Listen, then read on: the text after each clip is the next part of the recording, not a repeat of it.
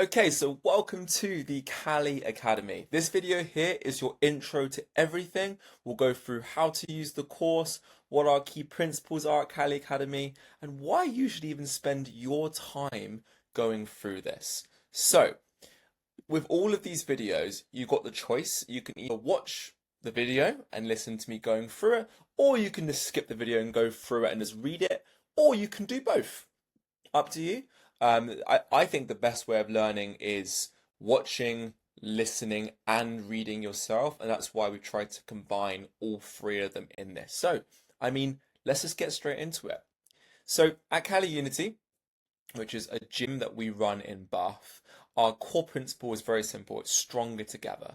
And in Bath, in the UK, in the world, there is a competitive, isolating nature of personal trainers. If you're here, you probably know about my story, you probably know about Kira's story, and you probably know about the whole of Cali Unity story.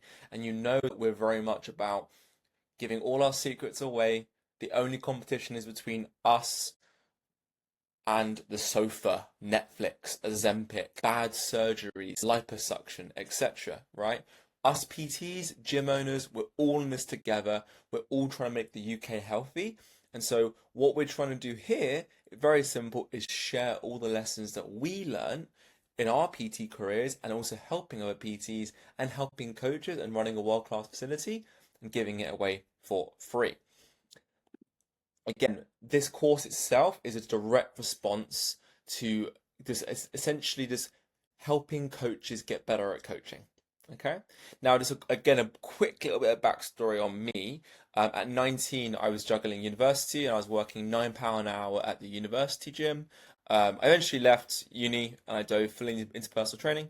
I was doing 40 hours a week of PT at £50 a session, so you can do the maths. And that long journey led me to um, again, I met Kira, and then we founded Cali Unity together. Now we have 16, 17 staff. We've got an online worldwide community. We've got this, which is the Cali Academy. We're looking to franchise out the gym, lots of this stuff. But again, none of this happened by accident. It took years of trial and error. And the best thing about this course is that you haven't got to make these mistakes. We've made them, we can share them with you. The only way that you can learn it though is if you drop the ego and you just take on these lessons at face value. You can just try them, right? Otherwise, you're going to have to make the mistakes yourself. So, this course here is your shortcut to success, right? We want to help you to get your first few PT clients without wasting time on strategies that don't work. A lot of it is actually cutting through the bullshit and doing the stuff that does work, that we know works. Number two is break through the limited beliefs which you may or may not have about sales and marketing. Again, if you're a PT, you're probably really good with people, you're probably really good at running a session. You're not so good at sales and you're not so good at marketing. And so we'll help you with that in a way that's not salesy or marketing-y. Don't worry about that. We're not American here. And skip the years of failure that I went through, Kira went through, our staff went through, and many of the people that we've helped have gone through. So we're putting this collective conscious together to then give back and help you guys. But also in general, we're building something more than just a course. In this school community, that's the point. It's a community. And so it's a collaborative network of purely trainers, PTs, coaches in the fitness space, etc. And so we can share experiences and refine our methods. We can role play with sales and coaching so we can build confidence. And we can create something greater than any of us we could alone, right? And it's free, right? 100%. Again, some of the modules are specifically for Cali Unity members of staff. If you really want them, we can give you access to them. Just let us know. But it's all free. The community's free. The classroom is free. It's all here. Okay? Now, there's some opportunities beyond the call and beyond the course. Is if you find value in this, jump on an onboarding call with me. Literally, if you can just click on this link here, and it will take you to my Calendly, where you get a free onboarding call with me, half an hour, again, just to go through all this kind of stuff. Or you can access it on the community page right here. So book free onboarding, just there. What else is there? You can actually, if you really enjoy this, you can apply to join Cali Unity. We're actually hiring people in person at our gym in Bath. We're looking for people to franchise out our model, and we're also looking for coaches and personal trainers to come with us online and to work for us online. But the third thing you can also do is you yourself can build another income stream.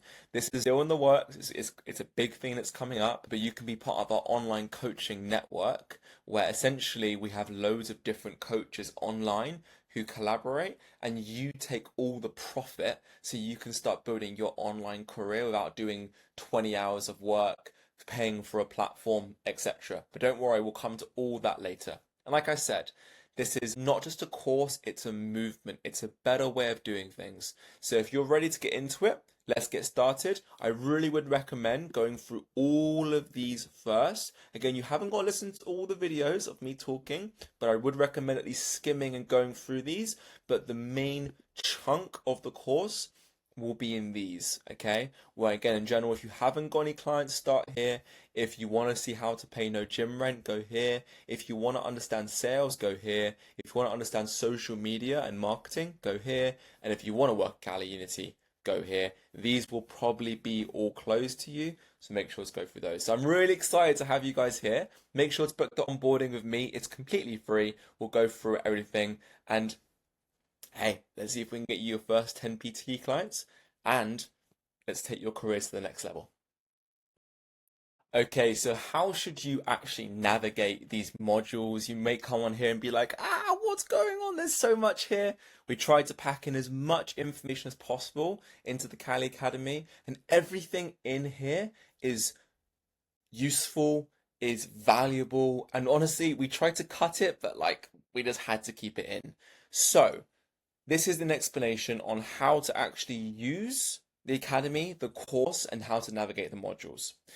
Number one is follow the structured path that's laid out. There's a reason why we have it in this order here in terms of each module and course, but there's also a reason why we've done it in this way here, right? So obviously start here is in the top left, and as you click on here, it takes you through these. We go through what is Cali Unity. If you know what it is, skip over it, absolutely fine. And if you know any of these, all you need to do is just tick the little mark as done bottom up here, and then you can make sure you're making your progress through the course. But I would recommend, even if you do know Cali Unity and you know our core values, you know blah blah blah, I mean it's still important to go through it, and we structure that way so that things build on each other, right? So in terms of the actual overall classroom, we've done it this way. Even if you're doing 40 hours a week of PT right now and you're absolutely smashing it, I still would recommend going through each of these because there's so many things that you can still learn at each level, and each bit builds on another. So there's no point going into marketing and sales if you don't know how to get your first 10 PT clients and an easy, quick win for you to get that. There's no way, again, of marketing and going crazy if you don't know how to run a good session. If you're paying 20 quid a session to your gym, well, how about we pay no gym rent and do it anywhere in the world? There's no point doing marketing if you don't know how to sell the bloody client. And then once you have a few clients and you have a few stories, that's the best way to do marketing. Do a good job and let everyone know about it. That is our marketing plan kind of summed up. And at the end, once you've got value, then we can talk about working at Cali Unity. So you see why there is individual kind of like a structured path through here. Number two, track your progress. So again, like I said, once you've finished it, so again, you've just come from the start here, bam, marker's done, right? Next one, I click this, marker's done. And you can see your progress going through here. What I would always do is, once you've been through the course once, I would then go back and maybe just go over it, give it a little skim and go, oh my God, yeah, I remember that thing. Funny, when you learn things, the best way to actually learn something is to forget it. So once you've gone through something and you've forgotten, when you go back through it again, you have that moment when you go, oh yeah, that's when it's going to lock in. It's the second time. And on that, a really good way is then using notes or a journal. So What I'd always say with these videos is I would recommend you watch these videos and you try and seek to understand, like, what am I saying? What's the point behind me saying this stuff? And then when you actually go through it afterwards, that is when I would actually write the notes out, and that's the stuff that you really want to ingrain into your brain, okay? But this is something that afterwards, rather than going back to the course, you can go back to your notes, and that's an easier way for you to understand it. Okay, next bit, apply what you learn. So hopefully you're a PT with a qualification, which means that you have no excuse to get started on this, right? Even if even if you don't have a course, you can still probably a qualification, you can still work for free and help people, right? So it's all useful stuff and it's all there just to make you better at coaching and better at helping people, better at sales, better at marketing, better at fulfillment. But like I said, each module will give you clear, practical steps to implement in real coaching, sales, and management situations, right? So please don't just read through this course or listen to this course and don't do anything with it. Try and apply it, even if you're not in a place right now where you can apply this to your PT career. See if you can apply it with a conversation with your spouse or your daughter or son, right? See if you can help them with a little thing rather than telling them something. Maybe you can sell them into doing it, something that's good for them, etc. So apply what you learn. See if you can really apply the lessons from this. Again, use the resources. I mean, God, the amount of stuff that we have in here, go through it. Make sure you're ticking off every single one. Make sure you're listening to all the videos and watching the videos. Make sure you're taking notes. Have a look at the examples that we give, the case studies. Have a look at the cheat sheets. Have a look at the SOPs. Everything on here. We've got tons of resources. And if there's anything that you guys want, put it in the community tab. Go here and just write something. Say it in here. Put it in discussion. Okay? Because we can help you with that and we can create it for you. And that's the thing here. Again, you're not alone in this. Join the discussion, ask for help, get feedback. The more you engage, the more you'll take away from this course. All right? So, in the next one, we'll go through how to actually get the most out of this course and make sure that you're kind of like understanding it properly. All right? I'll see you in the next one. Okay, so we've been through how to actually start the course. We've been through how to navigate the course. Maybe you've heard a bit about Kali Unity, but in this course, in this module, we're going to go through exactly what Kali Unity is, why we created it, what problem we're solving, and what the kind of overall brand is to give you some context. If you already know all this, skip to the next bit. It's going to be about the standards and about next steps from here. But if you've never heard of us before and want some more context on all of this, this would be the perfect module for you. So, like I said, Kali Unity, we believe in stronger together. We believe in community. This is the whole reason why we made this. Because we believe that when we're together, when we're in a community, 1+1=3, right? Because when we work together, when we share our ideas, there's so many bloody problems going on in the UK and the world. There's no point fighting between each other. There's no point competing. How about we all just combine together and we all in the fitness industry work on something much bigger, which is let's address these big problems that's going on in the world, right? Rather than, oh, I'm going to take your client and you're taking my client and you got this strategy. Fuck that, right? Let's actually work together, share our experiences, and make something incredible. But this is at the core of everything that we do. It's born out of real world problems. So just overall, in this is for the UK, for people abroad, but I'm guessing it's the same there as well. 88% of the UK hasn't got a gym membership, and of those that do, 82% never show up, which means more than 24 out of 25 of people in the UK are not training. Mad. No wonder 28% of the UK is obese. I think 64% overall is overweight. We're riddled with injuries. We're getting surgery left, right, and centre. And now the UK has gone, okay, well, to address that problem, how about we prescribe Ozempic? Yes. So, anyway, let's not go there. People feel more disconnected and unhealthy than ever before. In your experience as a coach, do you find that? The leading cause of death of men under 50 is suicide, a problem that is quite close to me. A lot of my friends are no longer here. I went through a lot of depression and addiction as a kid.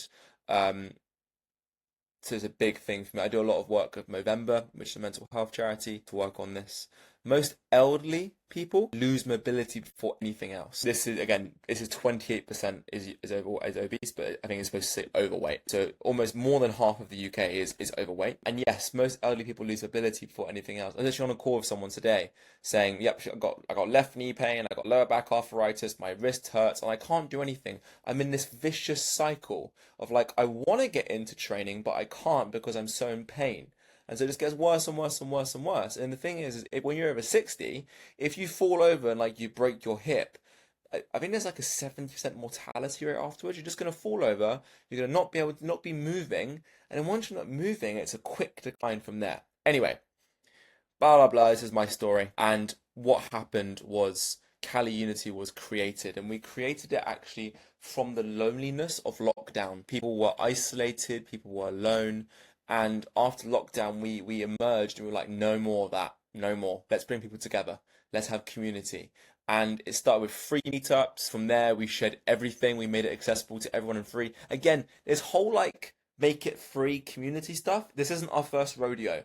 Like it works. The gym is full at the minute. We're on a one in, one out system of a waiting list. And it's got this #1 rated gym in Bath with tons of reviews. We've won loads of awards, and also we charge the most in Bath as well. So it's full, and we charge the most, and we get the best results. But we give everything away for free. Like we give all the ebooks, all the videos, all our secrets, everything away for free.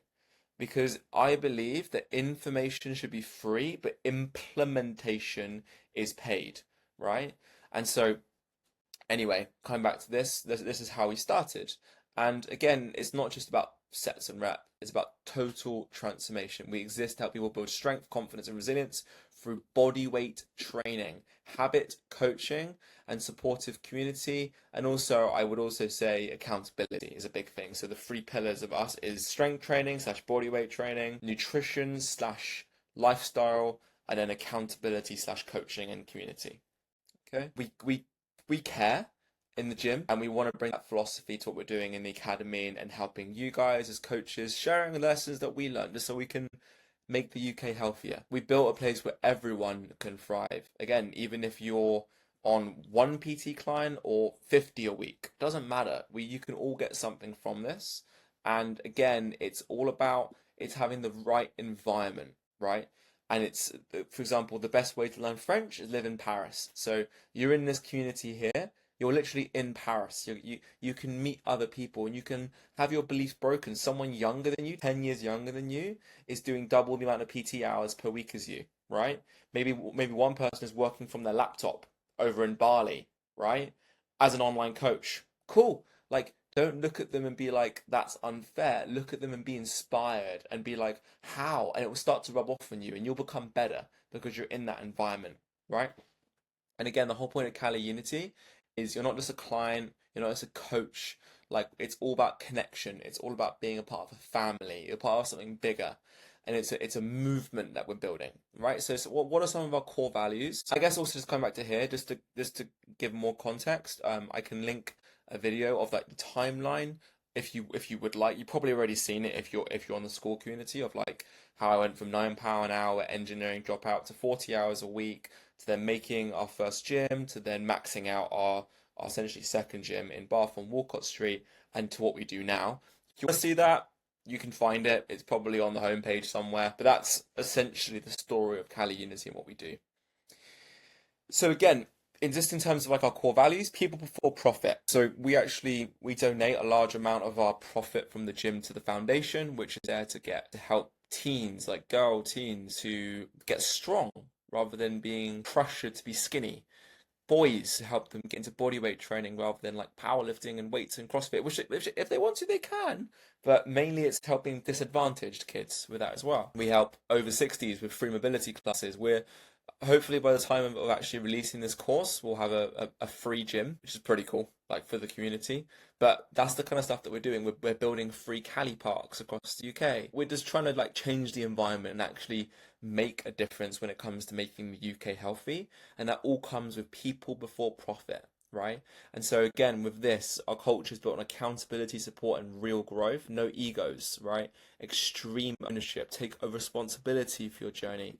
We aim to go up people's expectations in coaching, service, and support. We coach, we don't count reps. We're stronger together, right? That's the whole point of that. Second thing, excellence is a habit. I believe that as soon as you say you're done, you're done. That's it. And even when I was doing 40 hours a week, 20 hours of online classes a week, I ditched it all and then opened an arts gym and took a 10x pay cut. And then when we went to the next stage, we did it all again, right? And what I'm essentially saying is if you think you're done, you really are. And what's the point? You know, like I had an Ironman coach once, and I was getting really stressed about the training and everything. And I was like, oh, I don't know if I'm gonna hit my time that I want to hit, blah blah blah. And he said to me, Ollie, the thing is it's not about the time. It's about the person that you get to be as a result of the training, as a result of the experience. And that really hit me. And it's the same with all, I think it's the same in life, right? You set these goals, you set these things, you want 40 hours a week, you want you to help people, blah, blah, blah, but actually it's the person that you get to be as a result of pursuing that goal. And so, but another one of my favorite sayings is the word identity comes from two parts, idente and tia, which means repeated being. And so that means that excellence is not a trait, it's a habit because you are what you repeatedly do. Okay, so all you need to do is do the stuff that 10 out of 10 you does repeatedly, and you'll become that.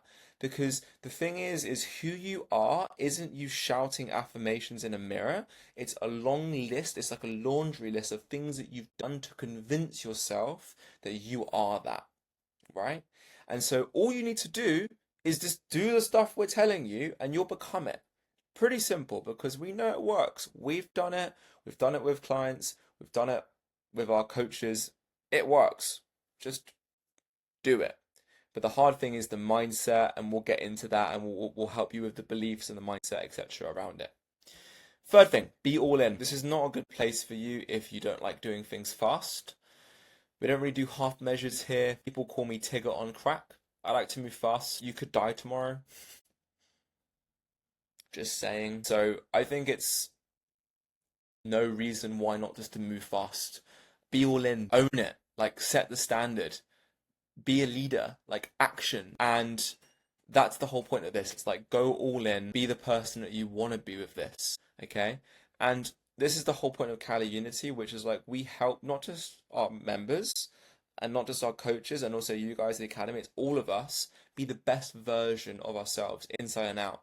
It's more than just a place to train or to work or whatever. It's a community, it's a philosophy, and it's a chance for you in this course to unlock your full potential. So set that goal. Again, identity, repeated being. Excellence is a trait. Excellence is a habit, not a trait.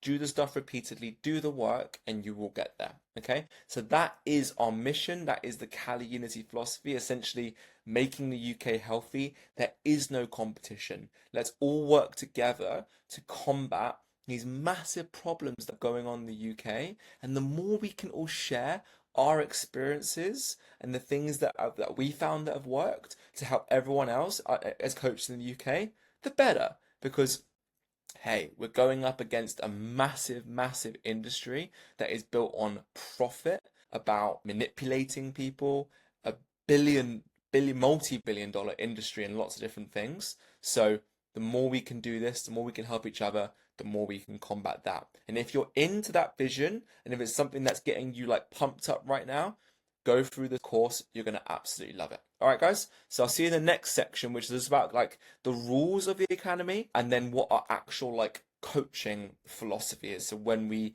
take on a coach and when we do our PT sessions, what does that look like? So I'll see you guys in the next one. Alrighty, bit of housekeeping. Let's go through some rules that we've set for the Cali Academy. So overall, again, when we think of the academy, it's a community of people.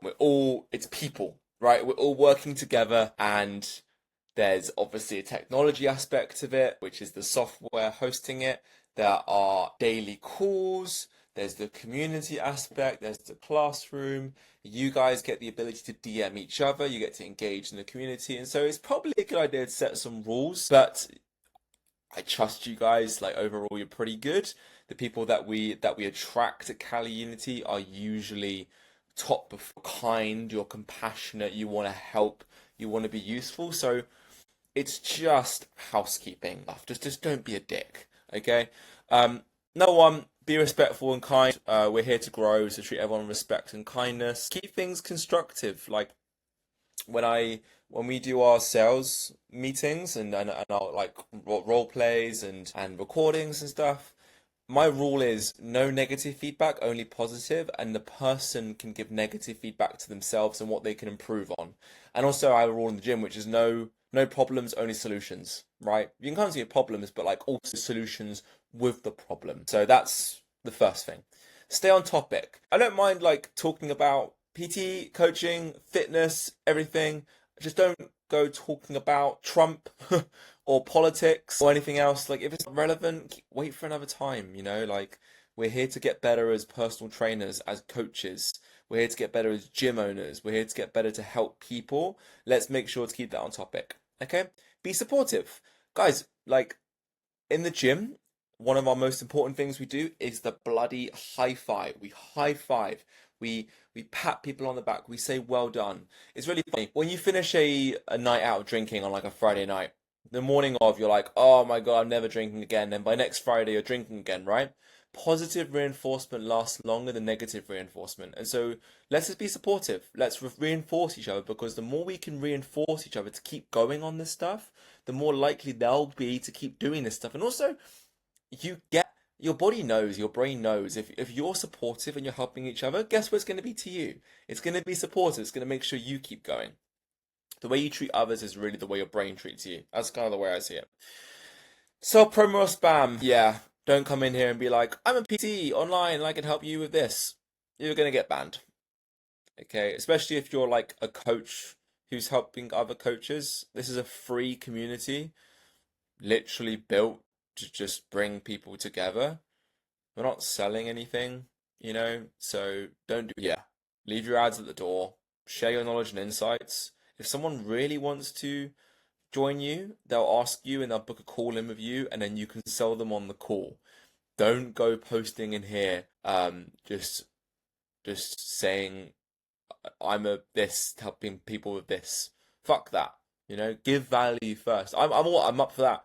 Give value, help people, and if someone messages you and be like, "Yo, that was amazing. Let's jump on a call," and on the call you close and hell yeah, I'm all for it. Just don't do it in public. Do it in private.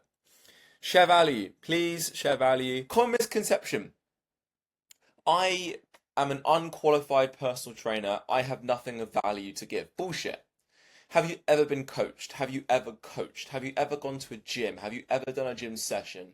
Have you done anything in your life? Well, then you can share value. You can be useful. Because let me tell you a story. You know the book, not the book, sorry, the movie Catch Me If You Can? I think with good old Leo DiCaprio. He it's a story about Leo and he's faking a lot of things, right? And he's being chased by the FBI and eventually gets caught. And when he gets caught by the FBI, there's this one part where he fakes being I think it's a history teacher for like a year. And the FBI goes, "Well, how did you fake that one?" And he was like, "Actually, that's the one I didn't fake." And the FBI guy was like, "Bullshit." He's like, "No, no, no. I just had to read one page ahead, right?" And with all this stuff, with sharing value, if you're one page ahead of someone else, then you can be useful, you can share value. And so, share what's useful, tips, experiences, and lessons that make us all better. Respect privacy. Again, what's said here stays here. Please keep personal details and private conversations within the community to build trust. I don't mind you going and talking to your spouse about how amazing this community is. Just don't go and like gossip and bullshit behind the back. It's just obvious stuff, guys. Just don't be a dick. Keep it constructive. Again, like I said, with the be respectful and kind. Criticism's cool, I don't mind it, but make sure it's helpful, make sure it's constructive, make sure there's a difference between feedback. Oh, There's a difference between feedback and you being rude, right? So imagine me saying to you, I would recommend that you say this at the end of your sales call because you're shit at sales. Yeah, it's like you don't need to say the bit because you're shit at sales. Just say like, I recommend doing this, and this is my feedback.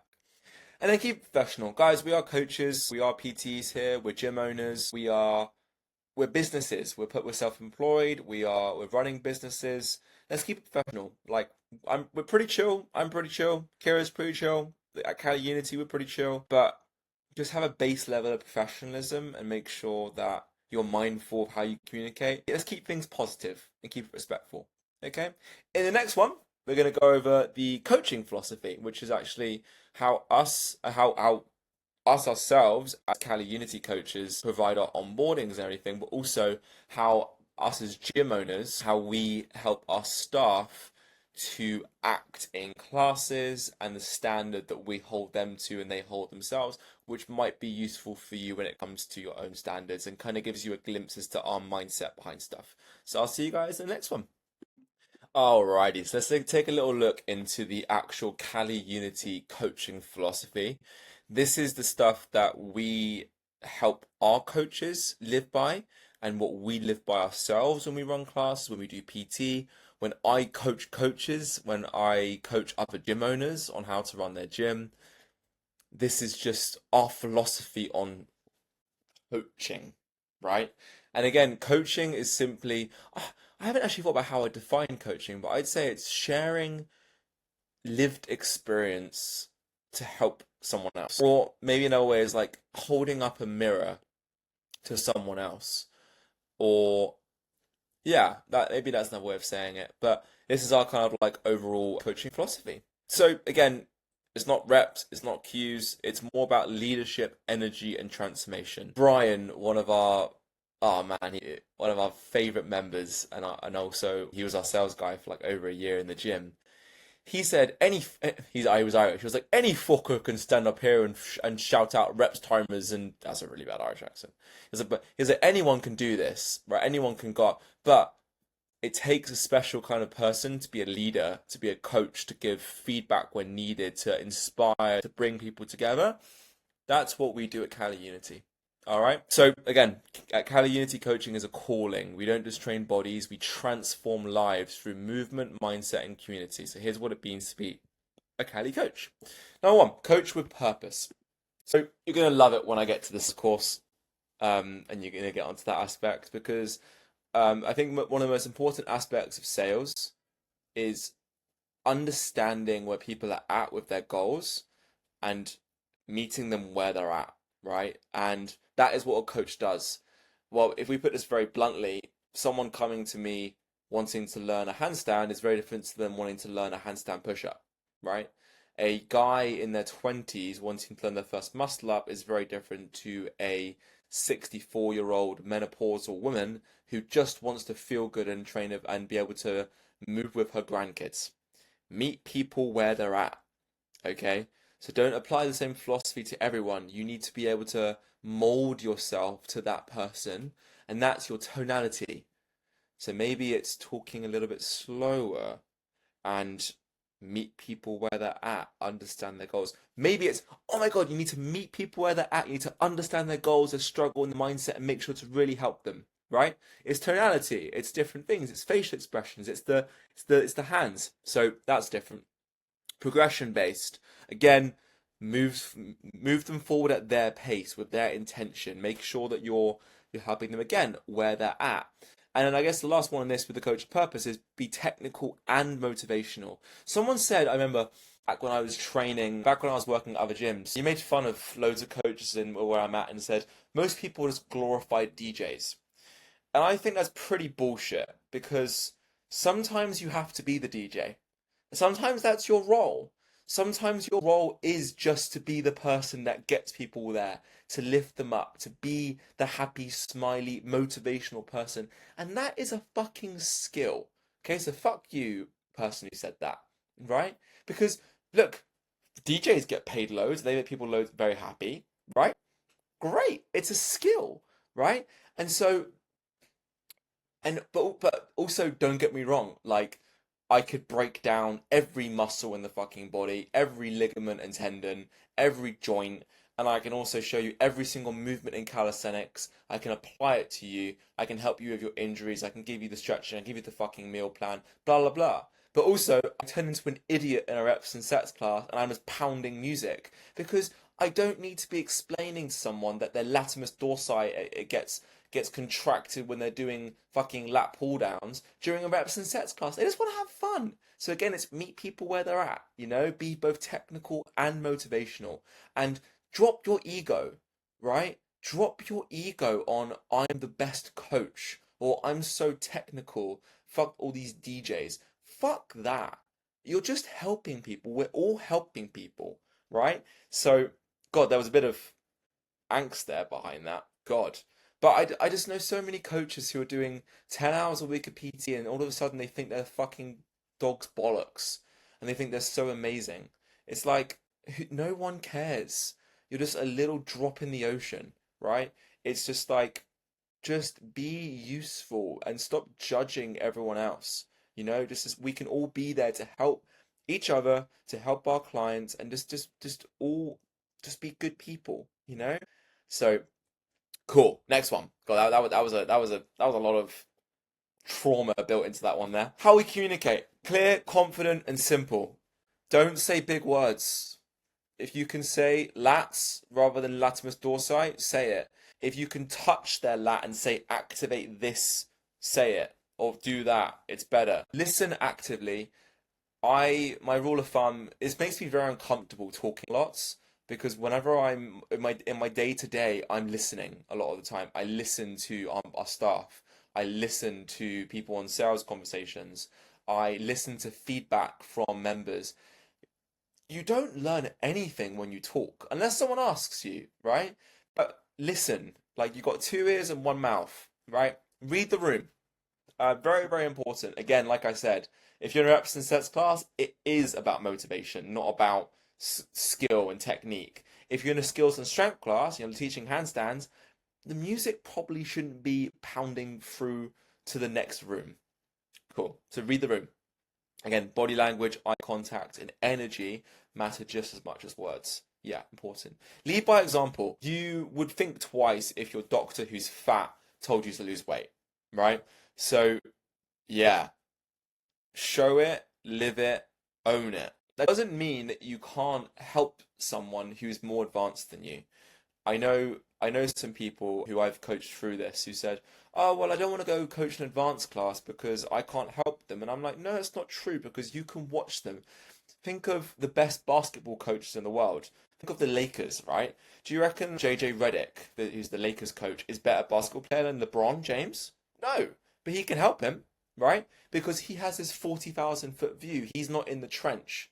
And so you can watch, you can give feedback, and you can work with them. You can be like, why are you doing that? And you can learn from them as well. Again, drop your ego. Hopefully that comes up later here, but drop your ego, right? Be there to be the support. That's all that coaching is, right? Extreme ownership. You're going to hear this repeated many a time. I mentioned it earlier, which is take responsibility for every session, every client, every result. If someone's not getting results, it's your fault. If you're their PT, fight me. Because, like, okay, it's their fault. What does that? Does that make you any better? Right? But if you say, no, it's my fault, right? Then actually you look at it and go, well, what can I be doing better? People who blame others feel good. People who blame themselves get better. Always improving. Again, stay coachable, keep learning. The fact that you're here and the fact that you're even listening to this is a massive green tick. Like, I have so much respect for you because I think it's very telling in the PT industry, people who think they know it all. I remember when I was 19, 20, like I said, starting out, I was an engineer.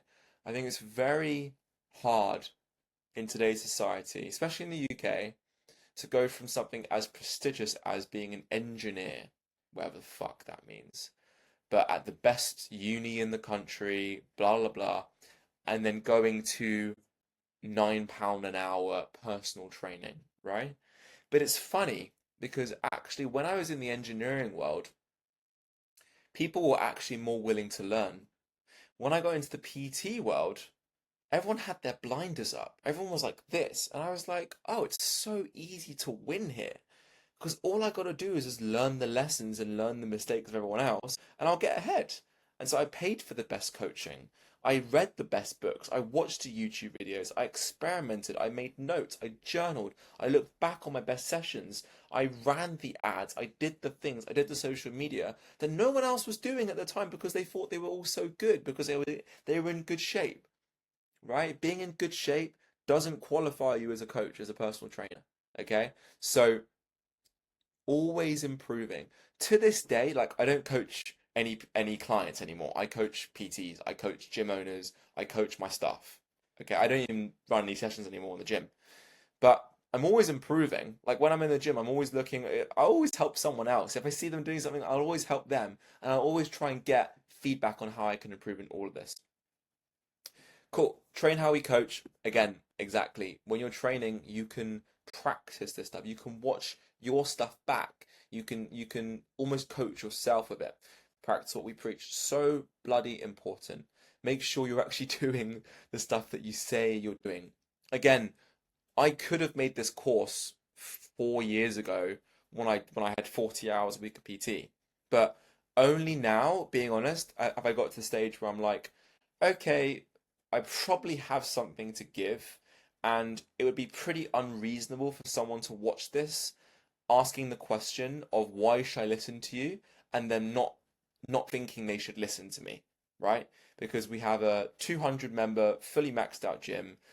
We have 16 members of staff. I've got to 40 hours of PT before, and I've helped people do it along the way, right? And so, and also when I was training, again, I practiced what I preached. I ran the ultras. I could do the planche. I could do the handstand push. I still can. You know, it's like practice what you preach. The first thing someone's going to ask when they see you is, why should I listen to you? It's the number one rule of coaching. Why should I listen to you? Be part of something bigger. Yes, especially for part of Cali Unity, you know that we're trying to make the UK healthy, which we're working towards fighting on the stupid competitive nature between PTs and gyms, and we're just all working towards a grand unifying vision. So yeah, I think even if you have that mindset and you're not, let's say you don't work for us or you're not on any of our programs or anything, just be part of something bigger, which is like you're helping the UK. And think of that in that mindset. You're not just making money, you're actually helping people. And you might give a little bit of advice to someone in the gym, which they might give to their friends, and that might propagate, and you might be helping thousands of people just because you helped that one person. Cool. Hold the standard. God, summarize these two. People vastly underestimate how intelligent you look with 5 minutes preparation. Every single sales call I go on to, I look over the notes and I make a little prep thing before, and people are like, "Oh my God, you actually like listen?" And I'm like, "Yeah." Or I do a bit of research on the internet, right?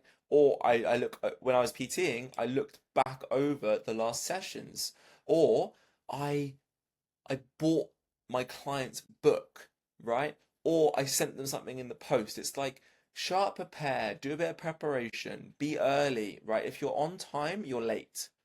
Okay, so get there 10 minutes early. Make sure, so don't waste their time. They're paying you for an hour or 45 minutes or whatever the hell you're doing, right? Like, make sure you're actually getting every minute squeezed out of their session.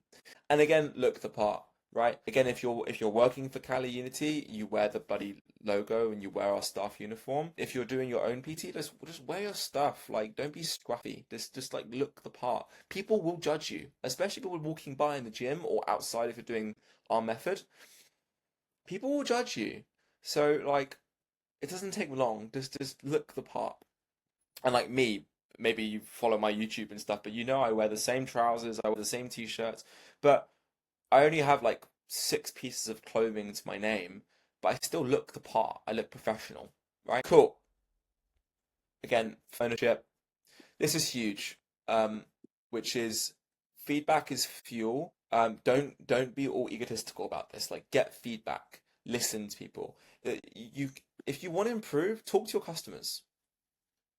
That's it. It's like they'll tell you. Bring the vibe. Again, sometimes you have to be the DJ, you have to be the motivator. Sometimes just being that person with the vibe coming into the gym is like it lifts everyone up. That's huge, right? So don't underestimate that.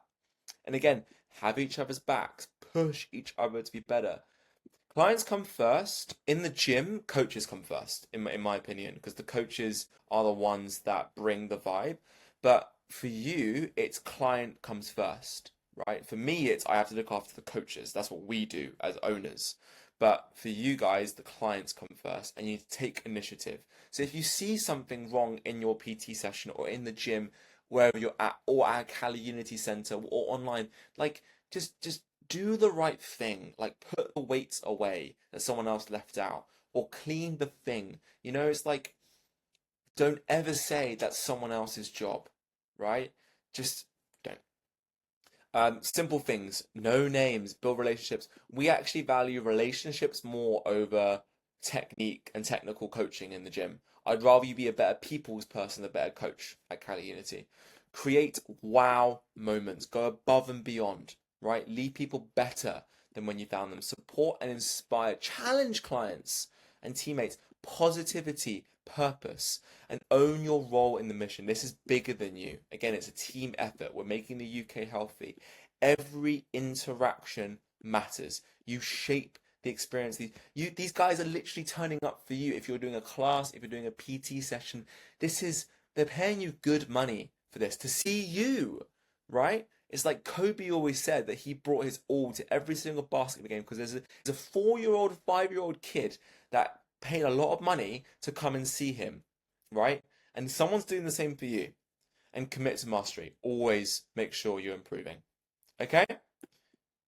That is the coaching philosophy. That was a long one, but this is going to give you a bit of a leading indicator into what it's like to work at Cali Unity in the gym or the online. If you want to have franchise of your own, if you want to be working in an online coaching aspect, we hold you to a higher standard because we know you're capable of more, right? And this is what it means to work here. Okay? All right, guys, that was a good one. I really enjoyed that one. In the next one, we're going to go over next steps from here. So how to progress to the other modules, applying what you learn, all that good stuff. So I'm looking forward to that one. I'll see you guys there. Alrighty, so you've been through the Welcome to the Cali Academy course, and now you're like, well, what happens now? I want to dive right into it. I want to get going. I love the energy. Let's get started. So, let's take you to the core courses for aspiring coaches. Let me quickly address one thing though. If you're a current Cali coach, either online or at one of our gyms, please make sure to do the course that we have assigned to you. So for example, if you are part of our sales team, please make sure to do the setting and closing. If you're part of management, do the leading your team. Front of house, make sure to look at the training system and the art of first impressions, etc. It's all on here. And if you haven't got access to any of those, let us know via a DM in the Slack, and it's all on there. And you can just DM me or DM Kira, one of the admins, and we'll get that all sorted for you. If you're not a Cali coach, you're just here to learn from the system, then I'm going to take you through these now, and I'm going to show you how does that course actually help you. Okay, so these are the 6, I'd say 4 really. This is kind of like an extra. So the 4 major steps, right? So the first bit is get your first 10 PT clients. So what we're actually doing here is we're literally walking you through step by step the exact process that I use to get my first 10 PT clients from nothing, from no experience, from just being qualified. And it follows a system that many coaches use in other industries but hasn't yet really been applied to personal training, and it just works. We have mainly used it for our coaches and we've seen massive success for our coaches in the gym. So try it. We'll walk you through it. Again, we're going to walk through why most PTs struggle, what the mindset of a usual PT is, how to create a compelling offer, how do I even find people to help, right? Your personal network, hint, hint. Why you should work for free. God, I know. and why it isn't devaluing yourself. Don't worry, you're gonna get to 10 PT clients at £50 an hour soon enough. How you actually get to that point of then charging for it, when to start charging, how to keep clients, and then an easier way of doing it. Okay, so that's that. That's kind of like that's like your biggest win. You could do this within a week. Like you could literally have, oh my God, people knocking down your door to get free sessions in with you, and then you can start charging ASAP if you just dove head first into this. The next bit is then on how to pay no gym rent. So again, when I was doing PT, actually, no, I was gonna say I don't think I've ever paid gym rent, but I have. That's a lie. But 99% of my personal training was done outside in a park with some rings over a tree. No gym rent. And God, I know a lot of PTs right now that are paying 30 quid a session, 25 quid a session. Mad. Half your income is going to the gym. And the gym's primary income is probably selling you the dream that you're going to get PT clients, and that's why they make so much money off you. So maybe you should stop doing that. Anyway, separate. So this is a way of getting out of that because that's not fun. So how we use bodyweight training, how you can train anywhere, how you can do it outdoor, how we and then it goes through actually what a good session looks like. So how do you actually scale bodyweight training? What's like our system? So where is our system? Um, which is our system here, which is the skills world, which I think you'll like, and how to maximize results, and then how to kind of keep building it, etc., etc. And then, if you do want to learn how to do the body weight system, how to train anyone in this, quick deep dive. Most people think bodyweight training is push-ups and pull-ups, but if you just keep doing push-ups and you go from 10 to 20 to 30 to 40 to 50, that's like putting a 20-kilo bar on your back for a squat and just doing more reps. It doesn't matter. You need to add weight. And so what you need to do is you need to figure out how to go to the next progression for your client without pushing them too early, which means they don't get enough actual volume, but not pushing them too little when they're doing too much volume and not getting enough stimulus. And so it's finding that right level, which is this. Okay? That's the deep dive. Cool. And then we go through every single bloody thing. Oh, maybe not. But every single thing here. How to balance a handstand. Get your first handstand. Everything. The cheat sheet for getting a pike push-up. Like, and that's just one, which is just upper pushing, right? There's literally loads. There's core, there's the compression, how to get your first compression. There's like, if I had this when I was starting, oh my God, it's just ridiculous. Like I used to binge fitness FAQs, calisthenics movement or calisthenics TV. God, who was he? Sondre Berg, Sky Monster, everyone. I used to read all the books, Overcoming Gravity, all of them to try and figure out how to just. It's all here. The systems are here. You can use the cheat sheets on your clients. You can send them the videos.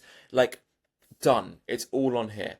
Then the next thing is then how to get paid, which I think we all like money and getting paid. So this is literally, so I actually gave a talk to some business owners on my beliefs of sales. So that's all on there. You can use that. But also it's handling objections, why I believe sales is the first step of the close system. This is taken straight from Alex Hormozy. He's absolutely incredible. Like, there's no point in making a new thing. It's literally there. It works. It's amazing. But we've applied some of our own experiences to his framework to help with that. But his system works perfectly. It's just our interpretation of it to help you with this. If it works, don't fix it. It's all the same. You know, it's like you're probably doing this already. This just gives you a nice framework. It's kind of blended with Jordan Belfort's straight line system, Persuasion and Persuasion by Robert Kawadzki, I think his name is.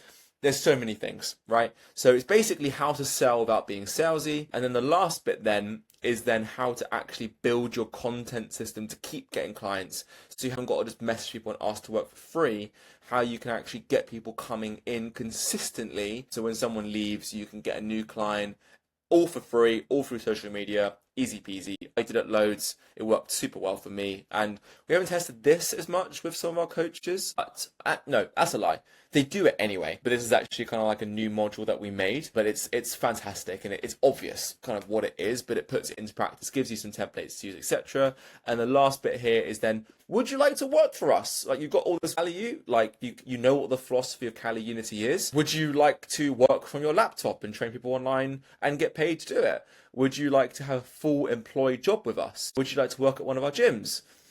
Etc, etc. I mean, up to you. You can keep doing this stuff. Hopefully, if you follow this course and you do it correctly, you'll be up to 20 hours of PT in no time, and you'll be absolutely smashing it and living your wildest dreams. Great. But if you would like to not be tied down in one place, if you would like to be able to travel the world like Kira and I do, if you would like to do that stuff, great. We can help you with that next step. Again, like I said, as soon as I got 40 hours of PT, I kind of traded that in to make gyms and go to the next level of coaching, because I wanted more. I wanted freedom. If I broke my knee or broke my leg, I wouldn't be able to train these people, and I'm confined to trading time for money, and I didn't want that. So again, up to you. It's all here. Like I said, it's all free. It's all there. You guys go for it. But if you want more, here's some cool ways of making money if you enjoyed this and you would like that from us. So going back to here, how does this kind of step process and course help you?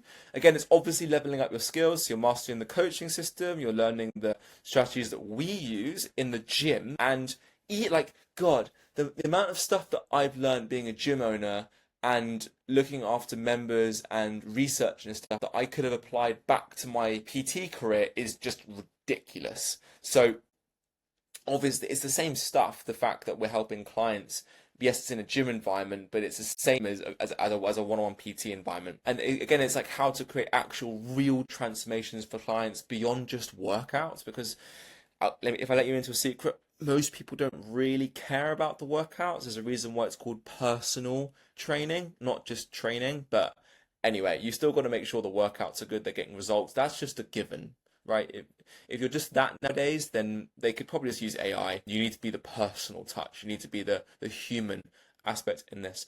Obviously, boost your career and make money because you like money. So attract, convert, and retain clients. Exact access to the system that we use to get your first 10 PT clients, and also sales coaching that we give to our sales team. And I have jumped on calls with other gyms, and I can say by far and above that no one's doing what Kali Unity is doing in sales or marketing or any of it. So do you want the secrets? Sure, it's free. It's all there, because I also believe that if I give away the secrets, if people are willing to do it, they would have got there eventually, and so they may as well just do it now. Just like Elon Musk makes all the SpaceX patents available for everyone. It's like, if you want to do the work and get it and use it, sure. It just takes a lot of work, and we pride ourselves on doing the simple things well, and that's all it really is. Okay. Stand out as a top tier coach, yeah, etc., and then be part of something bigger, right? Which is our community first approach, how we're trying to make the UK healthy. You can connect with a network of like-minded coaches who support and push each other. And then again, potential job opportunities. If you really enjoyed this and you absolutely smashed it and you just want help and support, then hey, maybe even join us at the Kali team. That would be amazing. So like I said, this isn't just another course. Cheesy, but let's read it. It's your shortcut to becoming a world-class coach, growing a business, and making a real impact. Literally, it's years. I wouldn't even say years, like multiple decades. No, actually, when you think about it, of all the books, videos, and people that I've spoken to, then you have all of the people that they spoke to. Like I'm standing on the shoulders of giants, right? Because I've learned from them. And then you guys are just standing on the shoulders of other giants. Like I didn't have me when I started my PT career. You guys have me, but then also you may go and do your own course, right? And then the next person will have you. So pass this on, guys. Like, this isn't something just to like hold on to and like, oh my God, I found it. None of the stuff in this course is like groundbreaking. It's pretty obvious, but it collects it together, it puts it into an accessible fashion, and hopefully it's inspiring for you guys to want to actually develop your careers, push yourself further, and really make an impact in the UK. So share it around, help other coaches, and yeah, just go for it. So just to finish off from here, go to that next course, spend the time, watch the videos, make the notes, go through this, learn this stuff, because once you've got this in your brain and you realize it's possible, the only thing holding yourself back is you. Alrighty, time for our favorite module. Like I love this. It's funny because when we were actually making this and going through all of it, we essentially had to look back on our PT careers and go, okay, this is me chatting with Kira and chatting with some of our other coaches and saying, what did we do? Like, how did we go from nothing to 40 hours a week of this stuff? And some people, again, it's not 40 hours, it's 20 hours, it's 30 hours. But how do we go from nothing to a pretty successful career in personal training? And it was just so lovely to go through it all, to understand it, to look back. But this right here, this module, if you just went through this and understood this, this genuinely has the capacity to change your life. I really, really, really do believe that. Because this is your belief breaker, it's your intro to sales. Don't worry, it's not actually sales. It's your intro to breaking all of your beliefs on what you think is possible. Okay? So, it's literally, as I said right at the start, if you truly take in what we're about to go through right now, it will save you years of self-doubt, second guessing, and that thing people call imposter syndrome. It's bullshit, by the way. If you knew what we knew, you'd be at 40 hours in no time. Simple. It's that simple, right? And I think the best way to kind of explain this is for me to go through my story real quick for you. If you've already listened to my story, skip past this is absolutely fine and just get stuck into it. But if you don't know my story, I think it'd be good to go through it real quick, just so you know that I'm not talking from like fallacy and making this shit up. This is literally what I did. This is what Kira did. This is what our coaches have done. This is what our team has done, and it works. And once you know how, it'll seem kind of obvious, and you'll be like, oh, this isn't like some magic Instagram marketing campaign or the one sentence you need to say. Is actually really obvious. It just takes work. But once you know what to do, you just got to do it. Okay? Cool. So, quick one. So, when I was at uni, like 19 or 20, I could deadlift 280 kilos. I was in really good shape, so people started asking me for advice. At the time, I was an engineer, which if you watched the Lead Magnet, you would have known about that, the kind of intro. And God, people asked me for stuff like squat cues, deadlift cues, even diet. Like, God help them. If any of you know what I'm like with this. Anyway, I helped. They improved, and at the time I was doing a degree towards engineering and architecture. Blah blah blah, and I was actually really good at school. I went to one of the best unis in the country. I actually got really good grades. I love maths. I love engineering. I'm a total nerd, if you know me. No, this isn't a like school failed me story. Like I loved school, but what I loved more than school was actually the the ability to help people in fitness and coaching. And in during my kind of summer holidays in second year, after trying to build a few startups with my friends, which all failed, my dad said, "Why don't you just be a PT? Because you're basically just helping people already." And I was like, "Huh, that's actually a really good idea."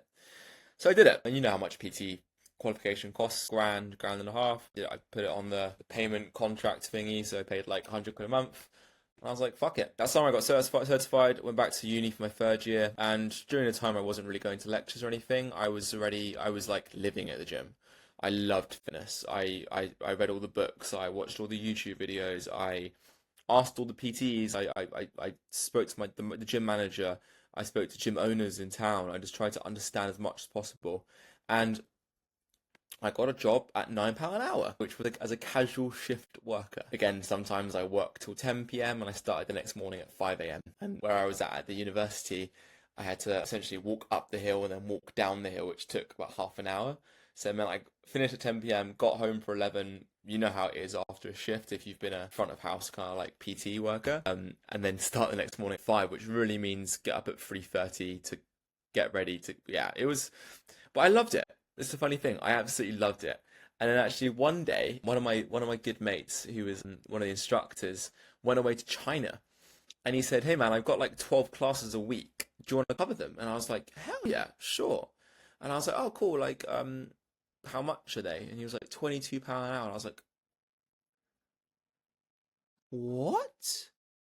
That's almost triple what I make doing the £9 an hour work." I was like, "Give me all of them, right?" And it was for essentially group personal training, right? Like I was already doing it. I was already coaching people and helping people, but now I could help them in a group, and I absolutely loved it, and I was hooked, right? And I started learning my own classes. Eventually, I started just paying my own rent through coaching and doing classes. And I started to get a few PT clients, nothing like amazing, but essentially lockdown hit. And if you're if you're a gym owner or you're a PT, you know the struggle of this. And my income just dropped to nothing overnight. Actually, I had to go on furlough, which was a way of keeping income over lockdown. I had nothing, and I wasn't the only one suffering. Everyone was. People were lonely. No one was motivated. We had lost our connection. So what we did is I was with my better half, Kira, and we spent the first lockdown giving as much as possible. We made training guides. We coached people for free online. We hosted online classes, which no one really showed up to, but doesn't matter. We messaged all our friends and we basically said to them, like, I'll coach you for free. Like, whatever. Like, I'll help you out. And at this point, I had already started with classes and had a few PT clients, but I was willing to go back and work for free. Slowly, we built up a little bit of a community, right? And we called it Cali Unity because what it means is stronger together. Okay. When restrictions lifted, we started running outdoor classes, bringing people together. And then in the second lockdown, everything changed because I was in Bath. In the first lockdown, we were in Cornwall. In the second lockdown, I was in Bath. And you know what I did? I messaged. Here you go. I reached out to everyone that I'd coached for free online and asked if they wanted a free outdoor session. Notice the word free. Okay. Notice how this course is free, right? I always believe that information should be free and implementation should be paid. But I also think you should just work for free because the funny thing was, is at that point I wasn't good enough to get paid £50 an hour. I had to get lessons, I had to get testimonials, I had to understand this world. Anyway, by the end of lockdown, I was doing 20 hours a week of PT at £50 an hour. Yeah, start of lockdown, I was working for free. End of lockdown, which was 3 to 4 months, I had 20 hours a week, and that was with no gym rent because I had rings over a tree. Literally, you probably see a photo somewhere here, and it was tough. Like sometimes it was -3 outside, but people loved it, and that turned into Cali Unity. Then we got a little small gym, then a bigger gym, and now it's full. Then we do online, blah blah blah, right? But in terms of coaching, that's how it all started. And just look at this, right? Okay, little bit of experience, not willing to give stuff away for free, to help for free, to get results. Okay, willing to give a free session to get people started, to get testimonials. Start charging for it. Suddenly become too full to take on more people for free. Start charging them. All of a sudden, I have 40 hours a week. And when someone comes to me and says, "Can I do something for free?" I show them my calendar and I go, "Yeah, sure. See if you can fit yourself in there. But bear in mind, all these people are paying me, so you have to pay me too." You see the gist? Now, again, why are we telling you all this? Because I want to show you that it's possible, right? We want you to know that no matter where you're starting from, whether you have no clients, no experience, or no confidence, you can build something incredible. Again, yes, fine, I was an engineer, but who the fuck cares, right? Just because you have a degree or you're in shape or whatever, it doesn't matter. The only thing that matters is that you get results and you show people that you can get results. You don't really even need a qualification, if I'm being real, right? So many online coaches don't have qualifications. So that's it. It's really simple. You can skip the rest of it. No, I'm joking. All of these are going to be breaking down this process and how you too can actually go through this and make it work for yourself. So I'm going to lay out the exact steps that I followed along with the lessons from other successful coaches to create the system that I wish that I had when I was starting out. Like I said, this isn't theory. This isn't theory. It's not fluff. It's a blueprint for success. All right. So how about let's get started? So all you need to do here is if there's any of these that I would recommend going through this in order. Okay, so Let's talk about the problem, how to actually create an offer of what to like, understanding your niche, how do you even find your first clients, why you should work for free at first, how to start charging, and then how to keep clients coming back, right? I would recommend going through everything. All of them have got a video, but like I said, feel free to just skim stuff if you need to. But yeah, this is going to take your PT career to the next level. And then this is not fluff, it's stuff that we've actually done and it works. So I'll see you guys in the next one, which is why most PTs struggle. Okay, so let's get right into it. Why do most PTs struggle? So the thing is you don't see everyone walking around fully booked of coaching, diving right into it and understanding it. Most PTs get into this world because, again, they themselves went through a transformation. Maybe someone else helped them and they want to pass that on.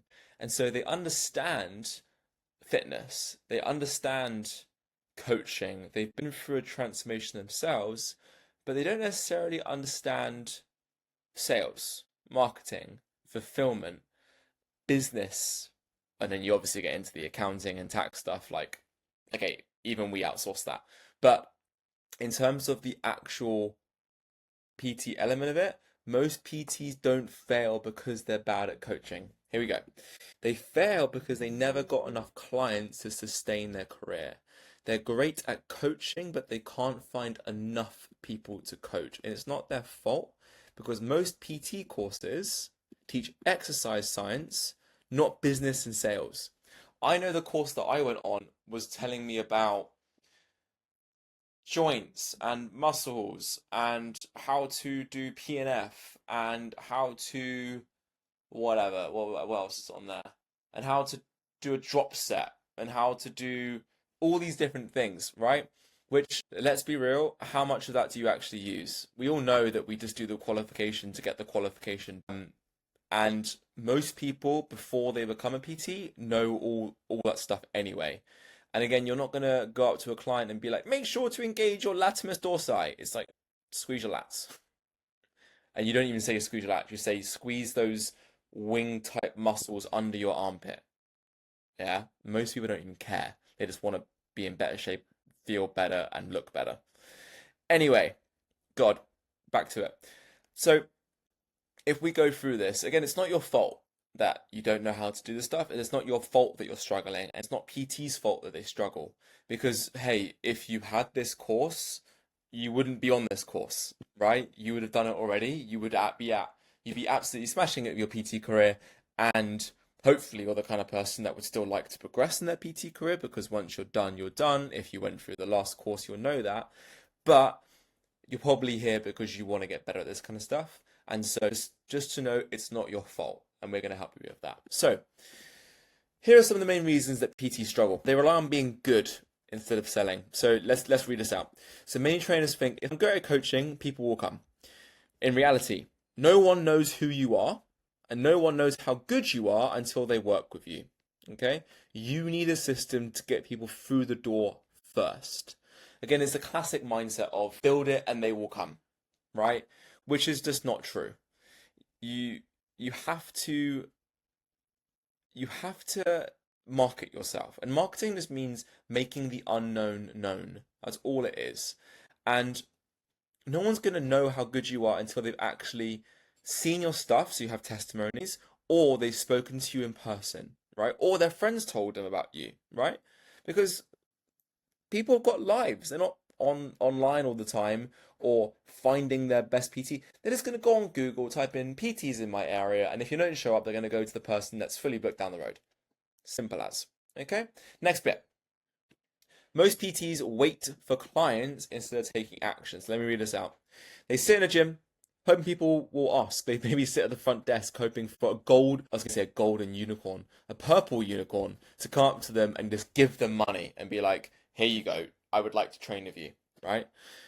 Most people assume that the client will be the first ones to take the first step.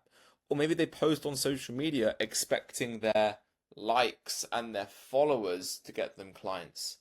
And the secret is, and the harsh reality is that clients won't magically appear. You have to go and get them, especially if you're starting out. The funny thing is, it's a sad world.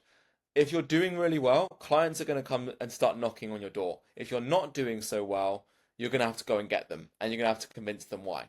Okay, so let's move on to the next one. Overcomplicate marketing. Please do not buy a website or spend time on our logo or fancy branding. You want to know the truth? Your first 10 clients won't come from your Instagram posts or your logo or your name. Ollie Chicks, PT Academy, whatever, right? Or Chickies Fitness Solution or whatever the fuck, right? No one knows who you are, and they're probably not going to be looking at your website. The fastest way to get started is direct conversations, not marketing. We'll get into it later. Don't worry about it. But just know that you don't need to be paying for a website. You don't need to go and get a logo. You don't need to pay someone to do your branding. Okay? It's all procrastination. It's all fluff. In that time, you could have been doing the stuff that really works, which we'll be going into. Many coaches, I think it's just in general, many coaches, many PTs, they hate the word selling. And I actually, I do too. And later on, we're going to teach you how to sell without being salesy. The word sales comes from the American door-to-door car salesman, or the car salesman who's sleazy with the slick back hair like this, right? Who's explaining to you and almost like shoving it down your throat, right? You have to understand how to get people to give you money, which is convincing people to help themselves. And if you're selling a good product, it's your moral obligation to get good at this because you're actually helping people. But on this one, most PTs feel awkward asking for money, so they charge too little or they just avoid selling altogether. But if you don't value your coaching, then no one else will. The fix, we'll go through it later, but start free. Prove you can get results. Funny, I love the saying, outwork your self-doubt, right? If you have 10 hours a week of PT clients who are getting amazing results, then you're going to prove to yourself that you're actually good. Okay, fuck it.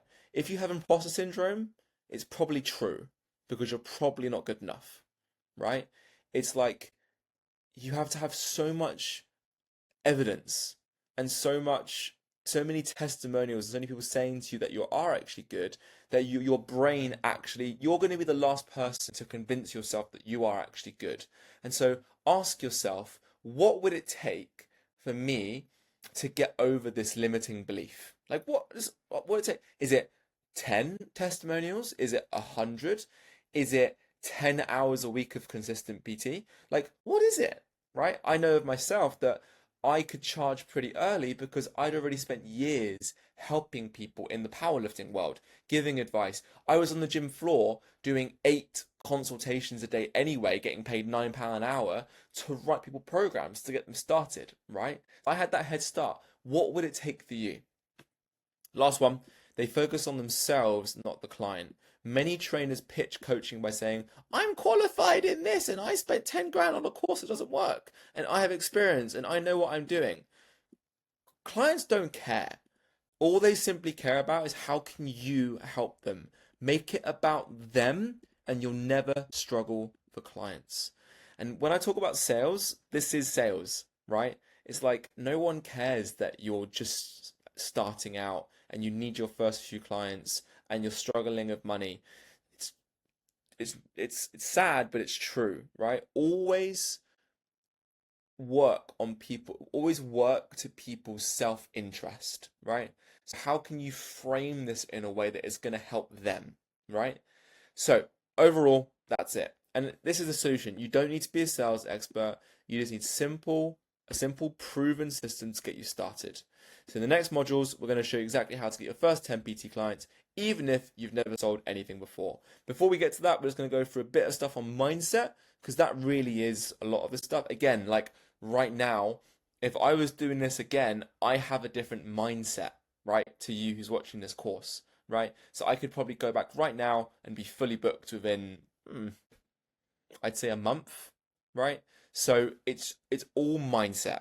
It's all experience. It's all having that ability and that confidence in yourself. But let's go through over some of the mindset issues that people have, which PTs have, and we're going to get you to the point of you're going to feel like an entrepreneur rather than an employee. Okay, so while we're on the topic of the last one of like why most PTs struggle, I just want to go through like, do you have the wrong mindset? Just to call you out on a few things, because this really is the most important thing. It will determine whether you struggle for clients or build a thriving PT career. Okay, because most trainers fail because they think like employees rather than entrepreneurs. Let's dive right into it. If I get qualified, clients will come. I kind of mentioned this in the last video of no one cares about your qualifications. There's one person who asked me about my qualifications, and he said, "Oh, so why are you qualified?" And I literally held up my phone and I showed him 40 hours a week of PT, and I was like, "That's why I'm qualified." It was kind of a dick move, but it was just like, obviously I've got all the necessary qualifications. I got my level 2, I got my level 3, blah blah blah, but no one cares. You just need it for insurance. That's literally it. They care about results. And the funny thing is your potential clients don't even know which qualifications to look for. So just don't stress too much about it. Just get qualified and move on. If I were you, I wouldn't spend your money on a good qualification. I'd spend your time diving right into it, and I'd spend your money on a business course teaching you how to sell, how to market, and how to get your first PT clients, which is funny because you got this for free. So just use this. But I'd look for a mentorship program or something, because that's going to actually give you a return on your money rather than just getting more qualified. It doesn't do anything. Okay. Number 2, I don't want to sell. God, please don't be this. Selling is, if you're a good coach, you have to be good at sales. Full stop. Just take this out of your mind. I get the word sales has a lot of connotation with it, but the truth is that selling is helping people make the right decision for themselves. Sales is the first step of coaching. You're coaching them to make a decision, help them make a decision on whether they should take that first step or not. If you believe in your coaching, why wouldn't you want to offer it to them and get good at sales? Okay, next one. We'll go through this in the whole sales module. I don't want to get too much into it now because it's a juicy module. I deserve to be paid right away. Many PTs expect full prices immediately, £100 an hour like they charge in London. It's not going to happen. In reality, you need proof, testimonials, case studies, experience. The thing is just put yourself in your client's shoes, and try and get to the point of understanding what they're thinking. If they come to you and it's obvious that you've got loads of results and you're fully booked, they're going to pay you money because they're like, okay, wow, my perceived likelihood of achievement is very high with this person. But if you're new, it's just like, yeah, don't expect to be charging this full price immediately. Marketing means posting on Instagram. Yes, technically it is marketing, but social media is not a long-term game. Social media is a long-term game. It's not a way to get your first clients. Real growth comes from direct conversations, not hoping for DMs and for someone that liked your post. I'll figure it out as I go. Sure, do it. Enjoy being poor. Winging it leads to inconsistent results, and you need a system that works every time. So what does the right approach look?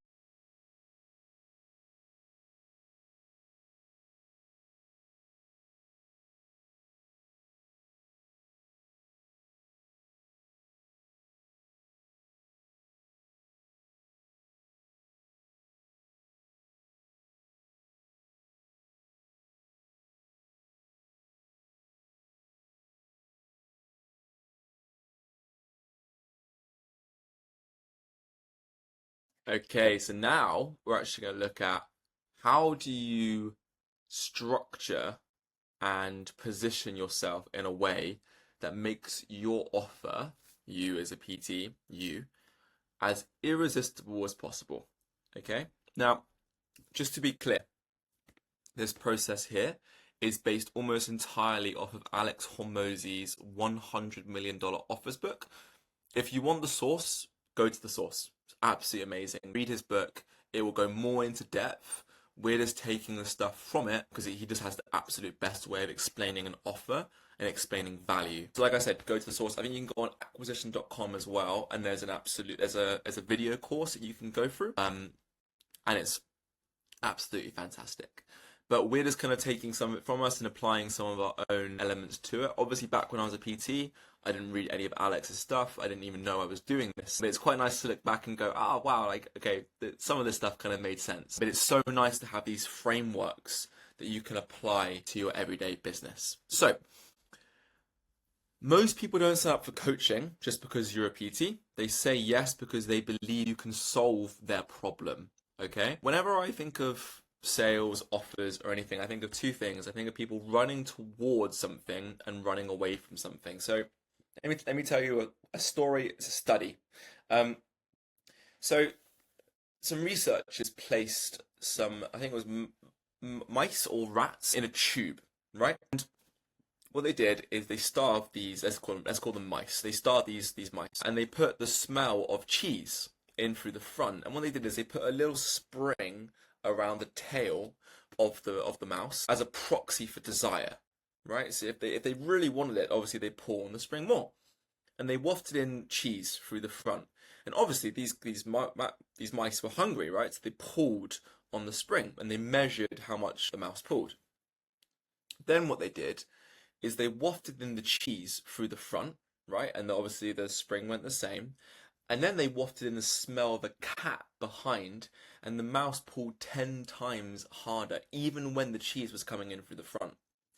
And so what I always think of whenever I'm in sales conversations, or I'm talking to anyone or anything, or I'm making anything, is people are usually running away from a problem more than they're running towards something amazing. Think of this. Hey, if you run a marathon, I'll give you 10 grand. Or I put a gun to your spouse's head and say, like, I'm going to shoot, you have to do it. Right? Which one's more motivating? Or a million at the end, or that, you know? It's... And this comes back to these kind of three reasons, which is the three core reasons people say yes. Pain, desire, and then trust. So pain, they're struggling and want a way out. Desire, they have a goal they deeply want to achieve, and trust, they believe you are the person that can get them there. That's pretty much it. And this doesn't define value, right? Because how can a PT charge £20 compared to £200 per hour with the same pain, desire, and trust? But when you think of it, when someone's in pain, when you're ill, all you can think about is not being ill, right? But when you're fine, you don't think about it, right? You don't think about your runny nose. You don't think about when your knee's hurting. All you think about is the bloody knee. You want to fix the knee, right? When you're doing your rehab, you're keeping on top of it. You're going to the physio. As soon as your knee's fine, you go, I'll leave some of the stretching today. I'll leave the prehab, etc. That just shows, right? So what does this mean for you? You need to identify their pain or desire. What's keeping them up at night? What do they want more than anything? You need to position yourself as the solution. Show them exactly how your coaching will help them, and you need to build trust. Be genuine, care about them, and show past results. People don't buy coaching, they buy a transformation. So, let's come into actually what this means in terms of value. This is such an I literally took this straight from his website. It's absolutely fantastic, which is dream outcome times by the perceived likelihood of achievement divided by the time delay times by effort and sacrifice. Let me explain. But actually, the best way of explaining it is by giving an example. Let's compare personal training to liposuction, all to lose weight. Okay, so the dream outcome is losing weight, but you can go even deeper. Maybe it's feeling good on the beach in my holiday to Portugal this summer. Maybe actually let's go one layer deeper. It's actually I want to fit in my new bikini, girls, right? Bikini that I bought for this summer. And actually one layer deeper than that is maybe I'm single, so I want men to feel attracted, or men or women to feel attracted to me while I'm in my bikini. Whatever, right? But you can see how it goes deeper and deeper and deeper in the dream outcome. But this is the dream outcome, okay? For example, you can charge 100 quid for a bikini and you can charge a million for a car, right? Different dream outcomes, okay? Perceived likelihood of achievement. How likely are you to achieve it? Okay, so let's look at the two examples. So personal training, maybe I've tried it in the past, and so maybe it's not going to work for me. If I go with someone who's fully booked and has been doing PT for 20 years, are they more likely to get me this result than someone who's just starting out, who isn't, but hence why you have to work for free? Time delay. How long is it going to take to get there? Maybe the person who's been doing PT for longer knows the tips and tricks to get me there less, right? I'll compare this to liposuction in a second. And effort and sacrifice. Effort, well, I have to start coming to PT sessions, which means I have to get in my car and blah, blah, blah, and do all this kind of stuff. Sacrifice is I'm going to have to stop doing stuff. So it means that I have to stop eating as much. It means I can't stay up late, blah, blah, blah, right? Let's compare this to liposuction. Dream outcome is the same. Perceived likelihood of achievement, almost 100%. You're pretty likely to get it done, right? Time delay, instant. Effort and sacrifice, effort, nothing. I just maybe I have to show up to the place and I have to have pain for the next few days with the stitches and stuff. And sacrifice, I don't know, maybe how people think of me because I got liposuction, right? Hence why PT is £50 an hour, and liposuction they can charge grands and grands and grands. You see the difference? So you can use this equation when you're thinking about talking to customers, when you're thinking about your website, when you're thinking about your marketing in general, and thinking about creating an offer for yourself. Let's go through it a bit more, base it down. Your offer isn't just what you do, it's how you package it to make someone say yes, and make it feel like an absolute no-brainer, right? So make the result exciting, life-changing, and crystal clear. Again, like I said, not just lose weight, it's get your dream body, feel unstoppable, gain confidence for life. Okay? Perceive likelihood of achievement. Hence why you need to get testimonials, stats, guarantees, case studies, etc., etc. Right? Why should they trust you? Time delay. Make results feel fast, right? So even just a little small thing like in the onboarding, you get them a quick win to show them that they can actually do it, right? So how can you deliver early wins or fast momentum? And then effort and sacrifice, which is remove friction, make the process feel easy and doable. So we design the plan, track your process, blah, blah, blah. All you have to do is show up. So in that, this is a big part of PT. People think they're selling like coaching. They're not. You're selling accountability. You're selling the fact that you're giving an hour of your time and that person is actually going to get an hour workout in. You're not selling your fancy periodized fucking like X54 program. You're selling the fact that you're going to be there for an hour telling them what to do and they've got to show up and they're paying you lots of money. That's it, fundamentally. Okay? So remove the friction, make the process feel easy and doable. So a nice kind of way to put it into like an offer formula is I help ex-client mums, dads, busy professionals, Bath residents, right, achieve dream outcome, lose weight, get stronger, but also think deeper, right? Get your dream body, feel unstoppable, gain confidence for life, remove pain. Even if you've tried it before, you don't like weight training, you have stubborn belly fat. With I will coach you for free until you hit the result, etc., etc. They have nothing to do, just results to gain. Okay, so now go make your offer so good, right? So again, by the way, if you haven't already, feel free to book your onboarding. If you go to community and go for book free onboarding and then just find a time here with me, I can help you with this as well. So I can help you make that offer, go through it, and actually make it customized to what you're going to be offering to your client. This is probably the most important thing, making sure that this is bang on and making sure that you understand this, because this will carry through to everything else. All right, so on to the next one, which is like, okay, now you have an offer, now you know what to do. How do you actually start getting clients? Let's move on to the next one. Alrighty, so you got your offer now, so now you know. So actually, let's go back. You've got why most PTs struggle, right? You know if you've got the right mindset. You know your offer, right? You got dream outcome. You got perceived likelihood of achievement. You understand like what value is. You understand you need trust. You need to work away from pain, work towards what they like, etc. But now you're like, well, Ollie, where do I get my clients from? This is the line that you're gonna love. Your first 10 PT clients are already in your network. You just haven't reached out yet. The goal here is simple. Build a list of every person you know who could benefit from coaching or who might know someone who does. So first up,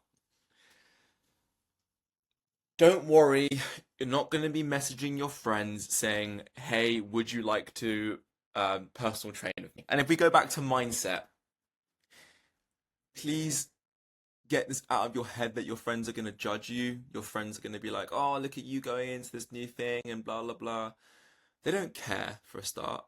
Number two, it's you judging yourself. And number three, I think actually it's the opposite. I think most people, in our experience that we've done this with, have actually said that their friends are really behind them and they go and get clients for them, and it's amazing. So just throw away the stupid mindset of like it feels salesy, it feels like I'm breaking my friendship relationship. The way that we do it is not in a way of asking them. Okay, we'll come to that in a second. This is what this is going to be about, how to ask about being pushy. So yeah, but the great thing about this is that everyone wants to not be in pain.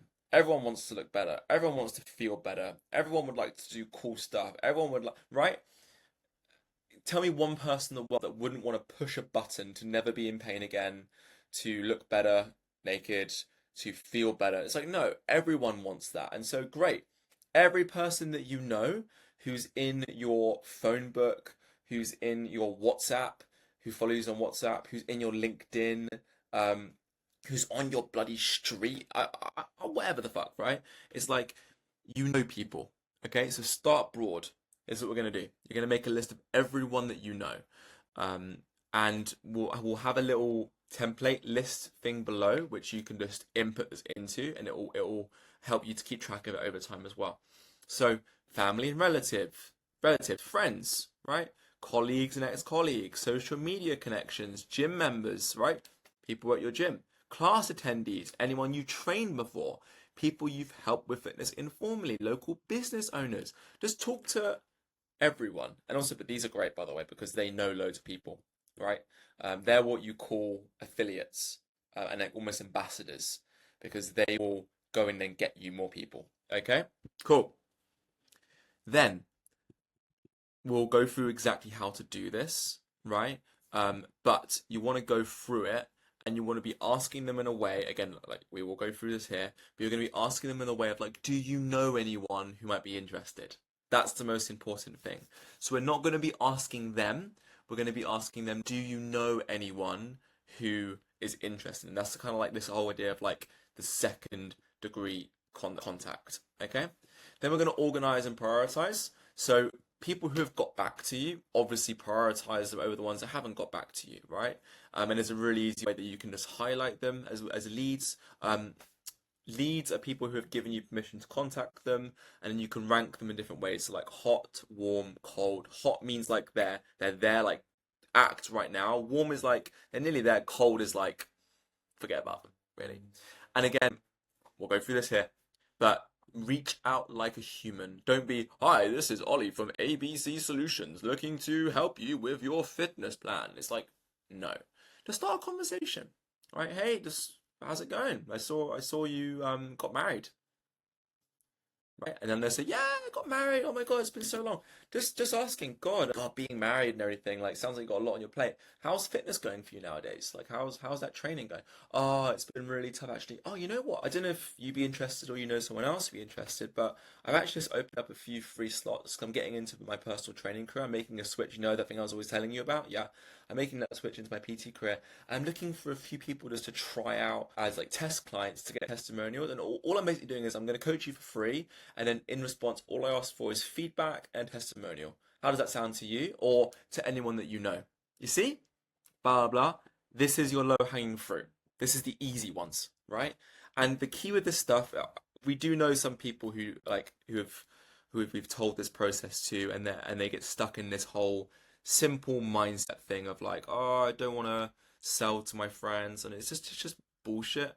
Just get it out of your head. Just you're if you're good at what you do and you think you can help people, then do it. And quite honestly, if you're not willing to do this, you probably shouldn't be in this industry, and you probably shouldn't be a PT in the first place. Because if you can't reach out to people that you know who already trust you, how are you going to get random people to give you money? And also, it's free, right? You're not even asking anyone for money yet. It's just free, okay? So please get this out of your head, and I can hear you. I can hear your brain saying it now. Get it out of your head and I'll show you in the next one exactly how we can reach out to people without being pushy. Okay, we've got a list of people, right?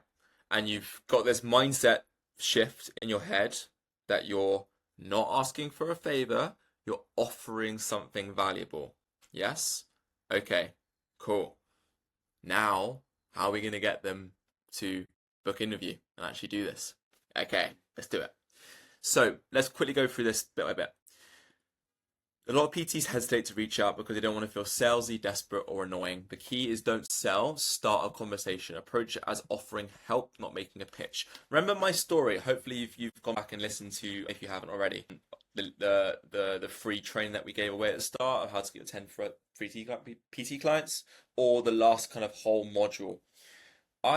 During lockdown, I just helped loads of people for free. So did Kira, right? And we were online. We were trapped in lockdown. We were like, you know what? Like, let's just help people. Let's give away guides. Let's make YouTube videos. Let's make live workouts. Let's keep people accountable just over WhatsApp, right?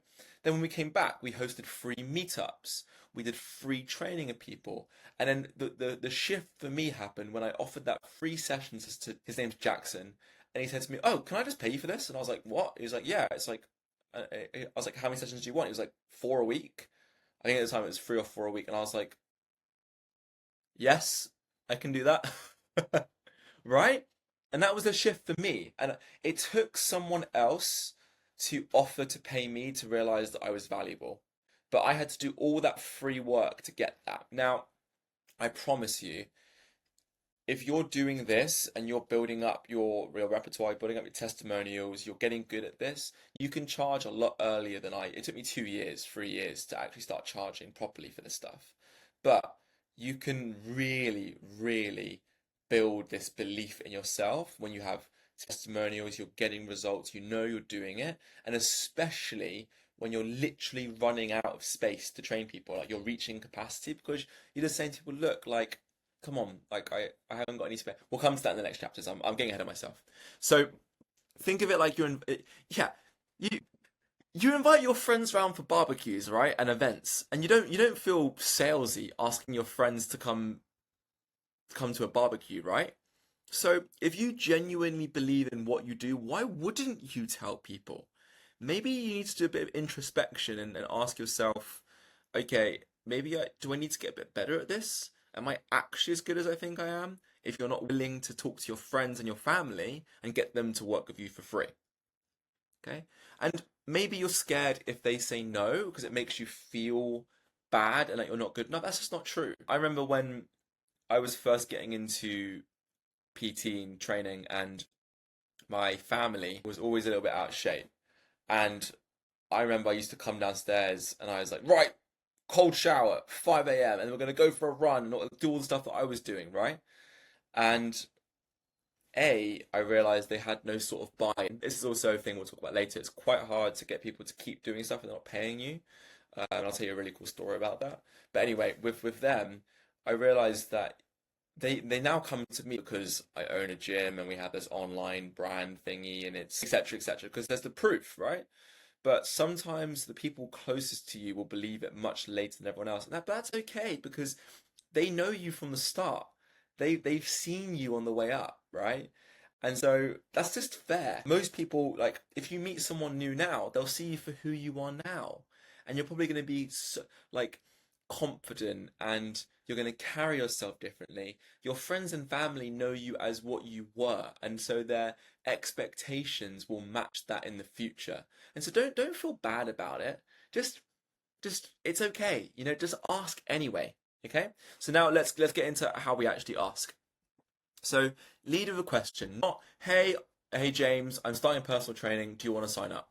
Right? It's hey James. Oh, by the way, you've already reached that above this with a nice hey James, I saw you had a baby. God, like amazing. Like long time no speak. How you doing? Yeah, I'm doing great. Blah blah blah.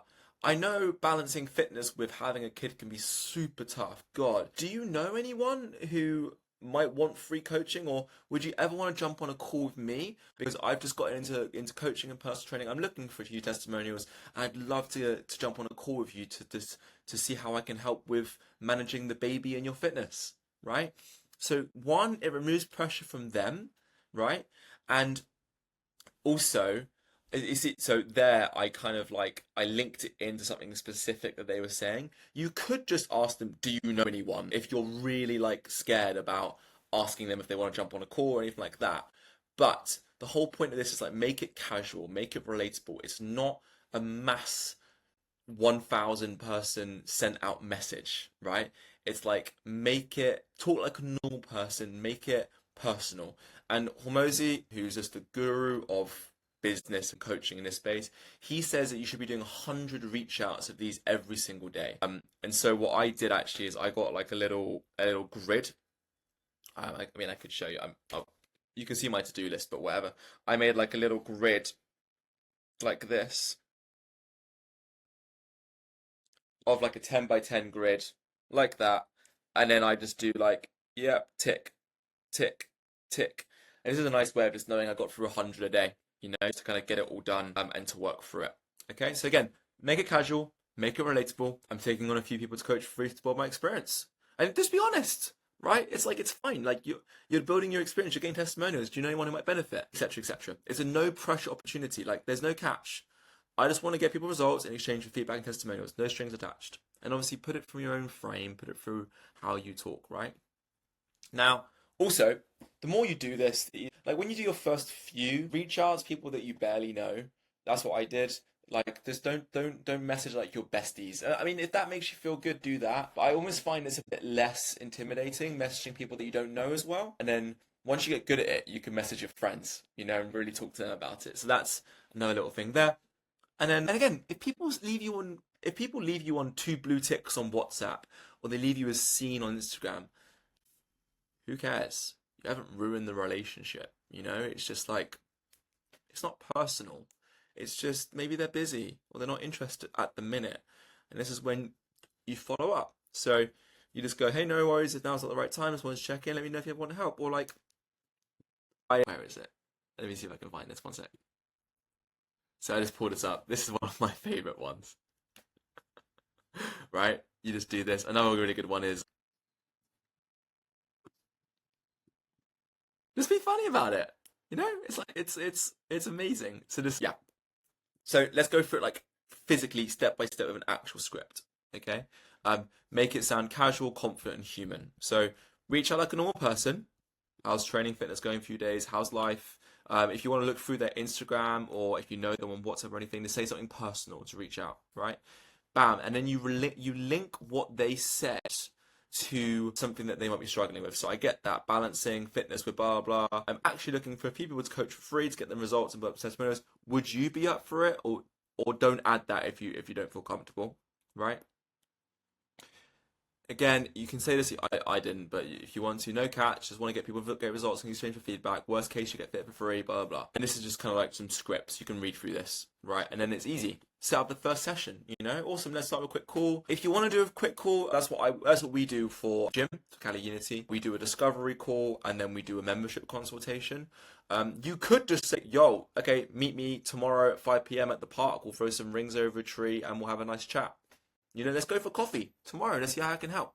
And if little bonus tip, always say like this. Also, another Hormoziism. He always says, state the facts and tell the truth. Right. So if you can only take on 10 people for free and you've got 7, say I've got 3 spots left because it's true. Okay. So and just say I wanted to reach out to you first because you spoke about X, Y, and Z before, and I think I'm in a really good place to help you with it. Let's see if you want to chat. And you have to get in your head of like, if this person shows up, doesn't pay you, and just gives you training and reps and makes you better, they are paying you because they're paying you in their time, in their effort. They're trusting you. They're doing this. They're taking time out of their day, right? And so you are getting paid, just not financially yet. And maybe you can ask them for a short testimonial at the end. Maybe you can ask them for a message to talk about how it was, etc., etc. Okay? Keep it short, simple, and casual. The goal is to start conversations, not to sell them. So just start. The first few messages will feel awkward, but once you see people respond positively, you'll realize that you're helping, not selling. Okay? So on to the next bit, which is obviously we're doing this for free, right? So we'll talk about why free work isn't devaluing yourself, how to get testimonials, and how free work turns into paid work pretty fast. So at this point, you're probably thinking, why am I working for free?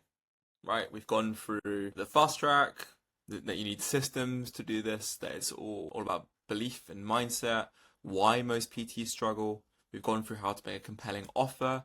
We've looked through leads and how to get leads and how to get your first PT clients and how to ask them. But now I guess the next logical point from here is, why are we starting for free, right? And then from there, it's then, well, how do we actually transition from free to getting paying clients? And then from there, it's how to keep the clients and get more. Okay? So let's go through this. So a lot of new trainers hesitate to work for free because they feel it cheapens their value. But in reality, giving away coaching strategically is the fastest way to build your reputation, client base, and income. Let's just be real. This whole course is free, right? Okay. You guys getting quite a lot of value from this? Imagine how much value you'd get if you paid us. Yeah, I know. We use these principles too. So this isn't devaluing us at the Kali Academy. It isn't devaluing Kira and I. If anything, it's actually increasing our value, because the question is if I got this much for free, how much would I get if I paid them? Okay? So, but I get it. You're starting out your career and you're like, Ollie, I got a mortgage to pay. And I'm like, I know. Okay, cool. So let's go through why it's my belief that whenever I do anything, I start a new company, I start anything, I always work for free first. And why back in the day of PT, I spent the whole of lockdown working for free. We did free meetups, we did free events, we did everything. And even in the gym right now, we do free teens classes, free mobility classes. We do free discovery call, free membership consultation, sometimes even a free onboarding. Why do we do that? So, number one, you're trading short-term pay for long-term proof. Nobody wants to take a chance on an unproven coach. It's just true. Get over it.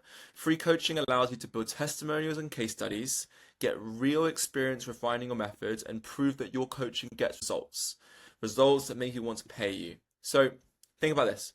Would you rather struggle for months charging full price and getting no clients, or work for free for a few weeks, get loads of amazing testimonials, and then start attracting paying clients effortlessly? Cool. There we go. Number two, it's an instant trust builder. When you offer coaching for free, you remove all the risk for the client. That's not true, not entirely true. They still have to pay you in their time.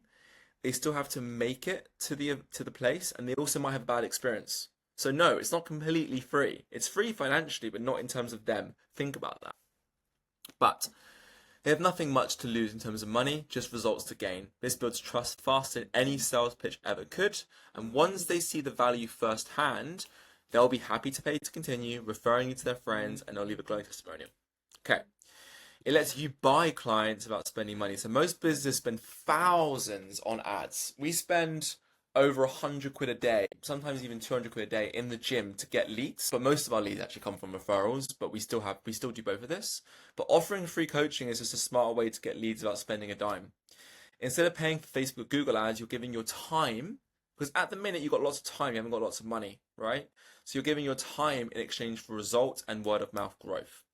You can start charging fast. Again, with this bit here, start free, blah, blah, blah. We'll go through this, but essentially it's work for free, get results, ask for referrals, start charging discount rates, build demand, charge full price. Simple. Once you've got a few testimonials and social proof, people will see your coaching as valuable. Remember that thing? Perceived likelihood of achievement? That's that bit there, okay? Because you've got proof that it actually works. And also, you'll be better because you'll have proof that it works. And so you can sell it better. Don't even think of the word sell. Remember, sales is a transference of belief over a bridge of trust. If they trust you, then you have to transfer that belief from you to them. If you don't believe in yourself, then how are they going to believe in you? Simple. Guys, every successful business started this way. Lawyers do internships before getting started. Musicians play free gigs before they start selling out venues. New businesses give out free samples to hook customers. PT is no different. Your first clients are your proof of concept. I don't know what it is. in the PT world, in the coaching world in general. But I feel like people are very much like, I guess no way of saying it, but like up themselves. They think they're like incredible. If you were so incredible, you'd be full. It's really simple. And if you were that good, people would be climbing over each other to pay you money because there's plenty of demand for this stuff. People want this stuff, and so in reality, it's just either it's your sales, it's your belief in yourself, it's your testimonials, it's something. But once you've got that dialed in, God, you wait. It's going to be good. So bottom line is free work is a strategy, not a handout. I think you can also like when you're starting out, you can feel like, oh, look, he's just, you kind of have this belief of like people are going to judge you that you're working free. Oh, look at him, look at him or her, so cute, starting out working for free. But the you know what? The people who judge you are the ones that haven't made it. They're the ones that are still stuck in a rut, still doing the same thing. The people like, and I'm going to say it like me, like others who look at you and go like, fucking, you go for it. You get on that grind. Like I know, I've been there. I know exactly what you're going through. You go for it, and we're in your fucking corner. It's just like in the gym. It's the people that aren't in shape, that are insecure, that are the ones that make fun of the fat people starting out. The people that are the ones that are the personal trainers, the bodybuilders who are really in good shape, the powerlifters, the athletes, the gymnasts, they don't make fun of the people starting out. If anything, they go over and help them out. They welcome them because they're secure in themselves. So always think this, if someone's judging you or making fun of you, it's probably a reflection of how they feel about themselves, and they put you down to make them feel better. Just as a side, okay? So, bottom line, it's not working for free, it's earning testimonials, trust, and experience. It's not devaluing yourself, it's proving your value, and it's not forever. It's a stepping stone to premium rates and demand. So, do great work for free now, get paid well later. Okay, so next up, we're going to talk about how to actually get testimonials and results. And then once you've got testimonials, then we can talk about how you can start charging for this. Okay, so hopefully now I haven't got to go through why you need to work for free, beliefs, and everything. We're just going to talk about how to get results and testimonials when you're working for free. So then from there, you can use that to then start charging because you have the proof. So let's get right into it. When you're working for free, your number one goal is to get undeniable proof that your coaching works fast. That means before and afters, strong testimonials, social proof that makes your future clients say, I want that. So here's how to do it. So number one, set a short time frame for fast wins.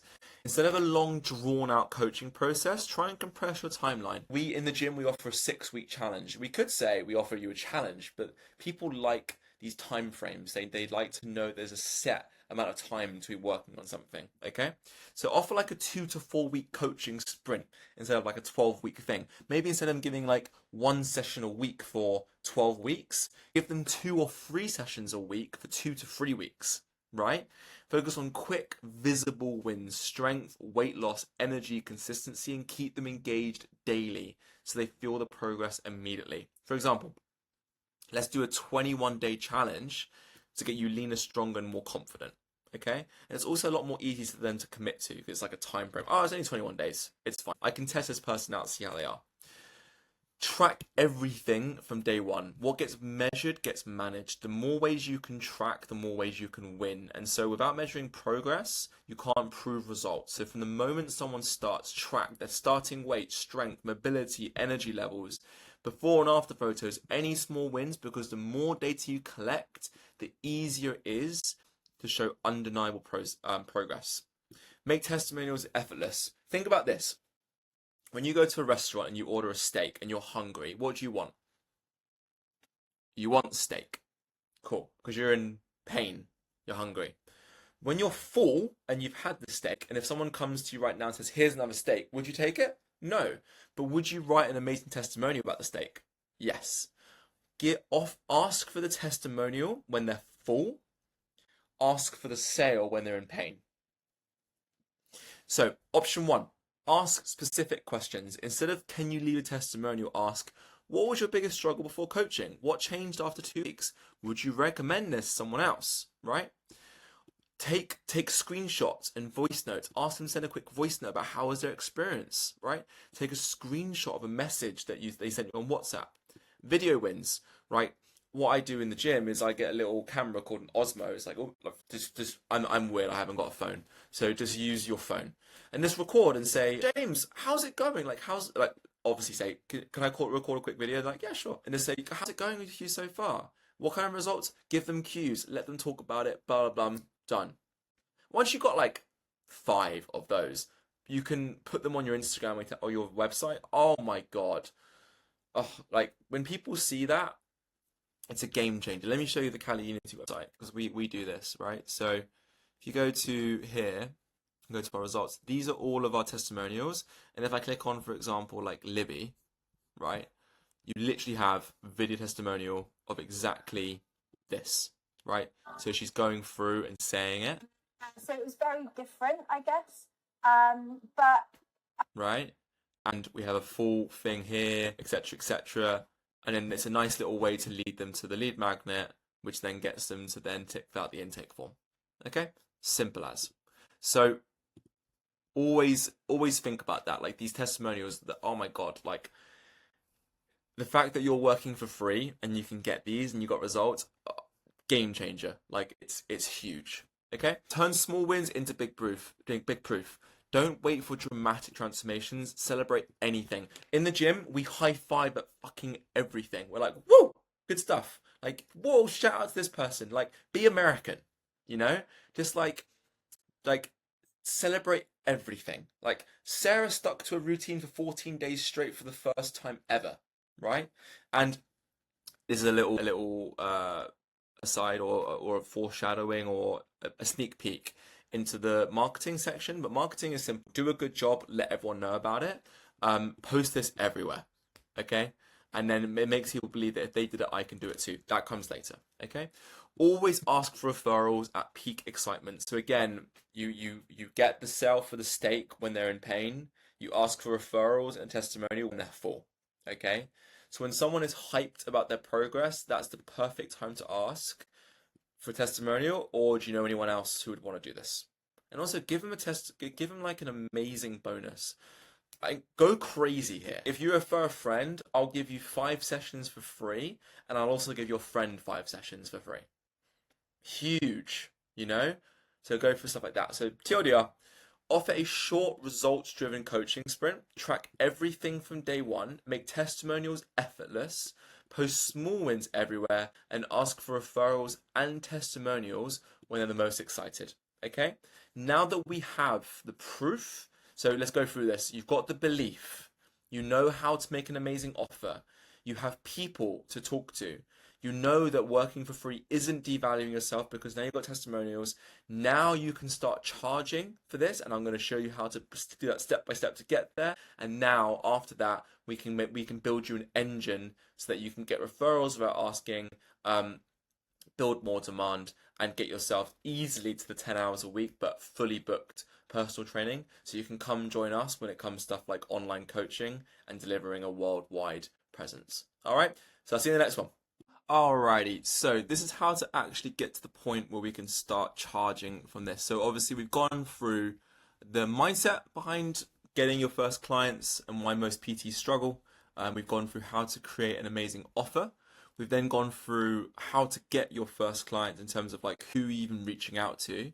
Then we're working on why working for free is actually really important, how we're going to get testimonials, get proof.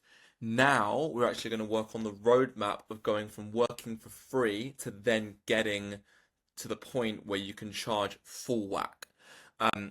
Depending on where you are, that's £100 an hour. In London, I know it is. My going rate for PT was £50 an hour. If you're American, it's $100 an hour. I don't know. Best thing to do is I would go on. So, for example, here I just did a quick little Google search for the UK. The cost for a PT session is between £30 and £80. I know in London they're easily charging 100 though. So a young PT can charge between 20 and 30, blah, blah, blah. Now, this doesn't mean shit.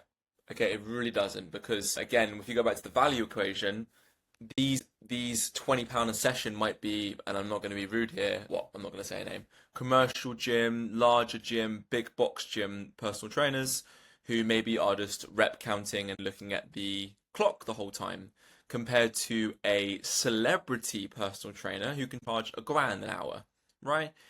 Doesn't matter. But what I would do is I would set a price that you feel that you could work towards, right? And you could feel that, like, whoa, that would be cool if I was earning that. I remember myself, I'll go back to this. I remember myself when I first started out at PT, well, in coaching in general, and I was making £9 an hour at the university gym. And I realized you can make £22 an hour in a class, and I was like, give me those. And then I realized you can make £50 an hour doing PT, and I was like, what? That's insane. £50 an hour. And then I realized you can go from there, and yeah, that's a whole other course. But for now, let's just get you 10 hours a week at £50 an hour. Anyway, so what I'm saying is there doesn't have to be a specific number. Just work towards a number that you feel is average in your area. Once you've got to a good stage, then you can start charging more. That's what this is all about, how to raise your prices confidently. But for now, just set a target. Let's say it's £40 an hour, and we can work off of that. Okay, cool. So let's run through this. So most new coaches make the mistake of waiting for clients instead of creating demand. Okay, so here's the exact process to go from free to full price coaching with zero guesswork. Number one, this should take you 2 to 4 weeks, and it is give it for free. Okay, and set a number. Again, my number was 40 hours a week. That's what I knew I could do per week in terms of PT and training sessions. I knew that all I needed to do was some big long days of like 10-hour shifts, and I was good. So I used to do all of mine on a Saturday and Sunday morning. I pretty much got to the gym. I think it was, depends on what gym I was at. At that gym I was at like 7:30. But I used to work pretty much most of the days on morning, Saturday and Sunday. Actually, no, it depends on where I was at. When I was outside in lockdown, I used to do 2 hours of online coaching in the morning from 7 till 9. And I used to do PT from like 9:30 to 4:30. And I used to do online coaching from 5 to 7, Monday to Friday, and then try and have the weekend off. So that was what, 9:30 to 4:30. 9 to 4, 3, 7. That's like 35 hours plus the online coaching. I think I did a few on the weekend. But then after that, I then transferred to do like a 10-hour straight block and do that like basically 4 days a week. I could have 3 days off. It was lovely to work on the next thing. Anyway, set a number. Maybe it is just let's just work on 10 hours. Okay? You can only take on 10 hours per week. Once you hit 10 hours for free, then we can start working on essentially charging more, etc. So let's just go through this. Again, your goal is to build proof, confidence, and early momentum. People don't buy coaching, they buy certainty that it works. The fastest way to build that is get coached for free and then become full. Right? So funny, with the gym right now, for example, we're full, we're at 200 members. And if someone comes to us and says, we want to train with you, we're like, you can't. Sorry.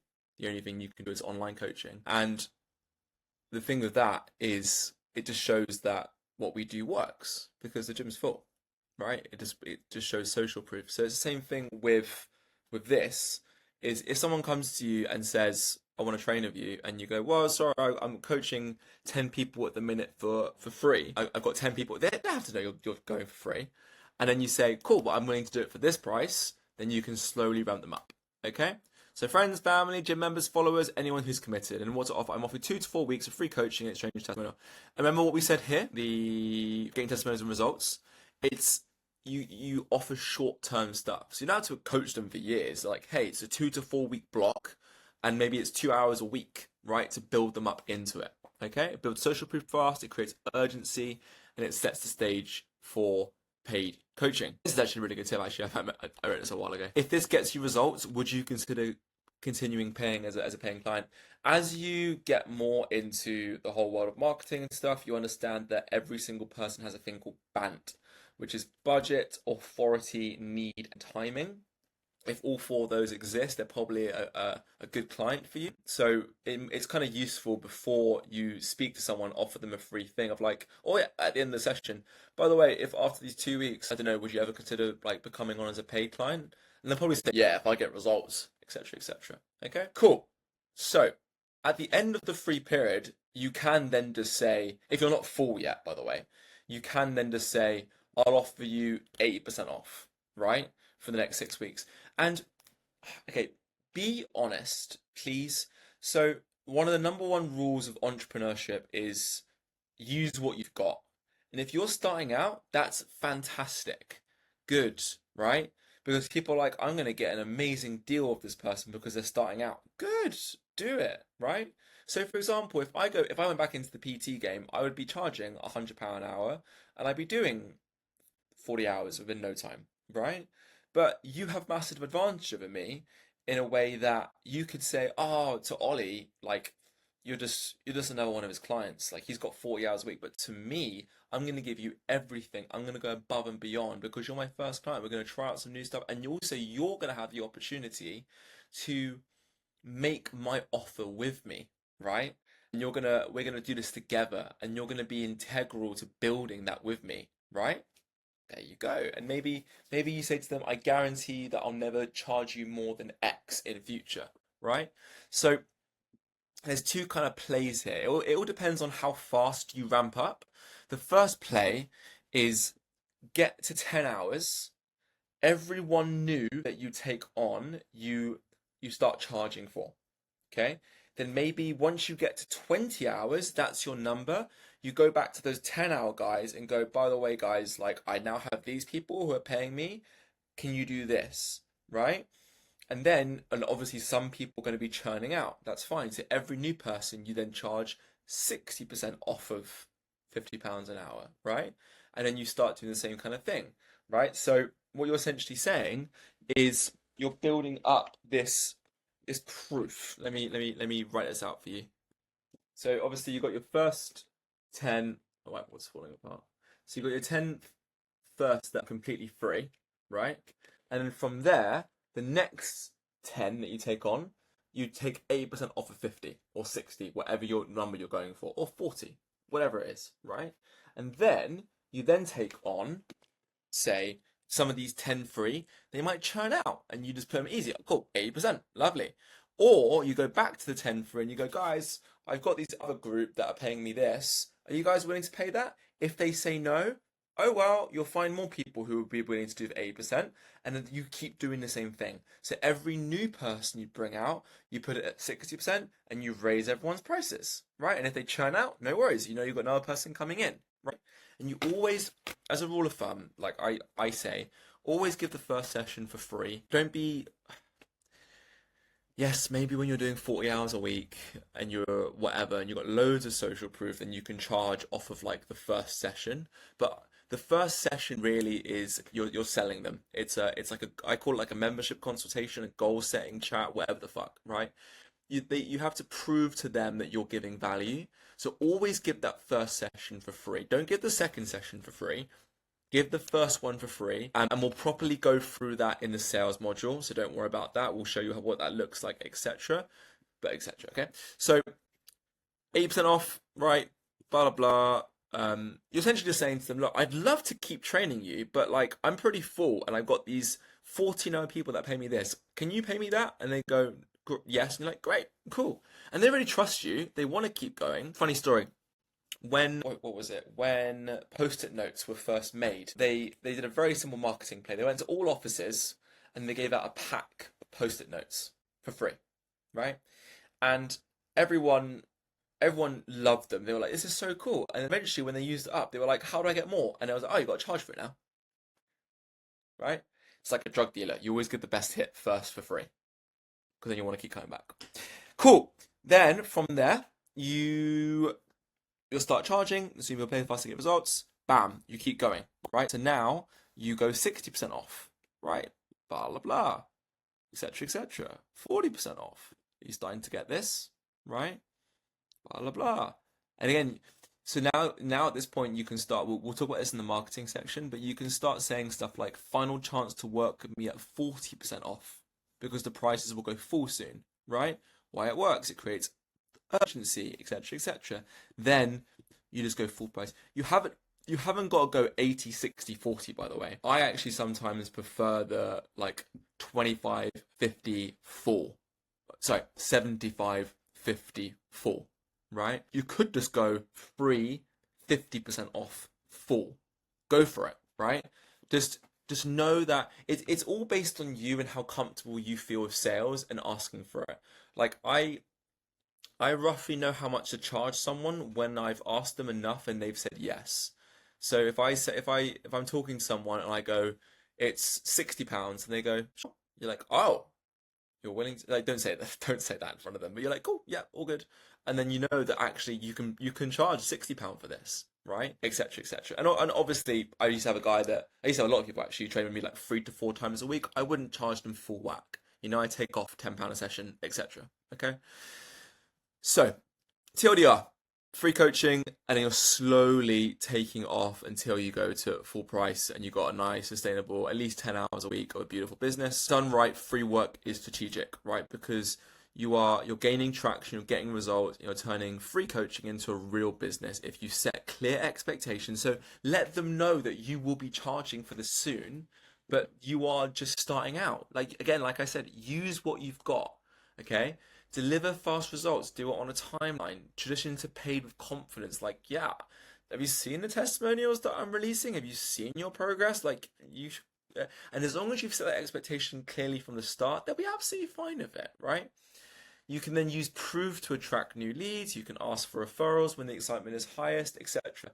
You could even do an amazing play and be like, yo, let's say you got to the point where you're charging 50% off and they're like, oh my god, no. As a rule of thumb, never ever ever reduce price for someone. Just don't do it. Alex always says never negotiate with terrorists. All you say to them is, I mean, if you give me the names of 5 people, I'm willing to knock off £10 for a month at each session. Or if you say, if you refer a friend, I'll give you 5 sessions for free, right? And they get etc. So always be willing to barter and trade, never just cut the price. Let's not go through this because we're going to go through that in the sales section. Okay? If you don't want to go through the sales section, let me give you some quick things here. So always try and be like a sniper when it comes to sales at the end. If someone says I can't afford it, go, okay, cool. So what is it about it? Do you literally not have the money in your bank account right now, or is it you just don't see the value in this? Like try and get to what it is, right? Always ask them to like play it out. So if they say, oh, there's no worries, I've got to go think about it. Cool. Well, let's play it out. Like you go think about it. What happens? Cool. Like let's like talk to me. What's your process for thinking about it? Right? I wouldn't do this.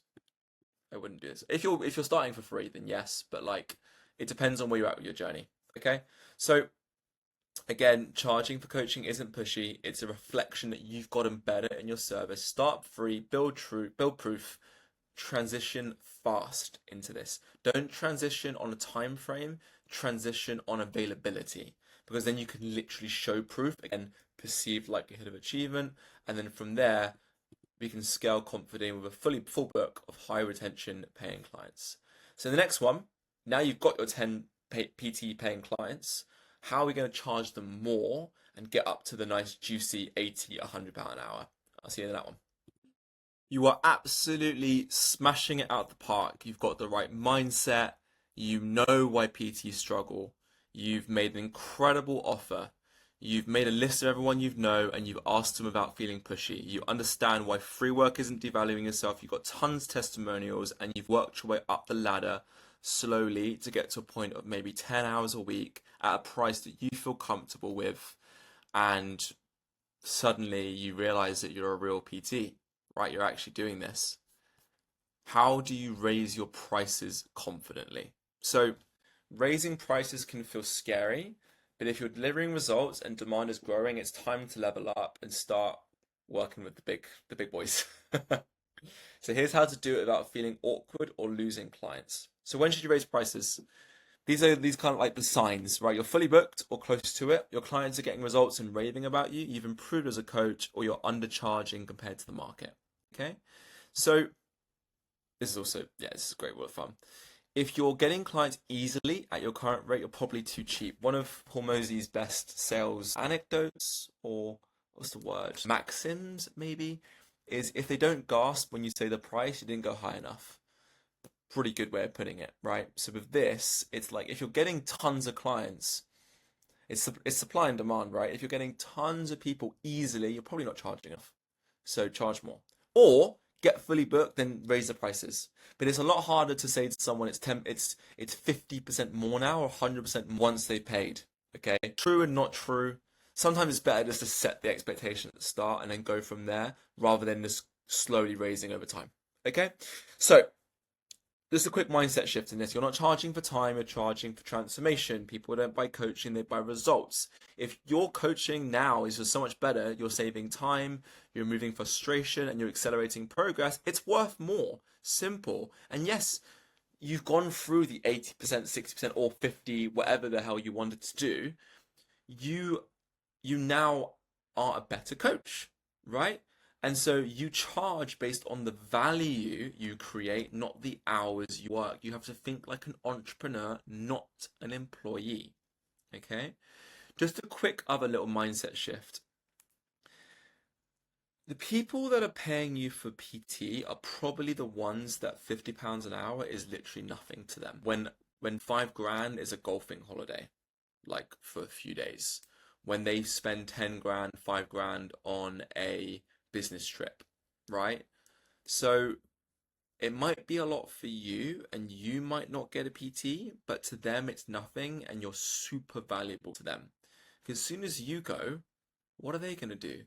They're going to have to build up rapport with another PT, and most 80% of PTs are crap, right? Because you're different.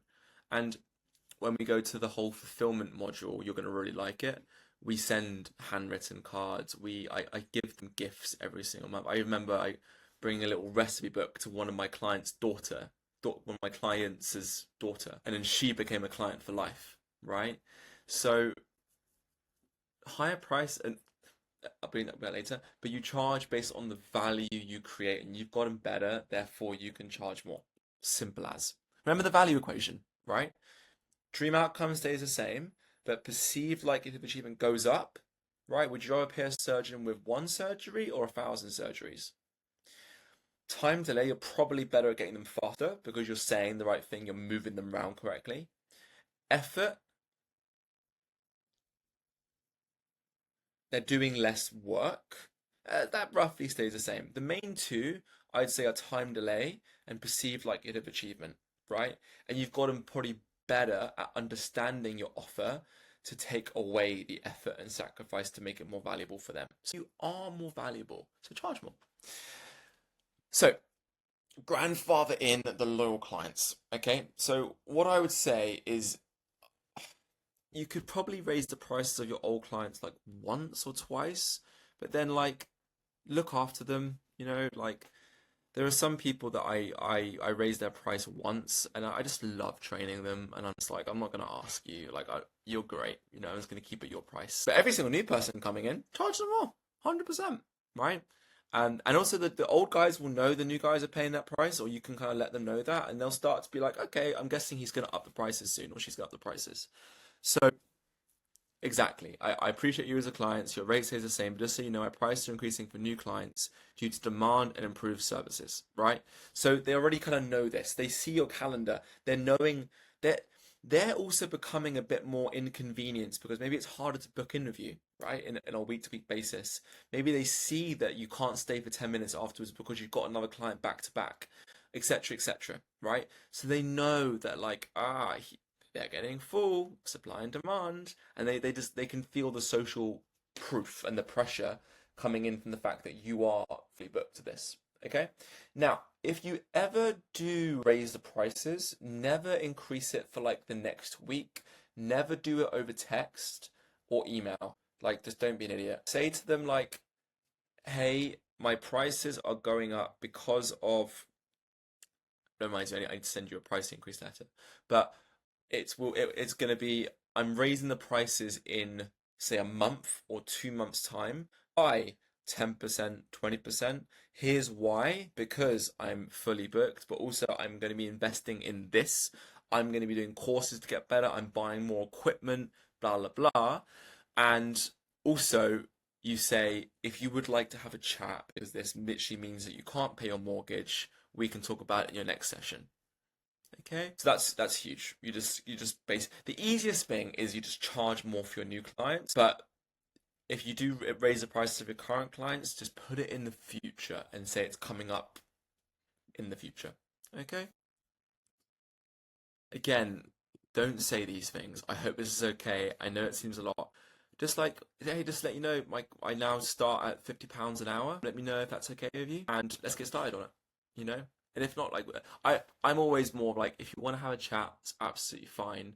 But that's that most of my clients have gone for that, blah blah blah. Always raise it 10-20%. I mean, hey, if you're still fully booked, keep raising it for every 3 to 6 months, and charge what you're worth, not what you think people will pay, right? So never ever ever lower your prices out of fear. Do it like I only kept on the people that I love training. Actually, as a rule of thumb, I never train anyone I didn't like as well. I just, that's also quite nice. Once you get fully booked, you can just not train the people that you don't like. You just know, right? But usually, and it's sad, but the people that pay the most are usually the best clients as well. Usually, not because they're rich, but because they value you, right? And yeah. So key takeaways: raise price when demand is high and the results speak for themselves. Announce it with urgency and confidence. Justify it with improvements and value, and also just like how booked you are, not just costs. And stand by your pricing. Okay, simple as. So overall, it's just like if you want to charge more, get fully booked, and then charge more. Very, very simple. All right, cool. Now we're going to go for a quick module because look, now you've got your first 10 PT clients. You've done it, right? You've gone through this. You understand an offer. You've got the list. You've been messaging the list, etc., etc. Now it's like, how do we actually deliver insane value? How do we get incredible referrals?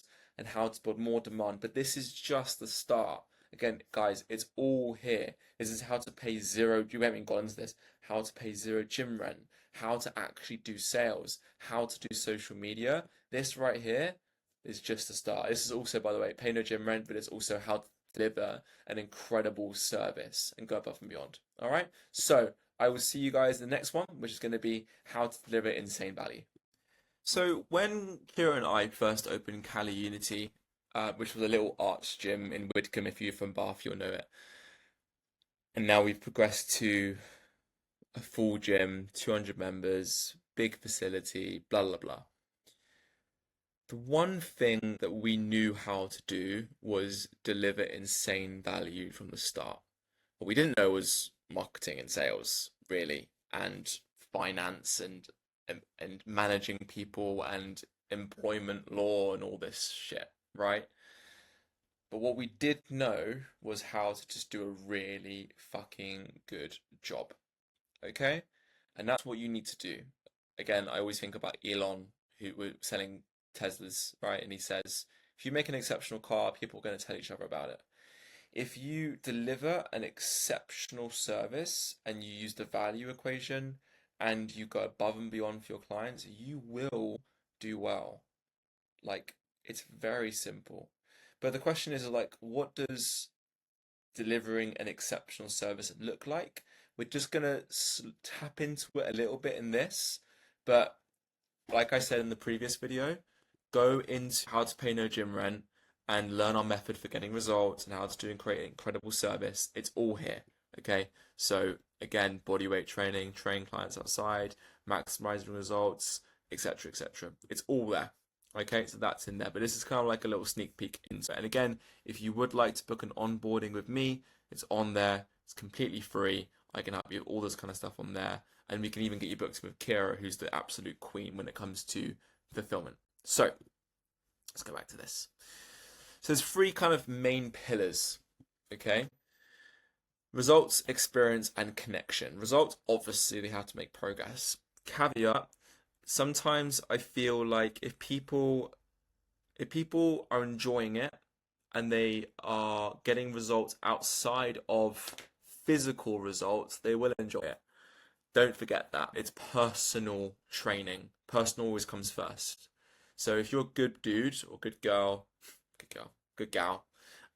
you're nice, they enjoy it, that means more than getting results. I'm just going to throw it out there. I think though, there are some people who are just cold-hearted reps counters. Great, you go for it.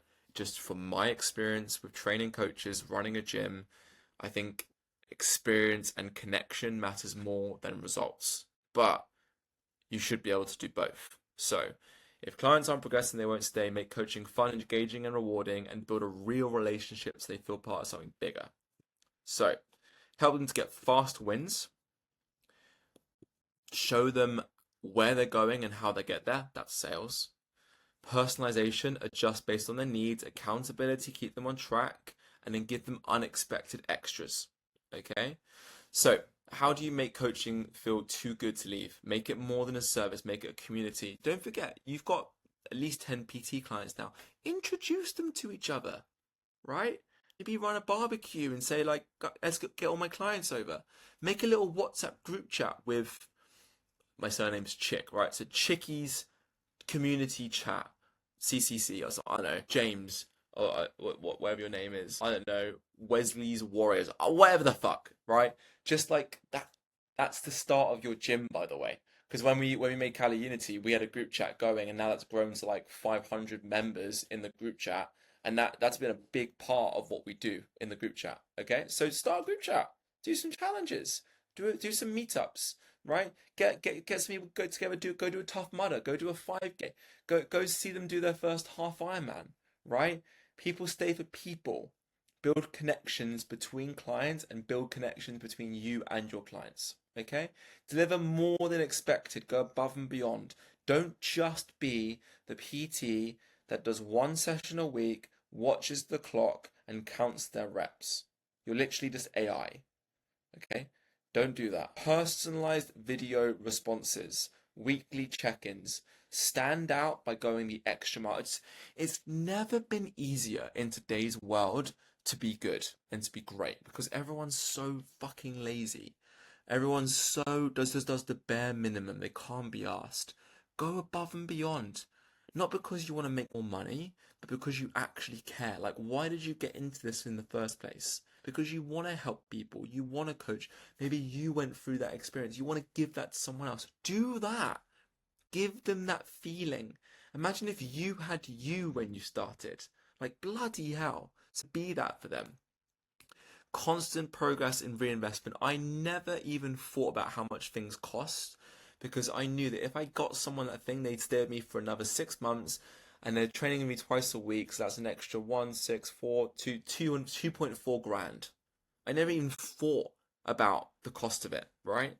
In terms of that, because I knew that would just make sense financially, but also just emotionally, I just wanted to do it. I wanted to get them a bag. I wanted to get them some parallettes. I just go above and beyond for people. It's really not hard.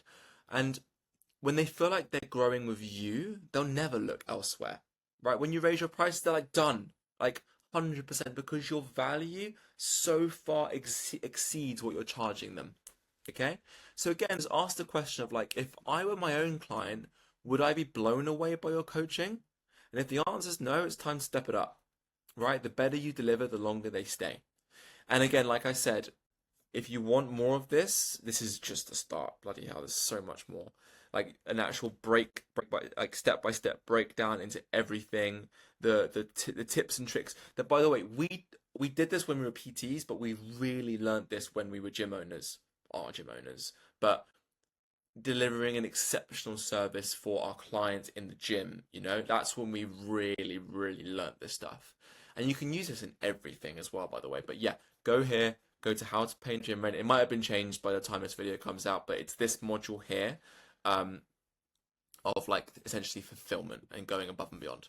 Okay, so overall, the key to long-term success as a coach isn't just getting clients, it's keeping them, right? You could go and sell 5 people every single month, but what if 5 left every single month? You're just going to be churning, right? So make sure your coaching is so good that quitting feels like a downgrade. Okay, in the next one, we're going to talk about how to get referrals without even asking. Okay, so this one is similar to the module on getting testimonials and results, but this is more about getting them fast and getting them when you're working for free.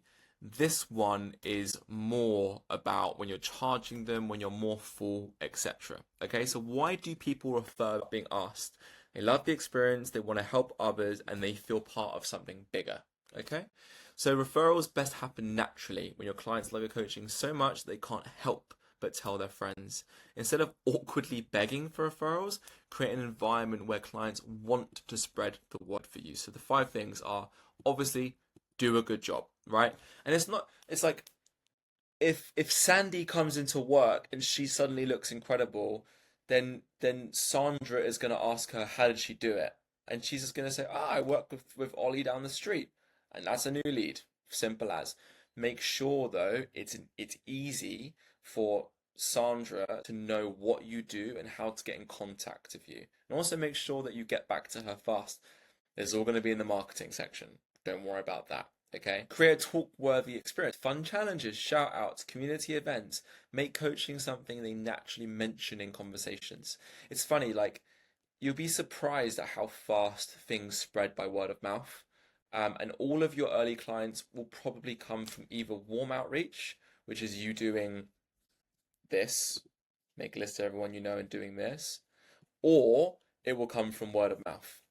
Okay, so make stuff that they like. What I used to do was I used to print out. I used to get like a Polaroid or a photo of them. I used to print it out and I used to give it to them after the session. They'd go home and they put it on their wall. When their friend came round, they asked them what they're doing. They talk about me. Bam. Make them feel like insiders. Give VIP perks to existing clients like bonus content, early access to new programs, so they want to bring others in, right? Especially like your old clients. Make them feel special. Make like you're testing new things on them, trying out a new software, trying out a new program. Any Also, by the way, I think I mentioned it here. Just ask them, like, oh, by the way, so we're doing this new thing. Do you know anyone you want to do it with? Simple. They probably do. You just haven't asked. Like the best way to get referrals is just ask. Also, when you're signing someone up, just ask them at the end, is there anyone that you want to do this with? Right? Simple. The spouse, their kids, etc. Because again, you can always offer like rather than £50 per hour, you can offer £80 for 2. Okay. Use social proof. Again, we'll talk about in the marketing. Share your testimonies, before, afters, client wins. I remember basically the marketing strategy was born out of when I was rowing at uni. My rowing coach used to post us doing stuff on socials and tag us. And oh my God, if you were featured on his Instagram, you were like a celebrity, right?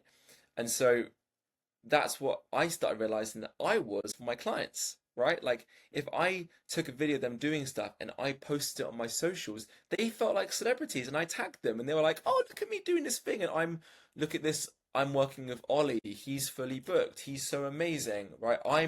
I people obviously know that I'm not wealthy, but more well off because I'm paying him lots of money and I do fitness. And there's a lot of social proof, there's a lot of value, there's a lot of like flexing involved in it. So you use that. Okay, but we'll go for that in marketing.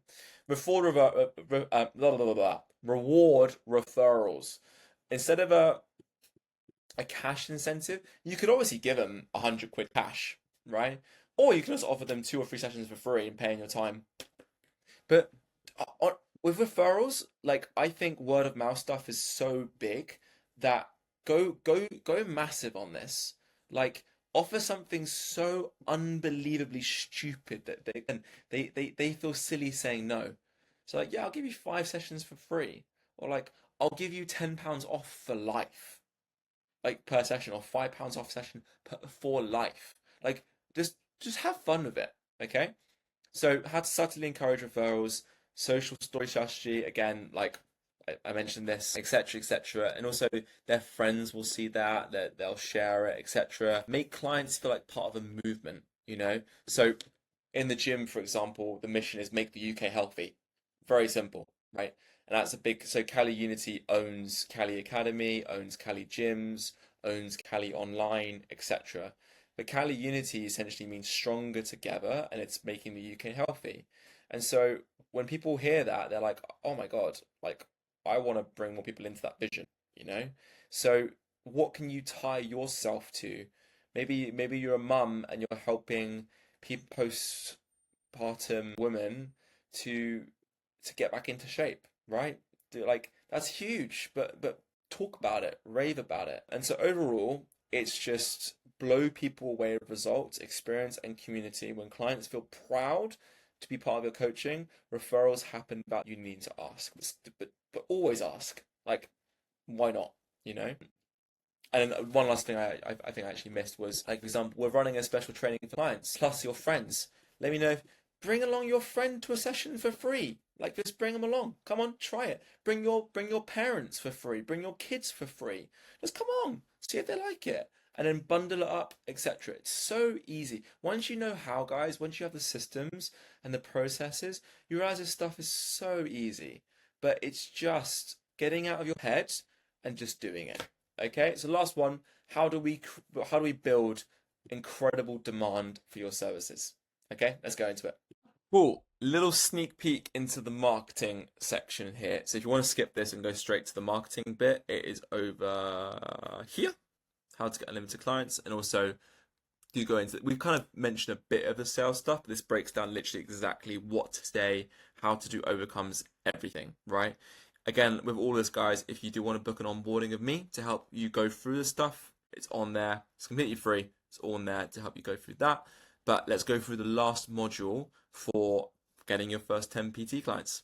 Amazing. So most new PTs struggle because they're chasing clients instead of making clients chase them.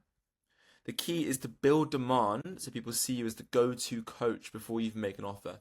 So funny, interesting. You know this bit here when you're working for free. How do people know that you're working for free? Okay, only the people that you've messaged know that you're working for free. Everyone coming in and you going, here's my calendar, and they're like, whoa, that looks booked. And you go, yeah, it is. And then they find a slot, right? So I guess already you're kind of saying here, but show, don't tell. You see why this works? Because it's just social proof. It's so obvious, but it's just like if you have a calendar full of people, right, and you're getting results and you're showing it works, people get FOMO, right? They're missing out. They're like, why is this guy so good? Why is he getting so fully booked so fast? Oh my God, I'm not going to be able to find a slot. And it's just, and also people usually follow the crowd. If everyone's jumping on the bandwagon, then most people will do it as well. We're a very social species in that sense. So just build demand, okay? So, but what actually creates demand? Obviously, it's proof of results, it's scarcity and exclusivity. So if you say I've only got one spot left and it's probably going to be gone next week because I got 5 people booked in, you're more likely to sign up. Clear and irresistible offer, we got that here. And authority and trust. People pay experts, not random trainers. So show, don't tell. Post client results. Marketing is simple. Do a good job. Let everyone know about it. Okay. So just again, like I said about, if hopefully you saw the last video, just like your clients will love you if you post them doing cool stuff on socials and tag them, because they'll share it on their socials, and then you'll be amazed at who sees it, who comments on it, and everything. Right? Scarcity and urgency. Right? Like this is a good one. So before I mentioned that you have like 10 slots available. You might think that's a lie.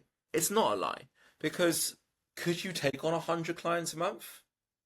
No? Cool. Then you have a limit. So just make that limit real, right? So start off with 10. Okay, that's your limit.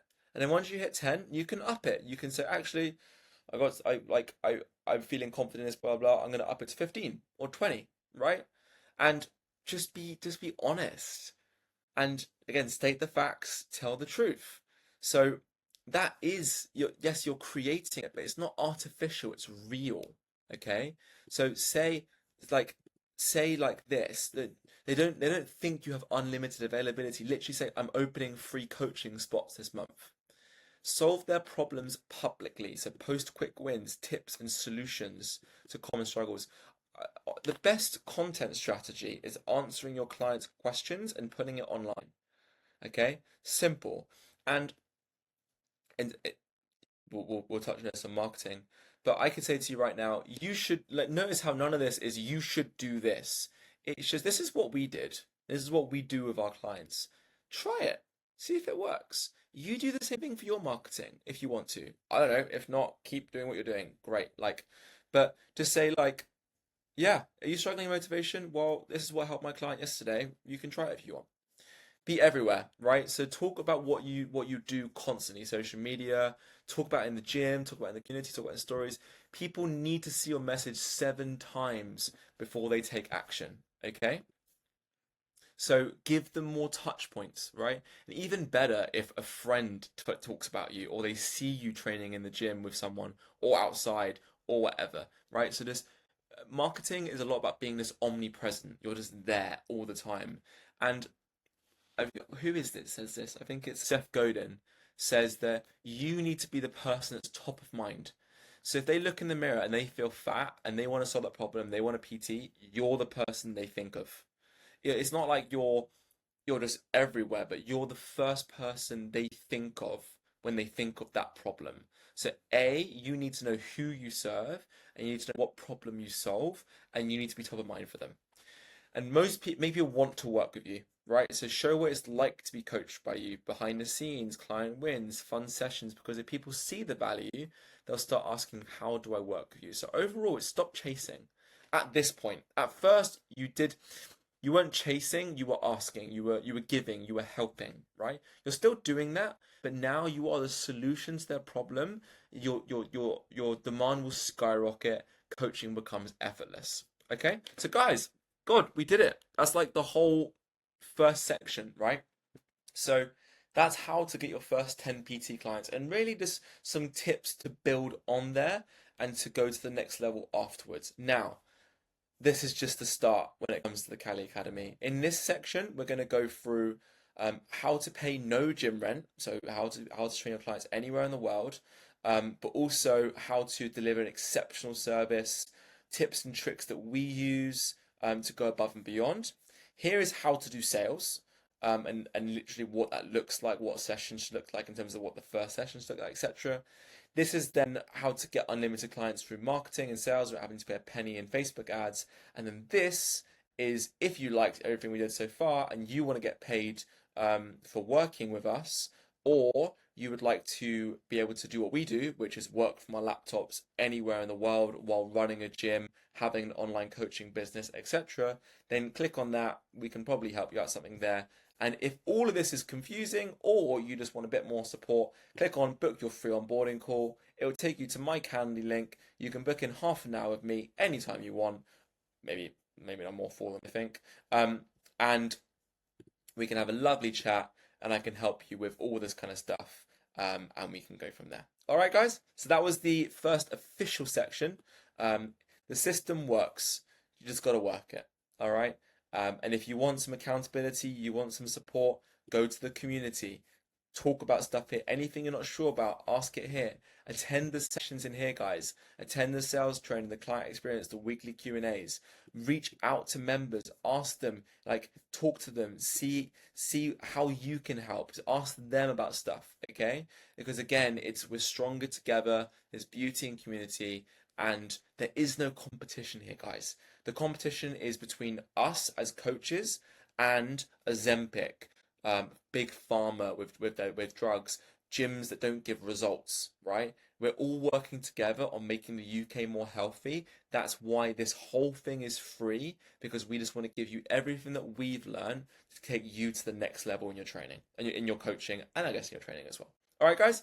So hopefully I'll see you in the next module. But if not, give me a DM, book an onboarding, we'll have a lovely chat, and yeah, I'll see you guys in the next one. Alrighty, guys. So if you have arrived on this module, pay zero rent, deliver real results, you've probably already gone through the Welcome to the Cali Academy one, which gives an overview of what we're going to go through, why we're even here, all that good stuff. You've hopefully also gone through the no clients start here, which is it's a good one. It's a juicy module, and course, sorry, and it goes through essentially the step-by-step process that you can go through for free of why most PTs struggle, how to make an offer irresistible, how to actually find your first PT clients, why you should work for free, how you then get paid for working for free, and then some kind of like tips and tricks to go from there. What we're going to be going through in the next 3 courses, and this one here, is how to deliver an exceptional service while paying 0 gym rent, which is kind of like as a gym owner. Funny, most gym owners literally use PTs as another form of income. I kind of think that's bullshit. So we don't really charge our PTs that much compared to most people in where we're from. But I don't really think about PTs as making extra income, you know. But anyway, most people, most gyms, especially commercial gyms, will literally, their business model will be based off of getting PTs in. They work for free to do their front of house hours. But anyway, that's a whole different topic. But how to pay no gym rent. Over here, once you finish this, we go through how to essentially get paid for doing stuff without being salesy, and then how to get an unlimited client stream. I would recommend starting on this one, moving on to these, because it's really, really important to make sure you're doing an actual good job, not just selling and marketing, but it does help. So let's dive right into the first one, a little bit of a backstory. So I didn't personally get into fitness to build a business. I got into it because I was lost as a kid. You probably know the journey by now that I've gone through. I was overweight, depressed, and stuck. But training helped me. Bodyweight training actually helped me rebuild my body. So again, when I was 19, 20, I could deadlift 280 kilos, but I was broken. My back was ruined. My shoulders were destroyed. My knees were ruined. I was very strong in one plane, but I couldn't run a mile. I could barely do a pull-up. I was strong at certain things, but I wasn't strong as like an athlete. Now I'm running 112 miles in August with the elevation of Mount Everest. I'm as flexible and mobile as I've ever been, and I can do all the Cali stuff, and also I could probably go back to the bench and still rep out 130, 140, deadlift like 240. Anyway, what essentially I'm saying is I stumbled into bodyweight training as a way of saving myself, and funny, I also stumbled into bodyweight training as a way to save myself in lockdown, because during lockdown we couldn't train in gyms, right? At the time I was paying gym rent. It was, I think, almost half of my income went to gym rent. And in PT, I looked at the laws and it said you could do one-on-one personal training outside. And I was like, okay, very nice. So I threw some rings over a tree and I got paid £50 an hour and I had to pay no gym rent. Fantastic. Okay. So what started as survival turned into a system. The system now runs through everything we do, which is the gym, which is probably at the time of you watching this video, max capacity, but we're at 175 members right now, so pretty much there. The Cali Unity online training, and the Cali Academy, which is what we do here. And it's helped everyday coaches do 3 things that matter most, which is break free from the classic gym rent trap. I know some gyms that charge 200 quid a week just to be able to train there, and you have no clients. And they say they'll give you clients. What's more likely to give you clients? This or your gym? And this is free. Anyway, imagine if gyms gave you this program. That would be pretty cool. Hell yeah. Anyway, get better results. Not just harder sessions, but smarter, sustainable progress, and actually enjoy coaching again, because you didn't get into this to be a rep counter. So what we're essentially doing is we're explaining to you how you can actually do this stuff so you can actually make more money. Why, in my opinion, it's better to train with bodyweight training anyway, as opposed to weight. Look, if you're a diehard CrossFitter, go for it, dude. Like, go pay a gym rent. It's absolutely fine. But you could probably do this outside. If you're in a sunny country, I mean, we can exclude the UK, but if you're in a sunny country and you have some space outside, you can do this. You can train most of your clients don't want to be bodybuilders and they don't want to be competitive CrossFitters. If that's what you do, great, do it. You need the equipment, but most people you train just want to look better naked. they want to feel better, and they don't want to be injured.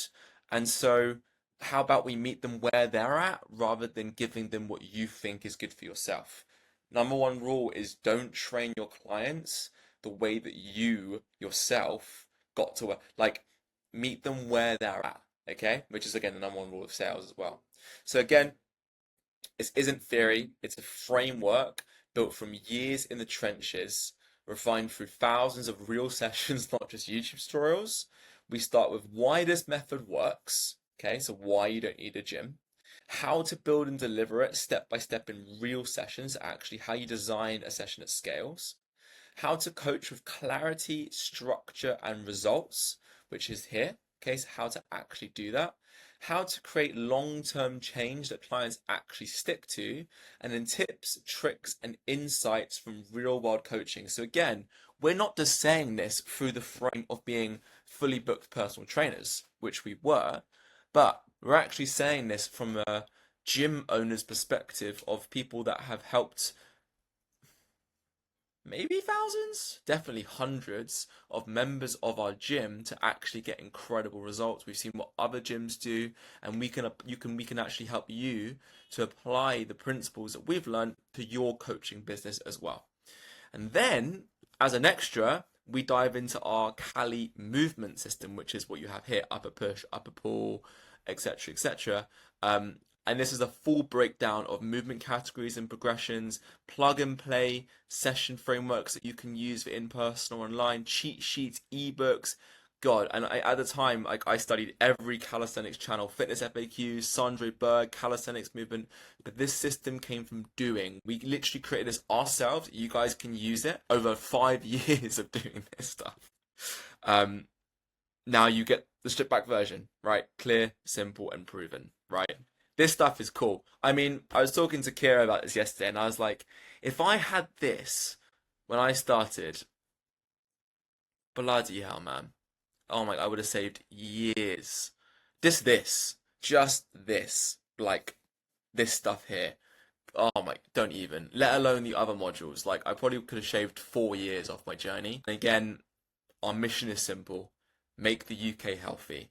We're giving this away completely for free. I mean, this is I'll probably start slowing my words later when I start recording the later modules, but we put so much time, so much effort, all of this on top of running our gym, on top of everything that we do, just because we want to help coaches coach. Because if we do that, we can have a larger impact. We might be able to help one coach, which then goes and help another member of their community even more. It's just, the more we can do this, the more we can make the UK healthy. So guys, come join me on this journey. We're going to make your coaching experience for your clients 10x, things that you would have never even thought of that you could do. And this is going to completely take your PT career to the next level. So I'll see you in the next module, which is why we think, a bit biased, that bodyweight training is the best way to train your clients. Alrighty, let's get stuck into this. Honestly, this whole course, game changer. If you can go through this and you really understand this, oh my God, you can save so much money and you can actually make your clients just have an amazing experience. And for us, that's what it's all about. If we can give you a few tips and tricks every now and then to take your career to the next level, that is making the UK healthy. We're happy. We're good. All right. So the truth is, you do not need a gym to get clients real measurable results. If you're training people, if you are a powerlifting coach, I'm wrong. You're right. Yes, you do need a gym. But for 99.9% of the UK population and the world population, you do not need a gym. You do not need weights. You do not need fancy equipment. You do not need a 10 grand treadmill. You do not need an expensive clothes hanger called a Peloton. You don't. It's very simple. And what happens is I mean, I was actually in a gym, obviously this morning, every morning, run in gym, and I was watching a few PTs, and I literally just saw them go from machine to machine to machine to machine. They were just watching the clock, they were rep counting, And I think what happens is most PTs will do their qualification and just get into being a PT, and then they'll just take people around a gym, have a chat with them every now and get them to do the machines. And in my eyes, that's not a PT. You're just an AI. You're just a rep counter, right? Like that. If you're here, you're probably not that. If you're the one that actually wants to improve and is going online and spending time watching me talk about this stuff and listening to this course and engaging in the community, you're probably not that. You're probably the kind of person that wants to actually deliver real results. So if that's you and you actually have any inkling of how the body works and you have an idea of how to actually customize things to people and meet people where they're at, you do not need a gym. Simple. So let's go through this. Whether you're training someone in the living room, in a park, or even on a beach, bodyweight training gives you freedom without sacrificing progress. In fact, in our belief, it's one of the most powerful and underused tools in coaching today. In our gym, the equipment that we have is a few rings, a few low bars and a few high bars, and a few pull-up bars, and maybe some bands. That's it. You know why? Because people get, and we charge the most in Bath. We charge the most in Bath, and we have the least equipment. Because what's the asset? Not this, actually. This. The people. It's the community. It's the coaching. It's the accountability. It's the support.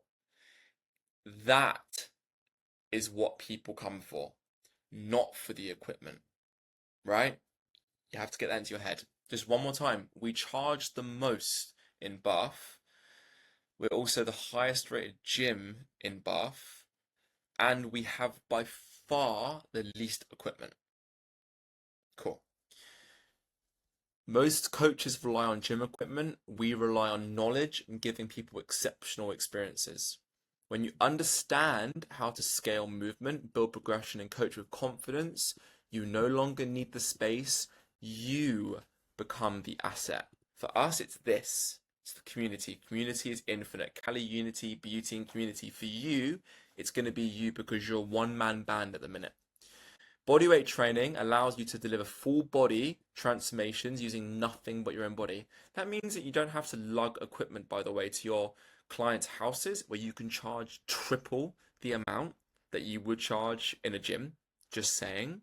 Remember, if you went back and you went through the offer creation part of section 1, effort and sacrifice. Effort means getting to the gym. It's half an hour to get to and from the gym. If you can train them in their house, in their room, and they haven't got to sacrifice anything, you can charge more. Just saying. Train anyone, anywhere, at any ability level. Keep costs low, results high, and stress minimal. Because you haven't got to go pay for any more gym equipment, and you haven't got to pay half your fucking wage towards gym rent.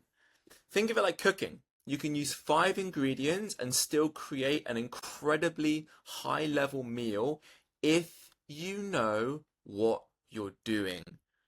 Cool. Because most people just have the qualification, they have fuck all idea what they're doing, right? And so if you know what you're doing and we're going to show you how to do it, then you can get the results.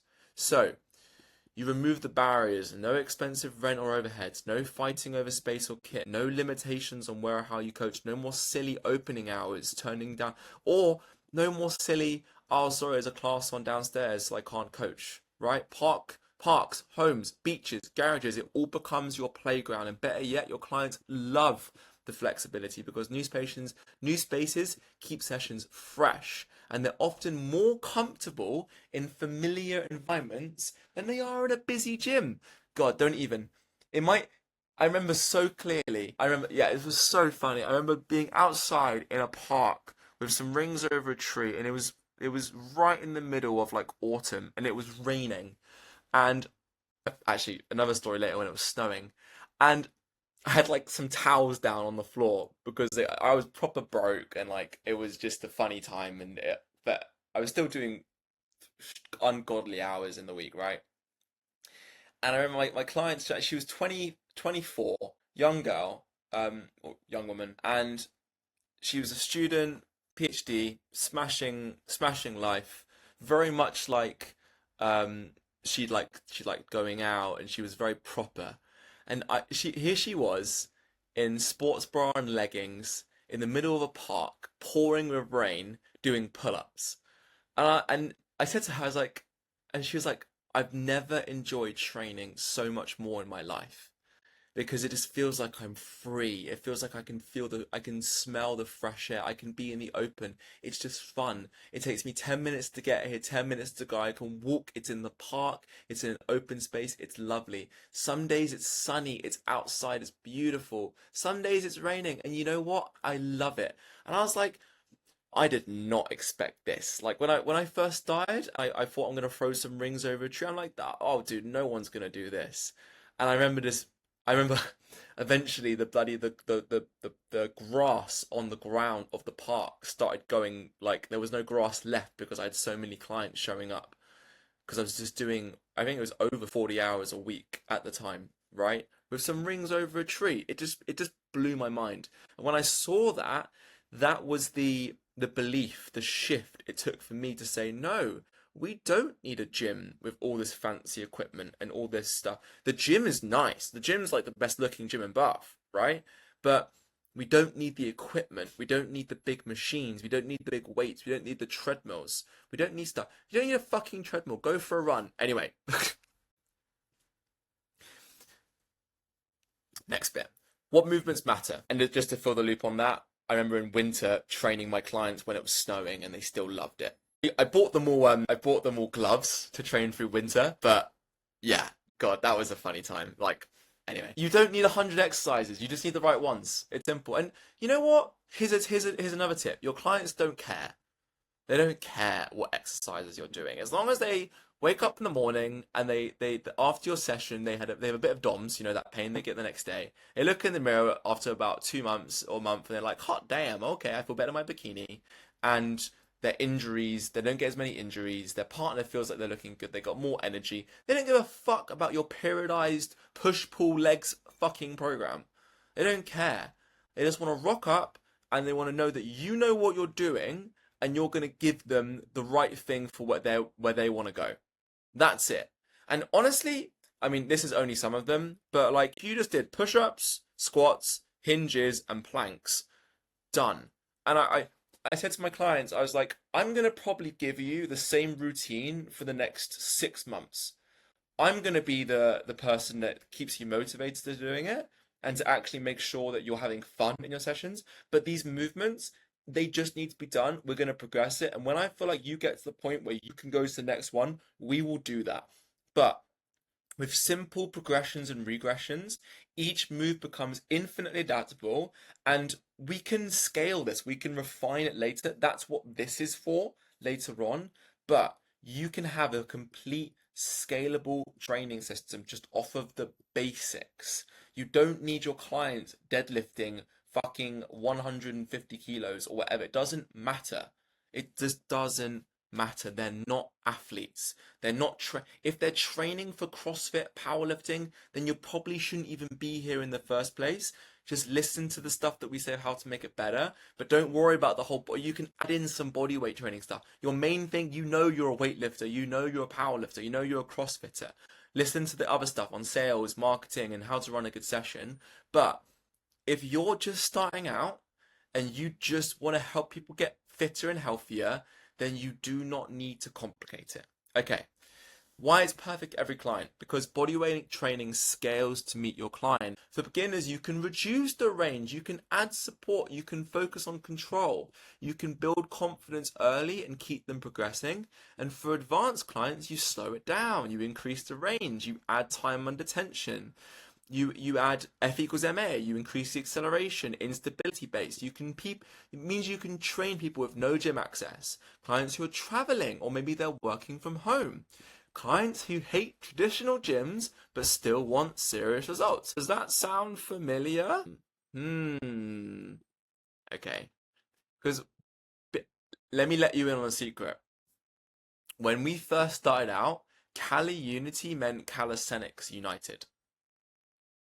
Then we realized that no one pays and actually cares about calisthenics.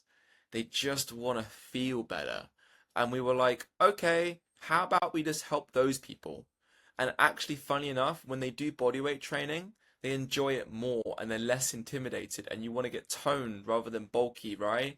And you want to feel more flexible rather than feeling tight. And so we were like, oh, this is perfect. And so Cali Unity then turned into beauty in community, right? And now it's Cali is as a whole separate branch of Cali Academy, Cali Online, Cali Hubs, the gyms, Cali Media, all different things. Because what Cali means is it comes from Kalos, which means beautiful or ideal, and it's the highest version of each. And so that's what we're essentially doing. Okay, little side rant there. But less equipment overall equals more results. Bodyweight training is not a compromise. It's a choice to simplify, adapt, and focus on the things that actually matter. Excellence is not when there's nothing more to add, but when there's nothing left to take away. It teaches you to coach with precision. It allows your clients to build strength, mobility, and confidence wherever they are. And it means you can start or grow your business without paying a penny in gym rent. You haven't got to get sucked into the 200 quid a week. You're literally just getting sold by gyms on a dream that you can actually do this stuff, right? They're gonna, well, we'll feed you clients. You'll be so full on your calendar. You won't even, God, you won't even be able to handle the amount of clients that we're gonna give you. Okay, how about you just, little final tip.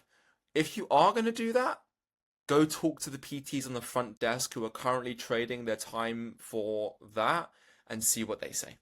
Cool. Okay. You can see I've worked in this industry for a while, right? Next bit, train anywhere, get paid anywhere. I'll see you in the next module. So in the previous module, we spoke about why bodyweight training is really good for your clients. And I kind of spoke a bit about why it's good for you slightly.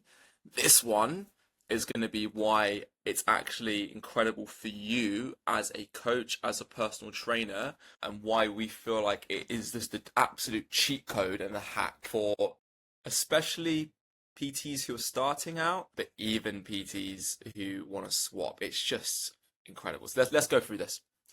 So we're not in the business of building gym dependence at Cali. We kind of took a stand against the usual gym environment. You guys as PTs probably won't get this because look, you love training. It's changed your life. It's something that you do every single day. It's incredible. But for the majority of the world, 80 at least, okay, let's the stats are very much varied. So let's just make it 80%. 80% of the UK doesn't have a gym membership, and of the ones that do, 80% never show up. Simple stat.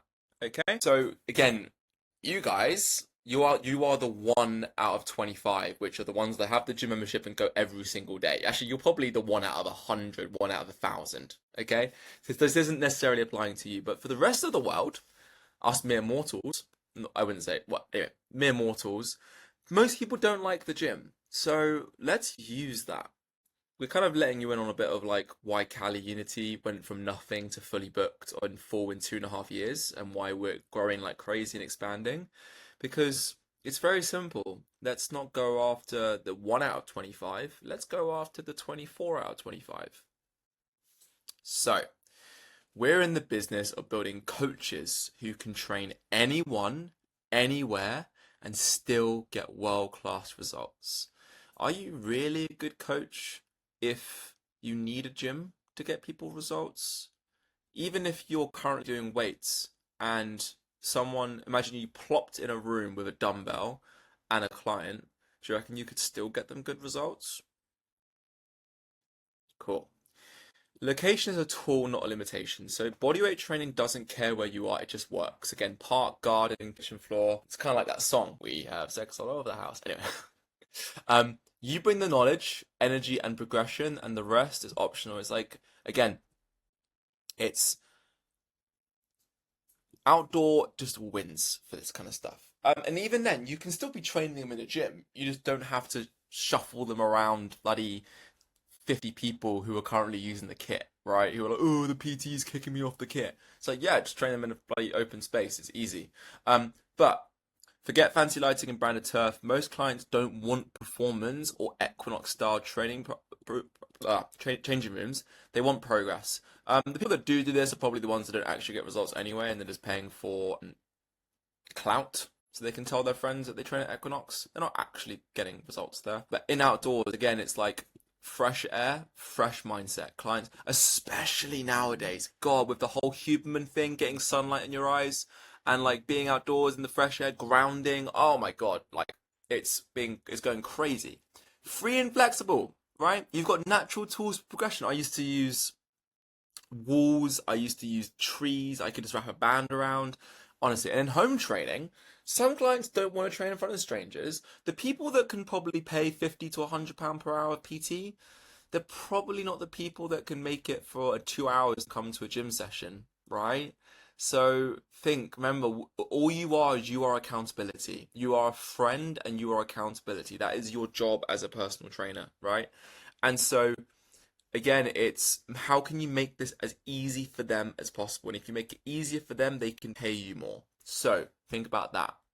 Every environment becomes a gym when you know how to coach it. And even then, when you train with your own body, you're building functional, real world strength. It targets the full body, it scales to every fitness level, it requires nothing but gravity.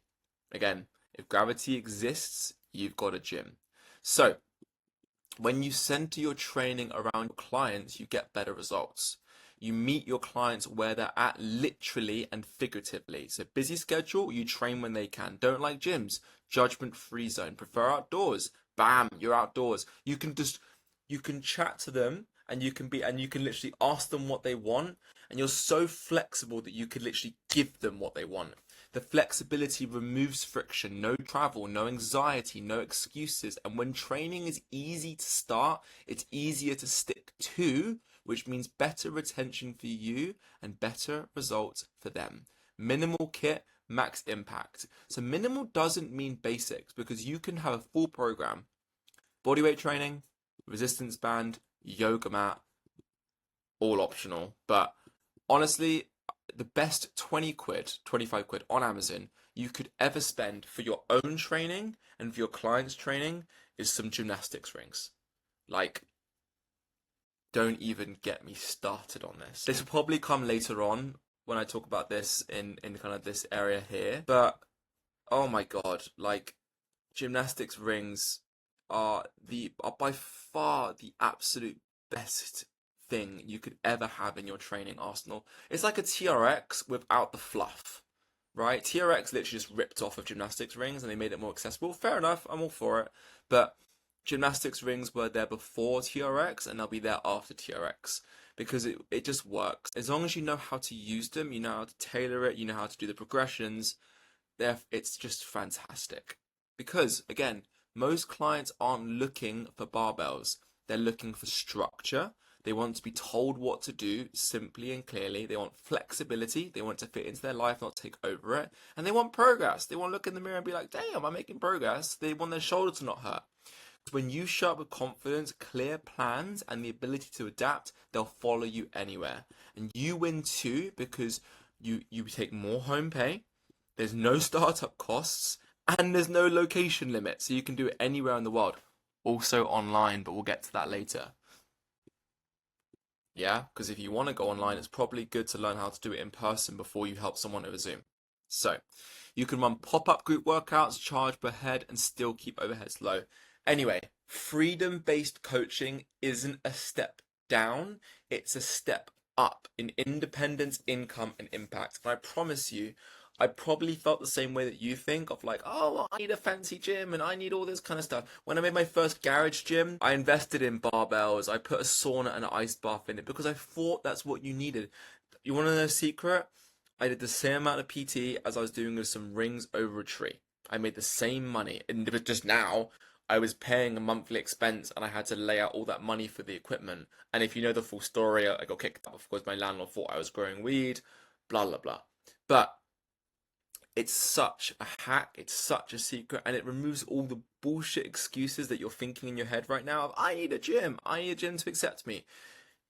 If you watch the previous thing on here, right, you started on this, then you know that okay, I can train anywhere in the world, I can get started right now, and all the people that I have are in my contacts list. So there's nothing to blame, only yourself.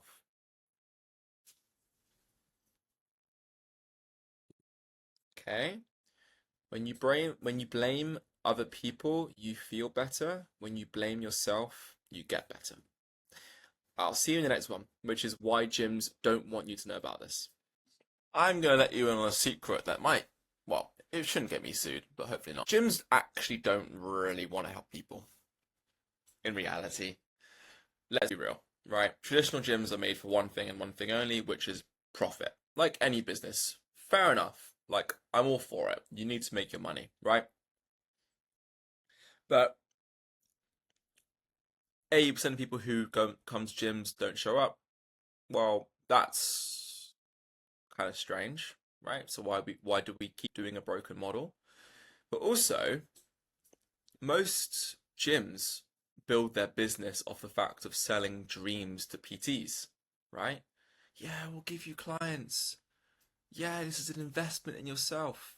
You can do this, right? Notice how none of that was like, well, how are you going to do this? Like, what's the track record?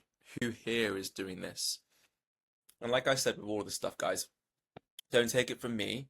If you are going to go into a gym and you do want to work there, talk to the current PTs. Some gyms are absolutely fantastic, and there are some incredible gym managers who will help you and they will build your business. Like, I'm all for it, but most gyms aren't doing this because they want to help you with your career. They're doing it because they want to make money and you are a lovely recurring income stream. That's not what we do. At Cali, we build the coach. So let's talk about freedom. That's really what, because that's, let's be real, that's what you want. You want freedom, right? This is probably the reason why you maybe quit your 9 to 5 to be a PT, or you got into this in the first place. You want to help people. You want freedom. You want to be living life on your own terms. You want enough money that you can get by, but not enough to have to worry about it every single month. I might be wrong. Maybe you want to be a billionaire. Cool. Don't do PT. But you probably just want to help people and have a good life. So, no rent to pay, no boss to please, no kit to maintain, no fixed location, no working in a basement gym for hours upon hours with no sunlight. You are free to build a business on your own terms. You're truly now an entrepreneur rather than being employed or a slave. Gyms don't want you to know this, right? The gym wants two things: your rent and you staying busy enough to just get by.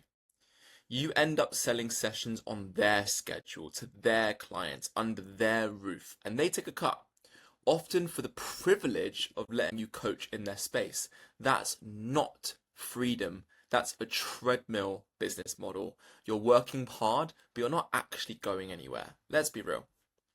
What's the alternative though? You become the brand.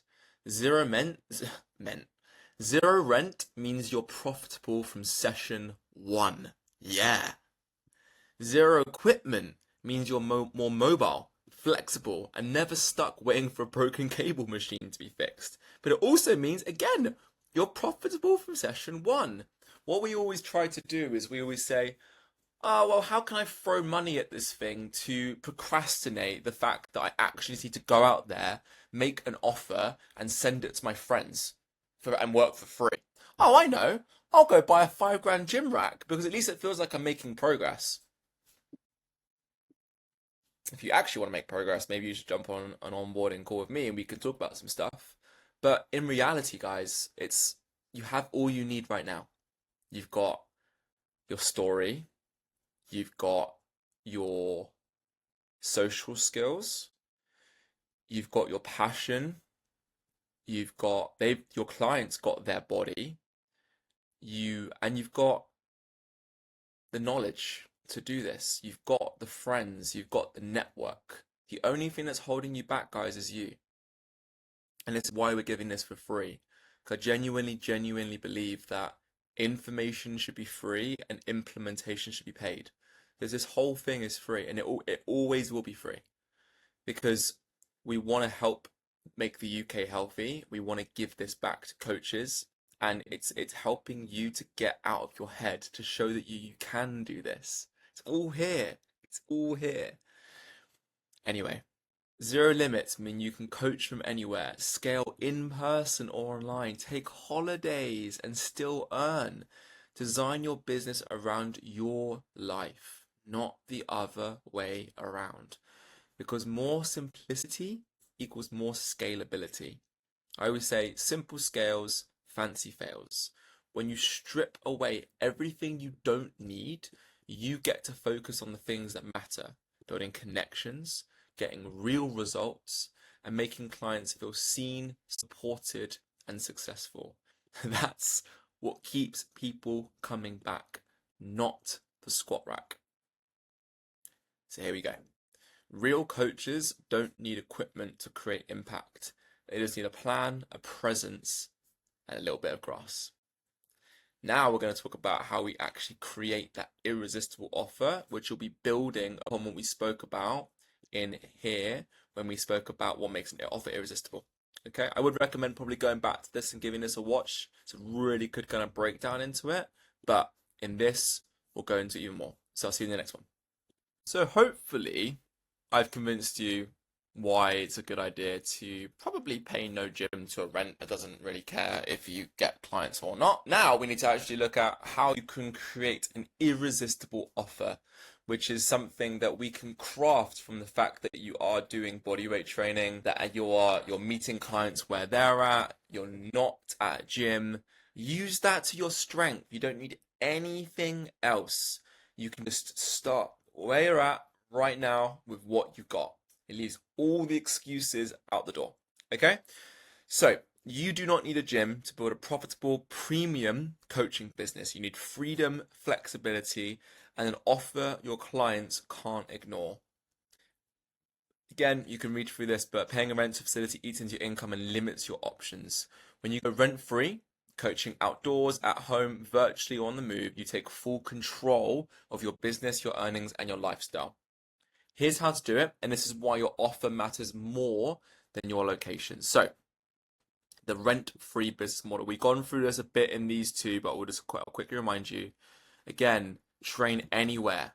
Parks, homes, online, hybrid sessions. Keep overheads low. Zero rent, minimal equipment. Scale on your terms. Build around your schedule, not someone else's gym timetable. High profit margins, total flexibility, but we need to craft an offer that converts. So I'll give a little story to kind of back this up. I remember I was training a someone's daughter in Bath, and she went back to London, and I was in London for a bit, and I popped by. I met her mum, and we all got on really, really well. And I said, I could just train you guys online, and that started 3 years of training her son, her husband sometimes, all online for 3 years, like 2 or 3 times a week. At the base rate of every other session that I was doing in person, that was a massive thing for me of like, oh, like 100% you can do this. I wish that I knew this before lockdown because bloody hell, that would be incredible. But in terms of the first lockdown, but second lockdown was when I really honed in on the in-person kind of like training aspect, training out in parks, etc. Now again, on that note, there is a benefit to being there in person, physically being able to move someone around, showing them a movement, etc. But for people that already know what they're doing and just need the accountability and they want a good chat, that's perfect online. But anyway, that's just like a little story that was just kind of like for me. But it was funny. I asked her, like, why wouldn't you just go train with a PT down the street? And she was like, no, this is so much better because I haven't got to walk down to the gym. I hate the gym. I don't want to step foot in a fucking gym. I want to do it at my house, in my home. that's what I realized. And I was like, oh, and again, I don't do any PT at the minute. I don't do any coaching. My job is to coach coaches in this stage of my life. But God, man, like it would be so easy nowadays because you just do it. I just do it online, all over Zoom, anywhere in the world, from my laptop if I needed to. So anyway, you can't rely on your gym or your space to create appeal. Your offer is your magnet. So a number one piece of advice is solve a specific problem. So it's like generic sessions equal generic results. I help everyone get good. What the hell does that mean? You know, I some people don't have an offer. I'm just a PT. Ollie Chick personal training. No. I help busy parents who need 30-minute fat burning sessions at home. I help beginners who want to build strength without stepping foot in a gym. I help professionals who want flexible training around their schedule. Here we go. That's like, oh, a lovely line. I think Kira wrote this one. When the offer fits their life, price becomes secondary. Remember the value equation, right? Value equals dream outcome times my perceived likelihood of achievement divided by time delay multiplied by the effort and sacrifice, right? Most important there, effort and sacrifice, in my opinion. If you say you're going to do something for free and someone says no, it's because you're overpriced. It's because you haven't taken into account all the hidden costs that they have to pay in order to actually do your service, right? Because someone gave you a Lamborghini for free, you take it because it's valuable. So think of all the things that you could do to make the effort less and the sacrifice less. Anyway, create a signature method. Any reason why we call it the Cali method or the Cali skill swell? I wonder why, right? We have our own approach. People see this and they associate something with it, right? You stand out by owning a system or a structure, brand it, name it, build belief in it. No, this is not an excuse to spend 1 week on ChatGPT trying to figure out your branding, trying to figure out your color, trying to figure out your logo. No, no, no, no, no, no, no, no, no. Start, then we can do this. Okay? But we just did. Again, I went we Kira and I did we had fully booked calendars, 20 hours a week of online coaching, 40 hours a week of PT individual. Then we built the garage gym. Then we did Parallettes and did the online, like selling stuff online. That's when we made the name Cali Unity. Okay? But before that, it was just the Ollie and Kira show. Okay? So, like, if you know who you're serving, then maybe think about again like your unique approach to bodyweight training. The chick protocol, the fit chick. Oh, that would have been cool. I should have helped women in their 40s get back in shape after menopause or something like that and call it the fit chick. That would have been a cool program. Anyway, maybe like a results driven outdoor training blueprint or a free phase remote coaching model that builds strength, mobility, and confidence. Anyway, it's just something that gives you authority and makes you memorable, right? So when people think of, like, they see me, you make the association with this. They walk past the gym, they see the swell, they see Cali Unity, they hear the things about Cali Unity, they make that association. You want that association. Let me. Here's another one from Hormozy. So think of a bouquet of flowers right here. Imagine you go home to your spouse, you bring a bouquet of flowers, and you go up to her and you or him and you go, here you go, and it's amazing. But there's one little wilted flower there, right? Your brand is essentially a culmination of lots of different things that someone knows about you, and it's a culmination of associations. So, for example, you think of Nike, you think of LeBron, you think of Tiger Woods, right? And you think of that just do it, right? From them.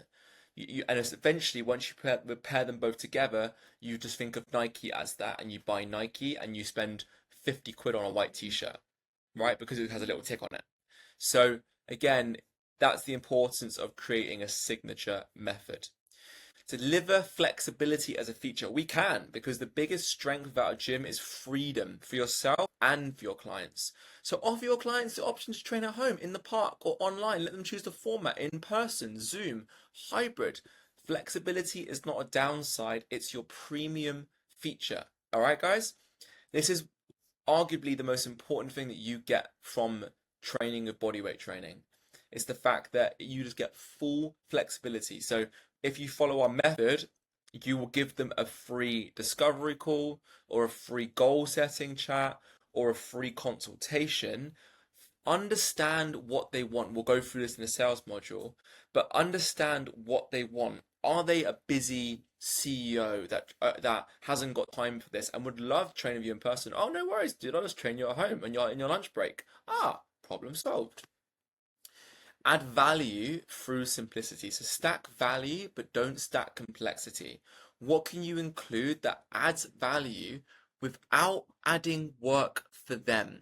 Weekly check-ins, personalized training calendars, nutrition tips or templates, progress tracking tools. It should feel more like support and less like stress. You don't want them to be doing it. Think plug and play, think done for you, things that you can do for them. And I guess building on that, it's offer premium packages. So you can bundle this stuff together and create a VIP offer, which can also be priority bookings, private locations, home visits, early access, etc. Okay, so real world models that work at the minute are outdoor training. Think of like group boot camps, one-on-one sessions using, I just did rings and bands, branded, structured, and visible to passers-by. Also, don't forget, when you're in a gym, you obviously get the people that you see in the gym. But if you train in a busy park, yo, that's a lot of people that are going to see your stuff. A lot. So you can just buy like a simple 50 quid flag thing, and once you've got your logo, slap it on there, bam, or put up a little like A board and stuff. Easy peasy. Home-based training. You can travel to your client or coach virtually. It's great for clients with kids, tight schedules, or gym anxiety. Hybrid coaching. Mix it both in, right? Or digital programs. My preference is to always do these for free. They're great as lead magnets. What a lead you are essentially right now in a lead magnet. Oh, like that Spider-Man meme of like looking at himself like what? You are in this right now, which is, look, if you get incredible value from this, then you're probably going to contact us being like, oh, can I have some more stuff? And we'll be like, yeah, sure. Like, here's what else you can kind of do. You can come work for us at Cali. You can join our online coaching program as like you can coach online for us, etc., etc. We're almost here. We're making the UK healthy. We're coaching coaches, helping coaches, but also it's a great way for us to find incredible talent for our gym and our expanding empire and people who want to make more gyms, right?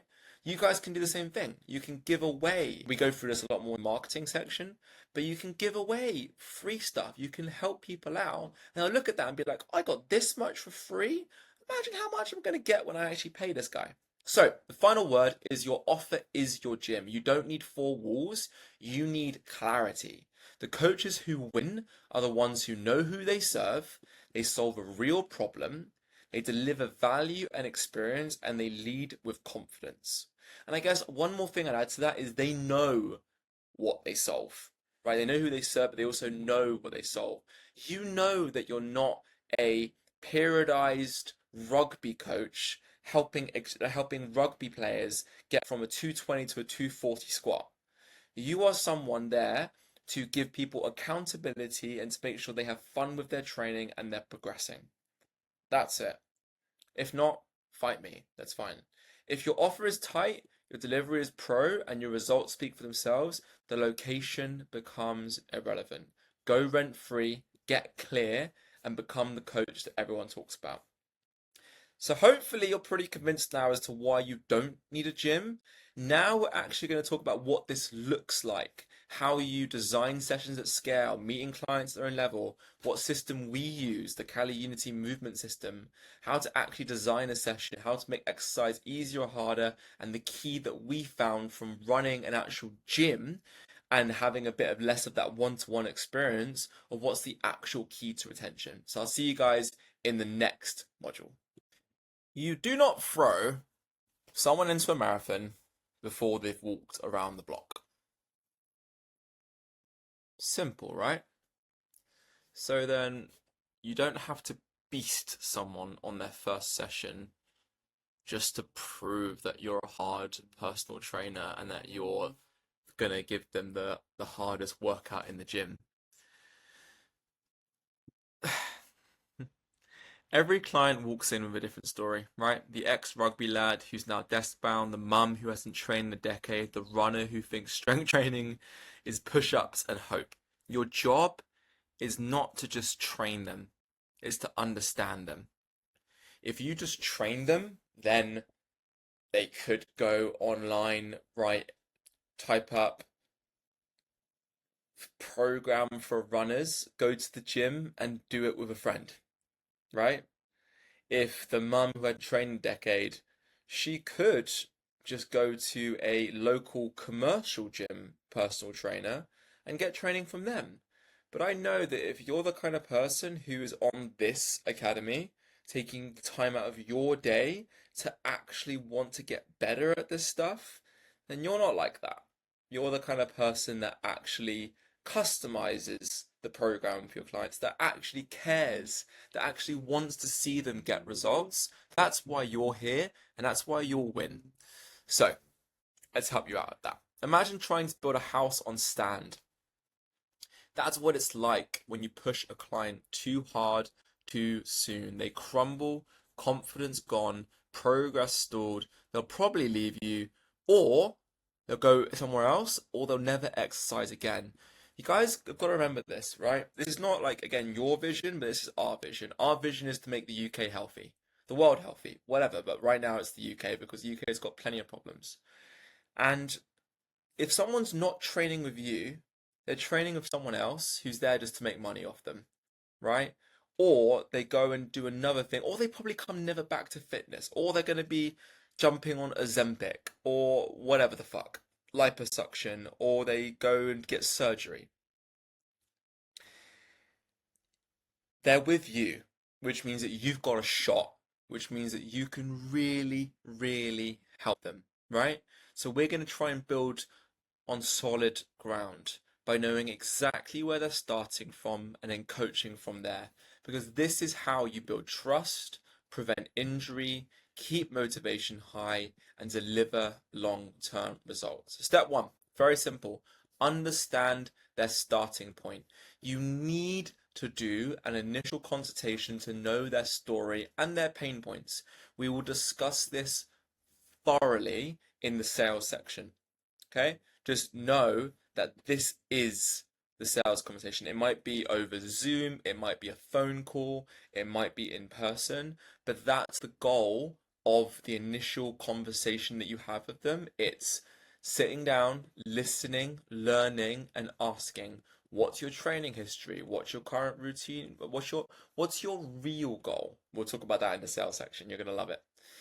You're not just guessing a destination, you're dropping a pin. You are here, and I understand that you want to get here, and this is basically how we're going to get there and how I'm going to help you do that. I would recommend that you complete a movement screen for them to eliminate the guesswork. So in the gym, we always do the process for us is discovery call, membership consultation, onboarding, then they come to their first class. So they've already had 3 interactions with a coach before they've even come to their first class and really started any exercise. So again, you can design this however you want, and it's probably very much customized to what you guys are using as your training method. But I would at least show them and give them an understanding of what to expect from a session with you. Have a look at their control, their mobility by looking at, say, a squat. Have a look at their upper strength, their core in a push-up. See if they're humping the floor, right? Because then they're not using their core. Have a look at their plank ability, stability, grit. I'd also maybe just see if there's anything that's really stands out to you that being tight in their body, like for example their hips, their ankles. If they're a runner, for example, look at their ankles. If they are a rugby player, look at their shoulders. If they are a dancer, look at their hips and their hip flexors, etc. If they're a climber, look at the difference between their back strength and their pushing strength. So like their chest strength and their rhomboids, or their back, or their lats, etc. You're trying to look for points where you can work on, you can improve, you can fix imbalances, you can think of the low-hanging fruits that you can hit early, etc. Right? Maybe do some baseline tests. I always, again, what gets measured gets managed. So if you're doing stuff now, it's really easy to say, oh my God, you went from 20 push-ups in a minute to 25. Massive progress, right? And again, just think about this, guys. You need to give them as many wins as fast as possible. So the more things you track, the more ways they can win. Okay? So max push-ups in 6 seconds. How long can they do a plank hold for? How long it take them to sprint from this to the nearby tree and back? Again, just enough to guide your programming. Don't scare them off. Okay? Step 2, build sessions that fit and stretch. So, confidence builders, safe, repeatable. So this is for beginners, right? Again, meet them where they're at. You don't need to get a 60-year-old mum doing pseudo planche push-ups, unless she's an absolute savage. But like, meet them where they're at. Think of wall push-ups, step-down squats, basic core drills, big Lego blocks, easy to use, hard to mess up. Then you add layers to it. Lunges, plank variations, tempo, rest, volume, adds challenges. Advanced, go for it, but smart, not silly. Jump squats, explosive push-ups. I actually remember for one of my clients that I just started off with, he could do 5 pull-ups and 5 dips. And I was like, muscle up time on the first session, and he literally tore his shoulder. Yeah, I know. I think he had already had a rotator cuff problem, but he was like, oh, it was really bad. And he was out for like, I think 3 to 4 months. And I kept on following up with him. He's now become he's actually become one of my closest friends, and someone that I've trained for 4 years, like 3 times a week, been in business with, everything. But yeah, they don't need circus tricks, they need results. Yeah, so meet them where they're at. Start slow. You don't want to injure them on the first session. Also, quick tip, you don't want to give them the reason to think they're injured. A lot of beginners think that DOMS is injury, so don't destroy them too much on the first session. They'll eventually get used to that feeling and want it more and more. Ramp it up with that. Okay, again, progressions, increased reps, tempo range, combined patterns, reduced rest, etc. We'll really go through this in the next one, in the Kali movement system. And then regressions, decrease volume, add support, simplify the pattern. That will really go through this, okay? But don't raise a step if they can't land on it. Lower it so they win now and they can grow later. I try and high five people like 20 times a session, right? Because I'm just like, you're smashing it. You're doing so well. Let's go. You want to give them that constant reinforcement of like, well done. You're doing good. You're making progress, right? And then you can add complexity later when you know they'll hit it. You know, when you know you'll do it. Don't give them something that you don't think they'll do, or it's just outside of their ability. Don't just give them something crazy, okay? Because this keeps clients around because they feel seen, safe, and successful. They trust you with their progress, and they enjoy the progress process because they're winning, okay? So, measured, clear, it's rarely loud, it's consistent. Meet clients at their level. The next one is going to be cool. We're going to break down the Kali movement system. You're like, oh, what's this?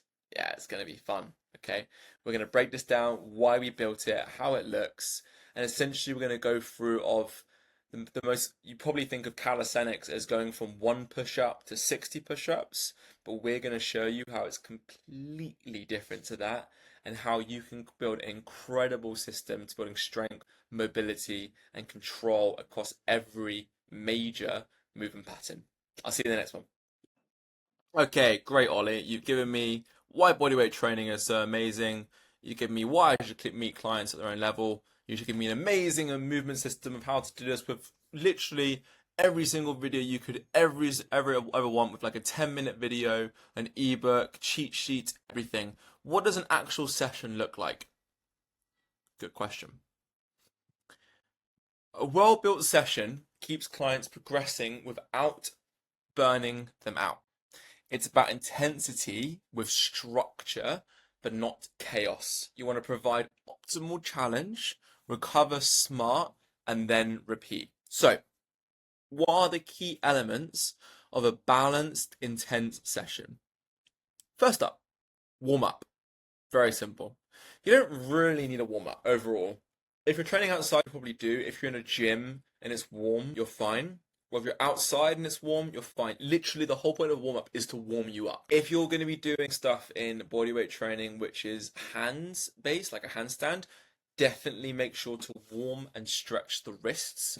Very important, because you don't want to be doing a handstand on cold wrists. So make sure that you do that. But it might be like if they've walked to you or run to you, say, hey, along the way, just do this, do this, do this, do this. Make sure you're warming up your wrists. Give them stuff to do. Show them that you care and you want to give them maximum amount of bang for their buck in terms of for the hour or 45 minutes that you're with them, essentially. Okay? But it preps the body, it prevents injuries, and it sets the tone for the next hour. This is an opportunity for me to just kind of get an indication of where they're at that day. You know, like, hey, so how's life? How you been? How was your weekend? What did you get up to? And that starts the whole conversation, you know, and it's just like a big old chat. It's lovely, but that's always in the warm up. So think of like cardio, dynamic moves, activation drills, etc. Now, please don't give them star jumps. Like, give them stuff that is specific to the things you're going to be doing later. When I started out in my career, I had every single session written up, ready to go. As I've progressed in my career, I actually challenged myself to never have sessions written up, and I completely tailor it to my clients because that's when I come up with the best ideas. It's actually really, really fun. And even when I was doing classes with 20, 30 people in a class, I actually got to the point where I never wrote up the format until like 2 minutes before the class. And I was like, oh, let's do this today. Because it depends on who's in the class as well, you know? Anyway, but when it comes to this, it's like, it depends on what the session is going to be. So have that in your head. It's totally fine. I would 100% advise writing up a session and knowing what to do with that person. I think it's a really good shout, especially if you've got like 8 hours back to back. It takes a lot of mental focus and energy to kind of come up with on the spot. So it's nice sometimes just to have a program and you just follow through with it and you make sure you're getting it done. Okay? Then you go into a compound strength and skill movement. So almost think about it as you start a session, think they are the most cognitively there and the most physically there. So you give them the hardest stuff first. So you give them the most multi-joint movements. I wouldn't necessarily say this stuff, squats, pull-ups and lunges. I would definitely say key calisthenic skills like handstands, skin the cats, L-sits, whatever is at the tip of their skill swell that they want to work towards, right? So definitely handstands, definitely other stuff. And as a rule of thumb, I would never ever give them like an isolated movement. I'd always superset stuff. Always. I try and fit 3 sessions into 1 hour. So you could hit them with handstands, skin the cats, and L-sits. You know, and you can be working on that all together, you know, and they're doing it in a circuit. They do 3 to 4 sets and they keep doing it, you know, and you're there giving them feedback and working on it from there. Okay. They shouldn't be too out of breath for the first kind of like 10 to 15 minutes. It should be more about, again, if you remember from your PT qualification, it's more mechanical tension, you know, it's like hard stuff. Think like 3 to 5 reps for the start. 3 to 5 reps, 3 sets. That's what I would say is a really good starting off. Then after that, I would add in a middle part here, which is more like strength work. So this is working on almost like the back off. So if I go back to here and have a look at the movement system, let's say for example they are working on their first. What's a good example? On their first, let's say, pullover, right? So their pullover is their main skill. Then I would once they've done 3 sets of this, I then afterwards do 3 sets of 5 of like L-sit pull-ups, right? To kind of give them that base. So I almost think about it as like at the start, you work on what the tip of the pyramid is, the thing that like it's hard, they got to work on. And then as you back off, you then work middle pyramid, which is kind of a bit more of a foundational movement, kind of like hitting more things. I can't tell you what this is for your clients because it's so personal. But it's if I was to give you examples, I'd say ring dips, I would say pull-ups, I'd say planche push-ups, I would say rows, like partner rows. I would say even stuff like Pallof presses and banded work, stuff that is going to be more like 8 to 12 reps, challenging, more of like bringing them close to failure, but not cardio-y yet, not going to burn them out, but it's getting them a bit of sweat on. And again, kind of 3 sets of this, I would say, in that kind of middle bit. And then in the last bit, you basically just want to like burn them out for the last little kind of section. To think like short, sharp bursts, push them, like get them sweaty. Rule of thumb, this 100% depends on your client. If you've got a client that is coming to you to learn handstands, you don't necessarily need to get them sweaty at the end with burpees.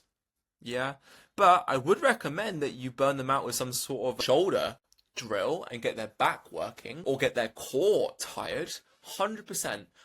It's my belief that Gen Pop come to us to finish feeling fucked. Finish feeling fucked. Triple F. I always believe that. That's just my belief. You can do what you want with your training. This is just what worked for me, what works for our coaches, and worked for our gym. But we always leave them feeling like they have that endorphin high at the end. They've worked hard.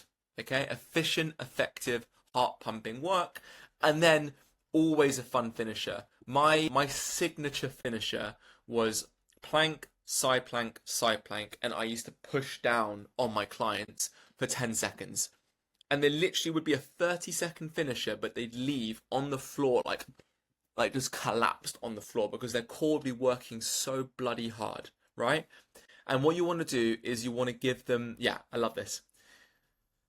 Give them that final feeling of like, I did it, So it depends. It just go with your style, guys. Like maybe it's like 100 compressions. Oh, get involved, like get on the floor, do it with them, like 100 compressions over me in a hollow hold, etc., etc. But keep it playful, keep it punchy. They'll leave tired. Now, mobility and cool down. I always gave my clients a choice of like, do you care about this? Like, do you want to get more mobile? I would always get them doing a little bit of mobility at the end of the session.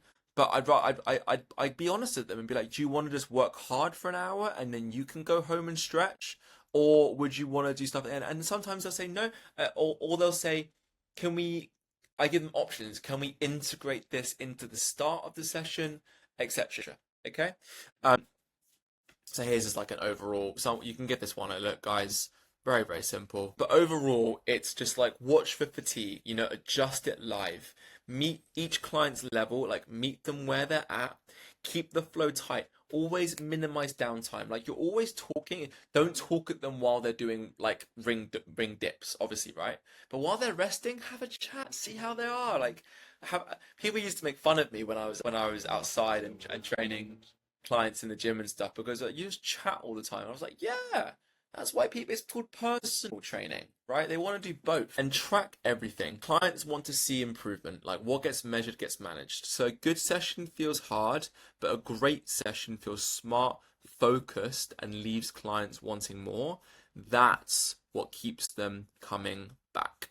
So now we're going to quickly go over how to make exercises harder or easier. Again, a lot of it is based off this movement system, but there are other just like overall ways that we can work on that and you guys can apply it when it comes to your own bodyweight training for your clients. So I'll see you guys in that one. So now we know what the kind of Kali movement system is. We also know roughly what a session looks like, but you guys are smart. We want to give you the understanding, the base tools, but we want you guys to apply this to your own sessions and have the ability to fish so you can actually go get your own fish rather than us giving you fish. Okay? So, how do you make exercises harder or easier? One of the biggest superpowers of bodyweight training is that we can adapt it fast. Whether your client is brand new or repping out ring dips, your ability to scale movement up or down is what keeps them safe, challenged, and invested. Now, with weights, it's simple. Change the weight, right?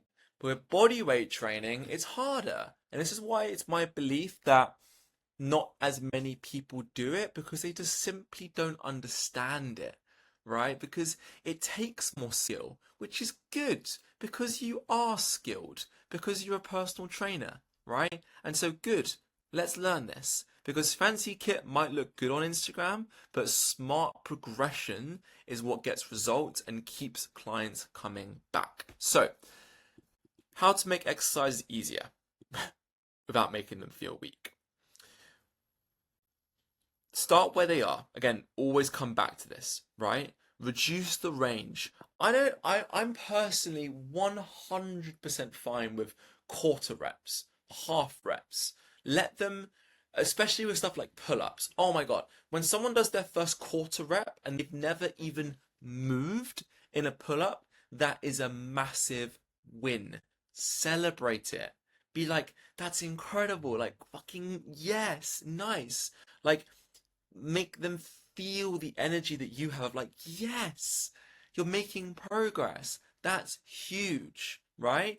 And again, it's like teaching someone to swim in the shallow end first. You don't just jump into the dive end, throw them in, and be like, no, it's only full range of motion. You can only swim in you can only swim in the sea while they're fucking being like pummeled by waves and everything, and they're never gonna make any progress. Like, no, put them in the shallow end first. Like, learn it there, and then we can build it up. Elevate the body. Wall or incline push-ups, it's like, see if we can change the angle of stuff. Rows, walk more up or walk more down, like, see if we can change that, but keep the shape, lose the strain. It's really good doing stuff like incline push-ups because it's less strain, but you keep the same body position. Really good for the core. Add stability. Okay, so maybe you got them doing rings too early. I used to come over and literally hold the rings for the last few sets or last few reps of my client's set, just to make sure that they were like, they knew it, that they could keep it in. For the first 5, I let go and I'm like, you go for it, right? So add stability, especially for stuff like step ups, single leg work. Come over there, bloody give them a hand, like help them out, and always ask them, like, cool if I move you around, is that fine? And then there you can help them out and move them, right? Slow the tempo. Slow equals more control, more awareness. Sometimes speed hides weaknesses, slow reveals it and improves it, but actually sometimes, be careful, it can make it harder. I do a 1 minute down, 1 minute up push up and tell me you can do 2 of them. Hard, right? So maybe just do 1 or 2, see where the weak points are, and then you can actually use isometrics to come down and hold that position to make them feel okay there. Okay? And then use assisted positions. That is the whole movement system. Okay, so go through that. You can work on that. How to make it harder, right? And also, how do you know when to make it harder? If they can bosh out 15 reps and it just looks easy, make it harder. You want them doing like 3 to 8, I would say, especially for bodyweight training. So again, obviously add reps or sets, but once they get too many, it's not worth it. Reduce rest. Simple. Stop talking. Just get them back. A little tip for this: if someone was really chatty, get a timer on your phone, and then the timer goes bing, and they have to get back to it. So that's also a good one. Increase complexity. You know what to do. You're at the Kali movement system. Add pauses or isometrics. Okay, so hold. I used to love this. Last rep, hold. Come along, give them a little push. Give them a little push. They love it. Micro pauses equals macro progress. Combine movements, right? Can they do a L sit to a dip? Can they do a push up into a mountain climber? Small tweaks, big challenge, no equipment required. And why this works, because for your clients, it's tailored. They get exactly what they need. They see it session by session because they're actually seeing the progress. That they feel like you're changing it up slightly so the motivation stays high, and you're always proactive rather than reactive in terms of there's no plateaus. And for you, you're not sitting there just being a rep counter stuck on autopilot. It gives you creative freedom. You create better relationships because you're literally there changing things up, pushing them around, throwing them around. And also, you're they can see that you're changing it session by session, and so they think that you get it, okay? And so the Cali way is we don't train to impress, we train to progress. God, Kira smashed that one with the rhyme. Because we know when to push and when to pull back. You become more than a coach, you become the reason, because the secret isn't more exercises, it's better coaching, right? And even more, the secret here isn't more equipment, it's just getting smarter so you can actually know how to change the stuff. All right, so last one here is going to be on the key to retention, and then we're going to look at how to actually get clients to rave about you, client experience, everything. And then after that, it's going to be breaking down all the movements that you can see, all the ebooks, everything else. So I'll see you guys in the next one. So let's talk about the key to retention. How do you actually get your clients to stay with you? It's kind of obvious, but if they get results, they'll stay. Big caveat though, we found in the gym that sometimes clients didn't get the results that maybe they expected. Just being honest, right? Maybe they came in, they wanted to get a pull up, and maybe they struggled to get the pull up, or maybe it took them longer than they expected, and they didn't just immediately leave. Why? Because the community was so good, because the service was so good, because they enjoyed doing it, because they realized that it's not about getting the pull up. Who gives a shit? You know, the pull up's great as long as you're making kind of progress towards it and you see you're making progress towards the pull up. But the main thing people stay for is that they're having fun. They're feeling good. They're enjoying themselves. They have more energy. They're sleeping better. But hey, everyone wants to make sure they're making progress, right? Because hey, if they were getting worse, they'd definitely leave, right? So, but just to caveat that again, when I'm saying this, it's like progress isn't everything, but it's at least 50% of why they're there. Okay? If they can't see they're winning, they'll definitely stop playing the game, and they'll definitely stop paying as well. It keeps clients motivated, invested, and coming back for more. But it's not actually complex, which is really, really good, because simple systems create consistent success. What gets measured gets managed, and clients see their investment in time, effort, and money is paying off, so they continue. Otherwise, if it's not working, why wouldn't they just go to a traditional gym? Like, why are they with you? Why are they paying you £50 an hour? So, this is important though. People rarely notice their own progress until you show it to them. When clients can see improvement, strength, skills, movement, confidence, they start believing in the process. They start believing in you. They start believing in themselves. Tracking helps you set goals that stick, show real results, keep motivation high, improve retention. And so if training is the map, progress tracking is the blue dot. It shows them that they're moving forwards. Let me give you a story to drive this home. When Uber first started out, they had a theory. They said that they basically made a R&D department, research and development. And they looked at all these studies and they tried to understand stuff. And what they found was when people know how long something's going to be, it almost feels like they have control of it, and so they're okay with it. And so what they did, very simple, was when you order a taxi, you've got no clue how long it's going to be until it comes to you, right? Until you get it.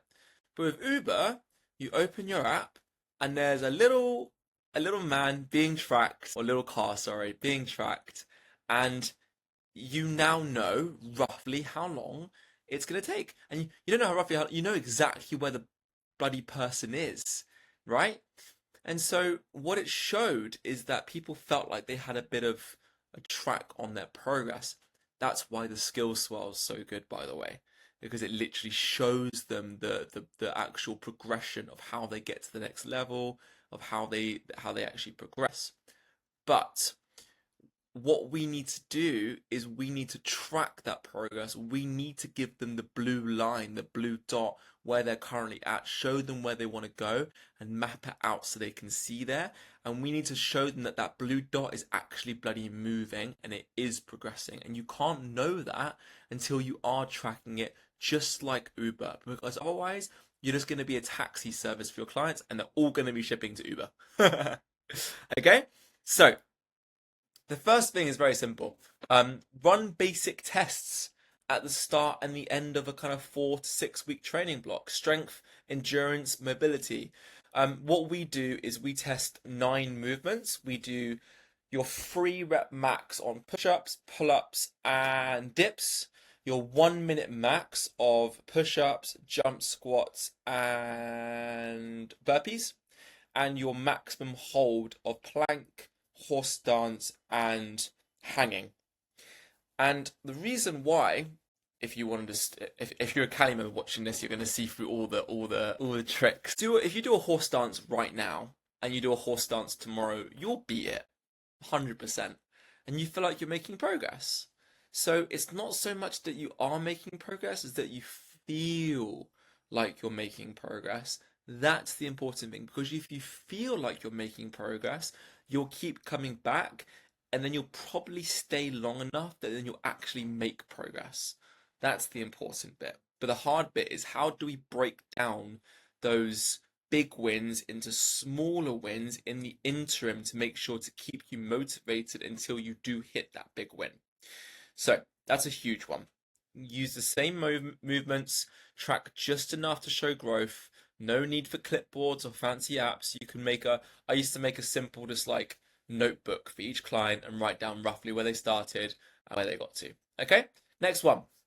You can have a little workout log. Give them a little notebook. We actually make them for our Cali members, like a 12-week plan, and then you go what they did. So exercise. So either you write it down for them, or they can write it down if they do stuff outside the gym, right? How it felt, effort, energy, and soreness. And over time, they'll start spotting patterns and wins without needing you to tell them. So they can become the master of their own journey, the captain of their own ship, and they can start to see the wins. Oh, wow, I am actually making progress in that, right? Photos and videos. The mirror lies. A photo doesn't. You see yourself every single day, so do your clients. So first off, if your client looks better, fucking tell them. Yo, look at you! Damn, look at me! I always my rule of thumb whenever I see someone is name, compliment, question. Okay? So I say their name, so they know I know their name. Simple. I compliment them on something, it has to be genuine, and I ask them a question. This is my DNA. Right? So always give them that compliment, but also ask them to take a photo of themselves. If they're not confident with you, just do it themselves and they can see the progress over time. Record key lifts or movements. Always ask them at the start, if you're cool at the start of when they start working with you, if you're cool with taking videos of them doing stuff and posting it, blah blah blah.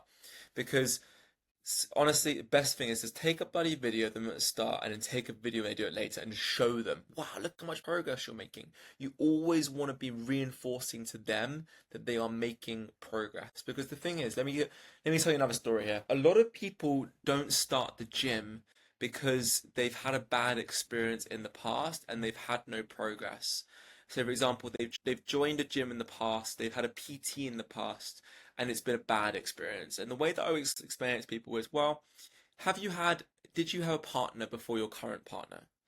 And they usually say yes. And you're like, cool, well, what you essentially say to them, I'll say it from my perspective, is I had a partner before my current partner. I've been with Kira for 5-6 years. They're going to get married, all that good stuff, and she's incredible. But when I was a kid, I had relationships, right? And maybe it was me, maybe it was the girlfriend, whatever. But as soon as I broke up with that first girlfriend, I could have said, girls aren't for me, girls are crazy, and I'm never gonna date again and do this stuff again, right? Which is a very silly thing to say, but anyway. And the thing is I could have let that happen, and I could have let a bad experience burn me twice. Because the experience burnt me the first time, and it also burnt me the second time, and also every other time in future when I could have had a good experience. And so you guys are the second experience. Most of these people have tried fitness in the past, and you have to show them that you are the good boyfriend, you are the good girlfriend, they are feeling different. And the only way they're going to feel different is when they see it, and you have to give them that progress. Measurements, optional. Guys, you haven't got to live by the scale, but some people love the body scale, right? Weight doesn't actually mean anything. Like, really, it's obviously body fat and muscle mass. If you can do body fat and muscle mass, if you want them to do measurements or you to do measurements for them, waist, hips, chest, arm, thighs, but always remind them this is just one form of progress, not the only one. Okay? Always, always, always, guys, like this is an easy one. But like, if they progress in anything, you should feel more hyped for them than they feel. You go up to them, you go, whoa, that's so cool. Like, bam, high five. Amazing. Like, you smashed it. Remember when you started? You've done so fucking well, right? So anything, right? Progress is more than numbers. It's an identity shift. It's like, oh wow, I am the person that can do this stuff. Guys, you're changing lives here, right? So actually make sure to do it. So how to keep it easy. Give them a system, a notebook, a printed log, a shared Google Sheet, whatever works. Use tech wisely. Honestly, Trainerize is fantastic. Google Forms as well, amazing. Pick 2 to 3 metrics relevant to their goals. Keep it consistent. The magic is in the momentum. At the end of the month, highlight what's improved, where they're ahead of schedule, what's the next. Don't just track it, talk about it, right? And always make sure that if they're making any progress, high five, you smashed it, well done, remember when you were here, how do you feel now, etc. So simplicity wins because it keeps your clients engaged, it reinforces good habits, it avoids overwhelm, and it improves retention overall. And so make tracking part of the rhythm, not a random afterthought. Your clients don't need spreadsheets, they need certainty that they're getting better. So show them they're moving forwards and they'll never want to stop with you. I'll say it again, because why not? You do not need a gym to deliver world-class results. You just need a better process. Great coaching isn't about where you train, it's about how your clients feel during and after their time with you. Do they feel understood? Do they make progress? Do they feel like they're making progress? Do they believe you can help them get to where they want to be? If the answer is yes, then you'll win every time, you'll grow, and you'll have no problems filling up your calendar with PT clients, going online and doing whatever the hell you want to within this fitness industry, because I'm telling you, not many other people are giving that same process. If you're going above and beyond and you're making your clients feel incredible when they're with you, the world's your oyster. It's incredible. So, client experience is everything. The client comes first when you're doing this. But we went through this in the Get Your First 10 PT Clients, but we're going to go through the dream equation, which is the foundation of our members' experience. Okay? Now, it's how you can help someone get results faster, with fewer setbacks, and with the full belief that they can actually get there. It's getting clients to their dreaming outcome with high confidence in you, as little waste of time as possible, and minimal effort or confusion on their part. So this is the dream equation right here. Okay? So again, we went through this in the 10 how to get your first 10 PT clients. You want to get the top as high as possible and the bottom as low as possible, because when you divide by 0, it's infinite. So, dream outcome as high as possible. Make it as super likely to achieve it. So again, will Callie help me get there? In as short as time as possible with as little effort and sacrifice as possible. Very, very simple. Let's have a look at each of these. So, not just lose weight. Think about, I want to feel proud at my wedding. I want to play football without pain. I want to be able to play with my grandkids in my 70s. Perceived likelihood is how much they believe you can get them there. I mean, let's be real. Back when I was a personal trainer and I had my first few clients, they probably didn't believe in me that much. I had to kind of convince them. When I had 40 hours a week, I could just show someone my schedule, my calendar, and say, hey man, fit yourself in there somewhere. And they'll look at the calendar and be like, what? When we first started Cali and we had a little shitty arch gym in the middle of nowhere in Bath and no one knew who we were, it was pretty hard to convince people. Now we're full. Yeah, you can imagine, right? Time delay. How fast can they get results? Reduced wasted time, poor programming, and guesswork. But it's not just that.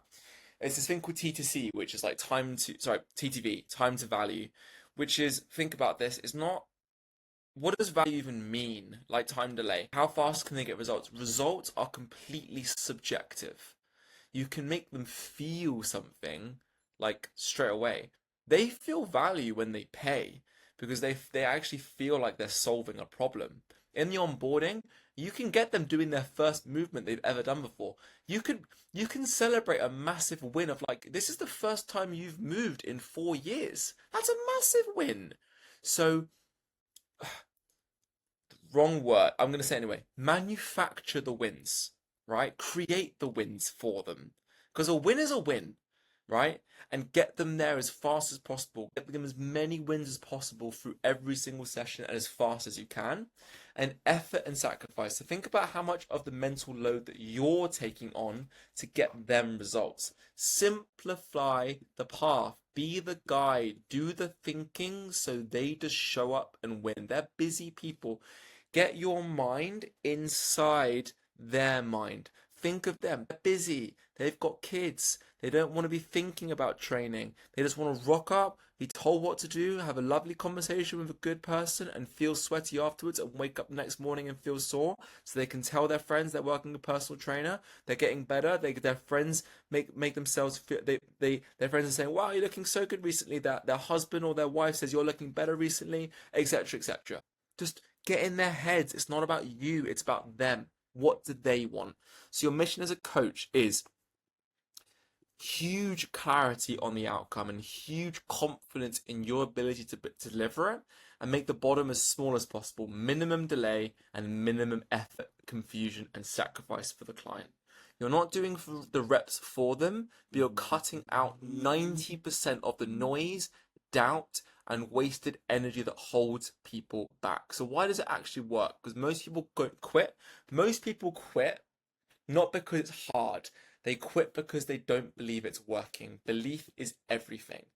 Because once they believe, they stay consistent, they trust the process, they stop jumping between plans, and they become your best marketing asset. They're going to tell everyone about it. So, simplify the plan, celebrate every win, show proof, be the guide. Okay?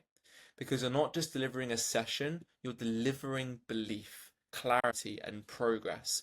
Because that's what creates happier clients, more referrals, etc. So ask yourself these good questions. How can I make this feel easier for the client? How can I show them that they're making progress and that progress is inevitable? How can I reduce guesswork, noise, and confusion? Because when you get this right, you're not just a personal trainer, you become the person that changed their life, and you did not need a gym to do it. Some really good questions are, if I charged 10 times the price, what would I have to give them for them to feel justified to get that experience? And then list out everything, and if anything if anything on there is free for you to do it. Simple as, right? Because that's going to add to your experience. You can also say, if this was 1/10 of the price, what would I do, right? And that can be easy things that you can do, etc., etc. So just remember, guys, client experience is everything. It's how they feel during this. And next up, we're going to get clients to rave about you and become your #1 marketing asset. The rave recipe. So we started talking about how client experience is everything and the keys to retention, how we can design a session, what a session should look like, etc., etc. But now we're going to talk about how we can get your clients to rave about you. And we know the #1 way is obviously get them results, but People share when something is better than expected, personalized to them, and something they didn't even know they needed. So let's go right back to the start. Marketing isn't what you say, it's what they say when you're not around. I'd also say brand is the same thing, you know? And really you'll know you got a good brand when people are talking good things behind your back. You know, the funny thing is you don't need hundreds of followers. You just need 5 clients who won't stop telling their mates about you. That's it. It's really simple. What's the 100 loyal fans or 10 loyal fans? The really good book. When clients rave about you, referrals come easy, retention goes up, demand builds on its own. But they don't rave because the workout was hard or even that they're making tons of progress. They rave because of how you made them feel. They expect a workout. What surprises them is the attention, the results, the energy, the belief you give them in themselves. So here's the rave recipe. Number one, over deliver on experience. You're not just coaching, you're crafting a movement. Greet them with energy. Use their name. Their name is the sweetest sound to them, right? You could be in a massive crowd and someone yells out, Ollie, right? Use their name. Make the session feel personal. That's why literally I never, once I got to a point where I could make sessions like they're nothing, I never even templated my sessions. I just did it completely personalized. Up to you. Okay? Also, greet them with energy. Be like, yo, what's up? How's your weekend been? How's life? Like, they see you for an hour, maybe once a week, 3 times a week. Be their energy, you know? Like, make them feel special. Leave them feeling better than when they arrived. Every single time. Think of it like this. You're not Nando's, you're a chef with a private table. Celebrate the small wins. I've already spoken about this. High five, high five, high five, high five, fist bump, fist bump, fist bump. People don't often notice their own progress until you call it out. Hey, damn man, got that ring depth, that ring dip depth. You know, it's so much better than last week. Oh really? Yeah, dude. Smashing it. Doing so well. God, remember when you couldn't even do that? Oh my God, man, you've come such a long way. Whoa, your pull-ups are flying. No, that is incredible progress. Like, let's just stop here. Do you realize how incredible that is? Like, I don't usually see people progress from there to there that fast. That is incredible. The more they win, the more they share. Make it shareable, right? So again, guys, please just ask them for permission when you first start training them. Then take photos of everything, videos of them doing stuff because they'll love it.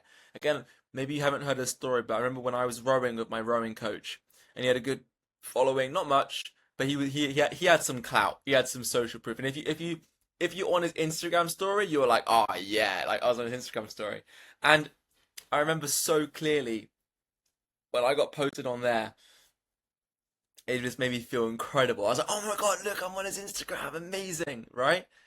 You can be that for people. Like they're paying you £50 an hour. Like to them, you're a celebrity, right? So be that. Let them know they're inspiring others on your Instagram or on your social media, right? Let's mark this. Yo, you want to go above and beyond? Go and print it out. Send it to them in the next session. Give them something they can hang up on their wall, right? Build a vibe that people want to be part of. Next bit, ask for feedback. This is a massive part of what we learned at gym. I kind of had this anyway as a philosophy, which was like, if you want to solve any problem when it comes to business, just ask your clients. Like, it's not hard. And you wanna build the best experience for your clients anyway, so just ask them. You know, so what did you love today? What's one thing I could improve for you? What would make this even more fun for you? Take their feedback and show them that it matters. Just even small tweaks towards what they said makes a massive difference. And create emotional high points. I said, hopefully if you watched the last video, the one before that on Uber, about how when you track things, you seem to have more control. People judge an experience based on 2 points, 2 high points. The high point, sorry, 2 points. The high point, either low or high, or low or bad. Fucking, I'll do that again.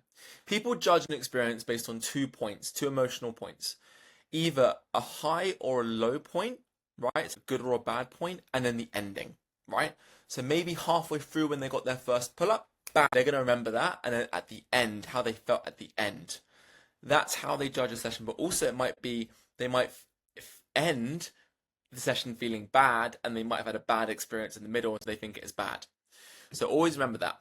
So give them a fun challenge at the end. Give them a personal best shout out in your group. Maybe a quick check-in text, after a tough week. They'll remember the way you feel them long after the sweat's dried. This works because look, you do, especially guys, as a PT, you do not need to pour money into marketing when your clients can become your marketing. Real referrals come from real impact. You're not aiming for that was decent. They were all right. You're aiming for you've got to train with my coach. It's just different. He's just amazing. So don't market harder, coach better, be better. Make it so good that they just can't keep it to themselves. Don't forget, guys, on the note of referrals, when someone refers something, it's actually raising their status to the person they're referring to. So that's what you are. Like, if someone is putting their status on the line to refer you to their friend. So just be careful on this, right? And just know that as well. That like you can be a status symbol and just don't fight it. Just like let yourself like be that. Like if their friends see them on social media doing amazing stuff, they'll want to train with you. Use it. Okay? Use it, use it, use it. Next up, we're going to talk about two maybe controversial ones. Be a coach, not a rep counter. And then some obvious things that you might be doing that you probably should stop doing. So if you're actually taking the time out of your busy schedule to come onto a course like this, to work your way through it, I can pretty confidently say that you're not a rep counter, but you never know. So in this, we're going to talk about how to be a coach, not a rep counter, because anyone can call out sets. Few can coach real change. There's really two types of trainers in today's world. The rep counter that's stuck in the script, focused on sets and numbers, and the coach who reads the room, adjusts on the fly, leads with intent. One of them runs workouts, the other runs transformations.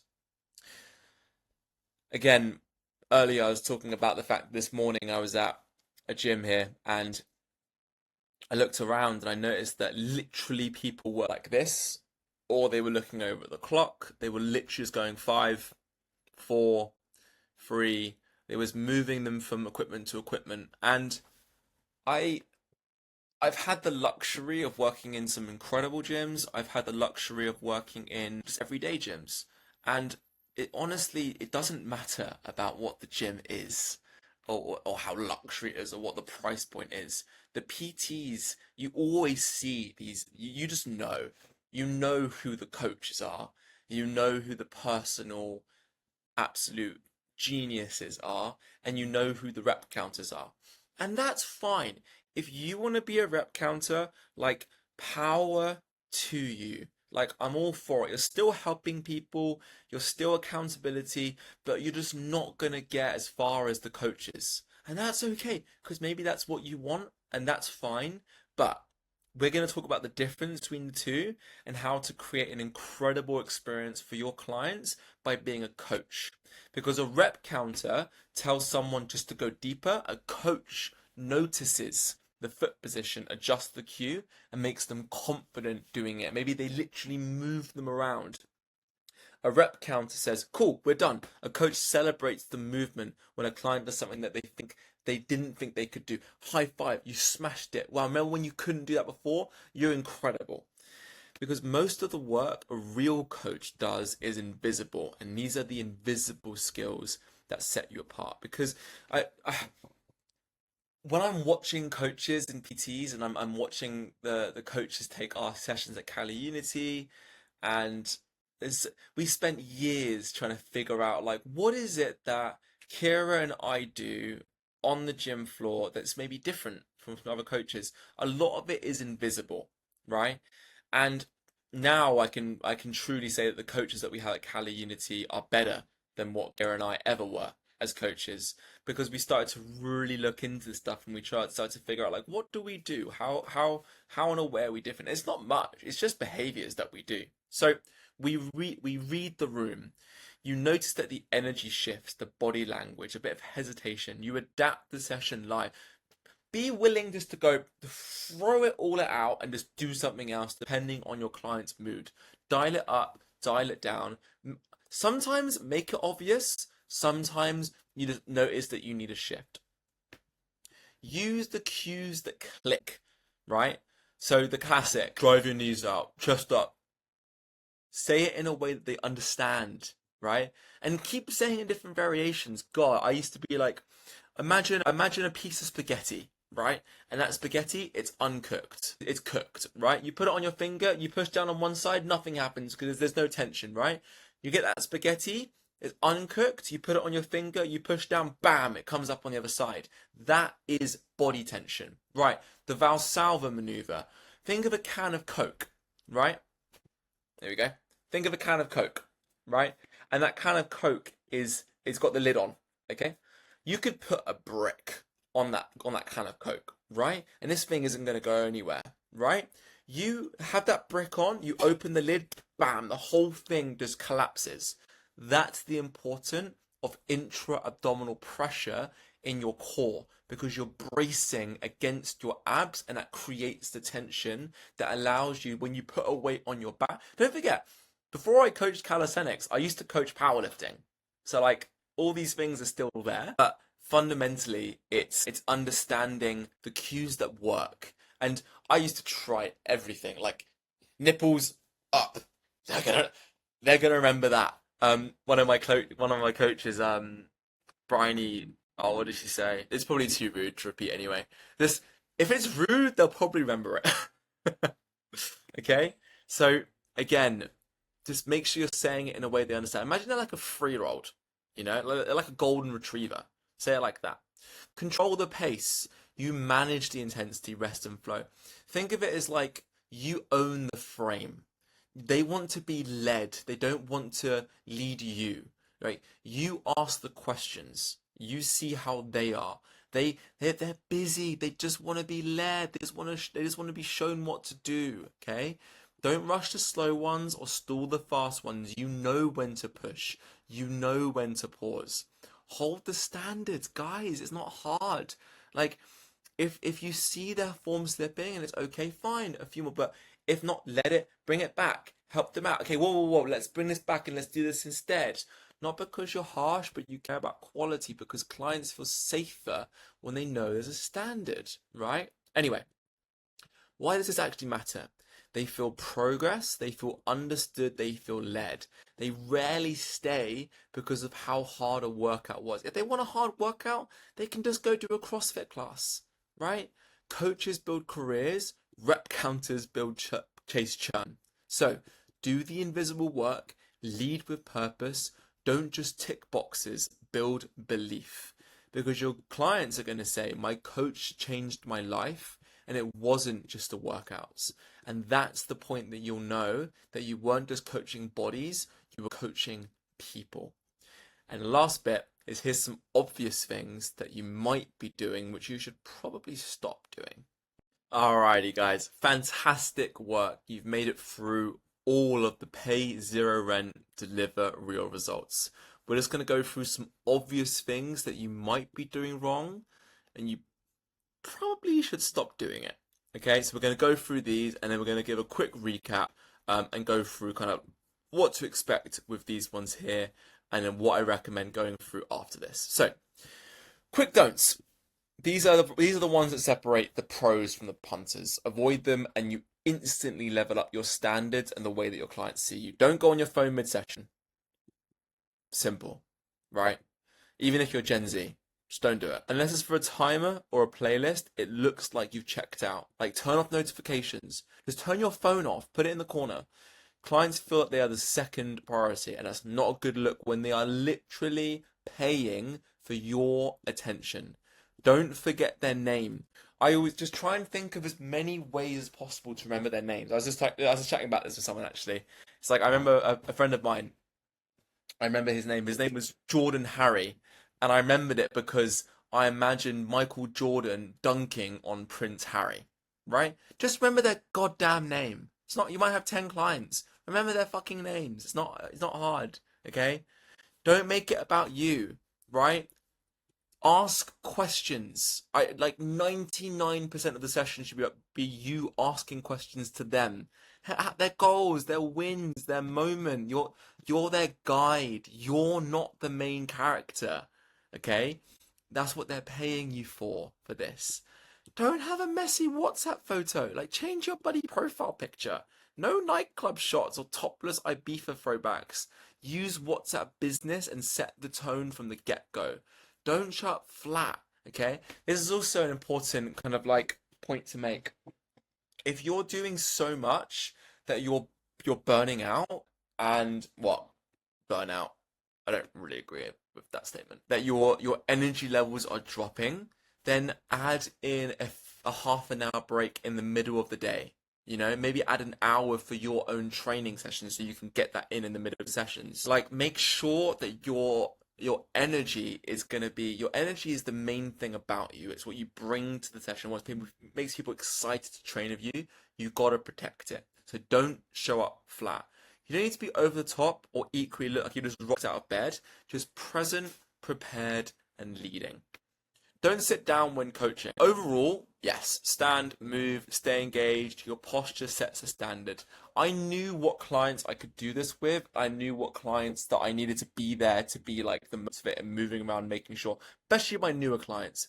But when I had like some long-term clients, they just came in, they knew what they were doing, they got on with it, had a lovely, lovely chat, and they were progressing. It's just, I still to this day can't fathom how incredible personal training is. You're telling me that I get to learn from some incredible people. I get to spend an hour with them and talk to them, listen to them. They pay me for it. And I get to help them with like my passion and I get to I get to see them progress. I'm like, it's an absolute no-brainer.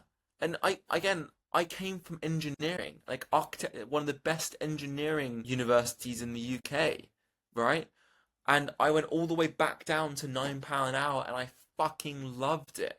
Guys, this is such an incredible job. It's such an incredible career.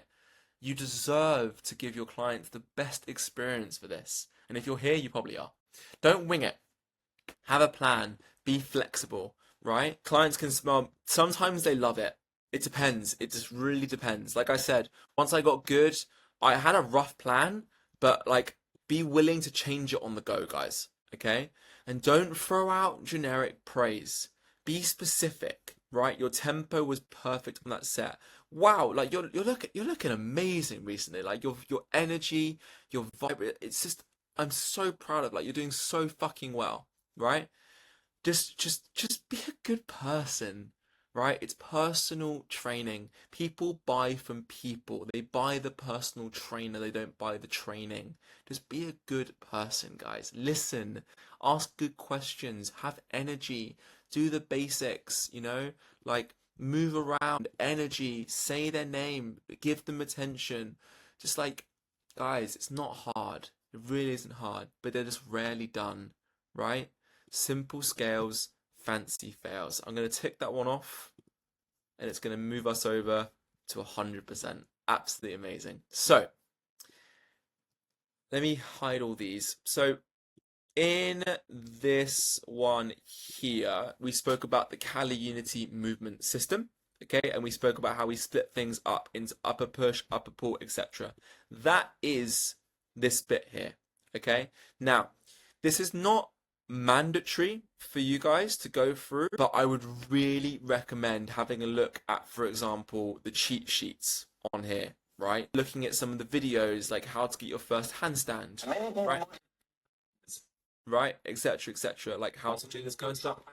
In your classics, how to do pike push-ups, etc., etc. Down push, the ring support hold, how to unlock your first dip, core, L-sit, right? There's so many good videos on here, so many good movements to learn, and it can give you guys a really good base and save you years of trying to understand different movements, different skills, because we just broken it down again into more videos that you guys and more visuals for you guys to see. There's also, again, there's individual help when it comes to stuff like actual like the ebooks. If they're not on here, then you can go on the Kali Unity website and you can see them all on here. So free stuff, and that's where you'll see everything. So you'll see the blog, you'll see the ebooks. Here you go. I'll just open it all up for you. You see the cheat sheets, and you'll see the videos, right? So they're all on here. All our blogs, everything on it. So there's so many good things to read here. There's all the ebooks: muscle up, push up, handstand, first pull up, begin body weight, handstand, push up, all of it. Injury guides, right? Nutrition guides. Guys, if you want to, send this to your clients, right? Like, just go for it. Cheat sheets, here we go. Crow, getting upside down for the first time. Wall handstand, L-sits. Videos, we've got so many videos. We've got 1,400 videos, right? All of them here. It's simple, guys. We're just trying to make the UK healthy. We believe in giving away the information and then paying for the implementation, right? So again, if you guys want to book a free onboarding with me, it's right here. Literally book free onboarding. We'll go through where you're currently at, where you want to go with your career, any tips and tricks that I can give you to help with this, and then we'll completely see if we can take your career to the next level. It's very simple. You either do it on your own time and you're paying in time, or you pay for our lessons and mistakes because we've done it before, and you're going to get there much faster. Very, very, very simple. Okay. So again, but all of this is free, and it will be free, right? We should be charging thousands and thousands for this. It's free because we want to make the UK healthy, and we realize that we can do that by coaching coaches. If we make coaches better, then they can give better services, which can then, it's almost like a butterfly effect. We can help out, which can then trickle out into even more. So help us be part of this vision, guys. If you know anyone who would absolutely love the Kali Academy and want to learn from this kind of stuff, share it with them. Spread the love, guys, because when we do this all together, we can all work on making the UK healthy, which is exactly why I know you got into this career, because fitness helped you, and let's give that gift to other people. So guys, thank you so much for going through the Pay Zero Rent, Deliver Real Results course. Hopefully you go from stuck to a full calendar, but this is all about fulfillment and how to pay zero rent. This one is about how to actually that initial consult, and then basically how to get people to pay you. And then this is once you've kind of gone through your lists that you have, your friends, your family, your email list, etc.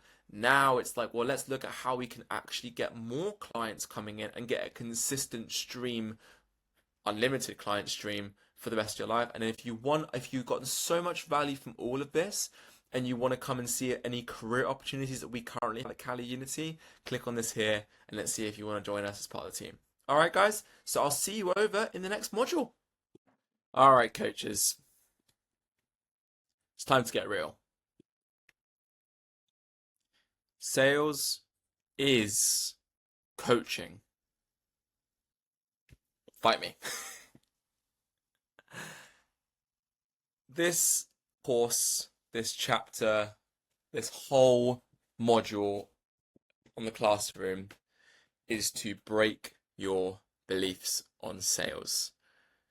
I want you to throw away this whole concept of sales guy, the door-to-door, suited up, slicked back hair, American, trying to convince you to sell your firstborn to get a solar roof or something, right?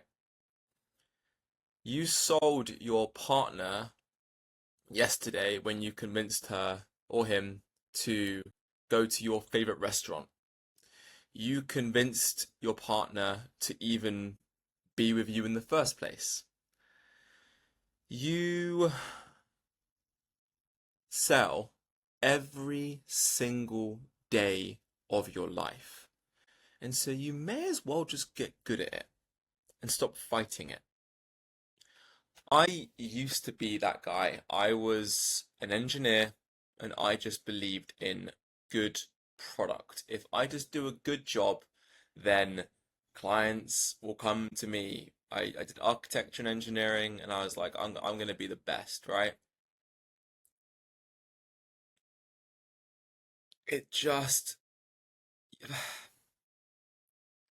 no matter how many times I've spoken to coaches, my staff, other coaches, other gym owners, you have to learn sales. And it's not in the common sense of, in the common way of sales. It's, I guess, okay, let's call it the Cali way of sales. Okay, let's just, from now on, you're not going to be doing it the way that you think you're going to be doing it. You're going to be, I define sales simply as a transference of belief over a bridge of trust. It's very simple. You believe in yourself. Yeah? Cool. And the other person that you're selling to is ignorant. And ignorant is not a bad word. They just don't know. Because you know information that they don't. And so you're helping them to understand the things that you understand, which gets them to make a decision. And the thing is if you could put your price on your website and you could get recurring £50 sign-ups for your PT or £100 sign-ups for your PT, then you do not need to learn sales. But if I give you a little hint, marketing is to sales, but one to many, so you have to learn sales anyway. But what it fundamentally is it's understanding people. It's helping people to help themselves. It's helping people to get out of their own way. It's if you actually do a good job, then sales is helping. Manipulation is bad intention. The only difference between persuasion and manipulation is intention, right? And so this is why I believe we attract the best coaches in the world to work for us and who join us in the inner circle and who join us here on the academy because you guys are the ones that genuinely care. And if you genuinely care, that means you need to get good at sales. You know why? Because the better you are at sales, the more likely it is for that person to sign up with you and not the rep counter down the street that's not actually going to help them, who's better at sales and marketing than you are. Okay? So you can be the best coach in the world. You can have the best session structure. You can care the most, everything. If you don't know sales and above that you don't know marketing, you're not going to have the impact that you want to have. 5 minute rant over? Okay, let's get into this. Sales is coaching before the coaching starts. It literally is the first step in coaching in the way that we do it. If you care about people, you need to help them say yes. This course isn't about persuasion or pressure, it's about clarity. You're going to learn how to guide potential clients towards the right decision, the same way you guide them through a squat or a session. You don't need to be a salesperson, you just need to be a better coach before the coaching begins. So, why do most coaches struggle with sales? They think that sales is pushing people. They talk about their sessions, not results. They ask surface level questions. They fear rejection, so they avoid even asking. Here's the truth. Sales is the first step of coaching. You're already a great coach, especially if you've been through the previous modules. You're going to be leagues ahead of everyone that you know.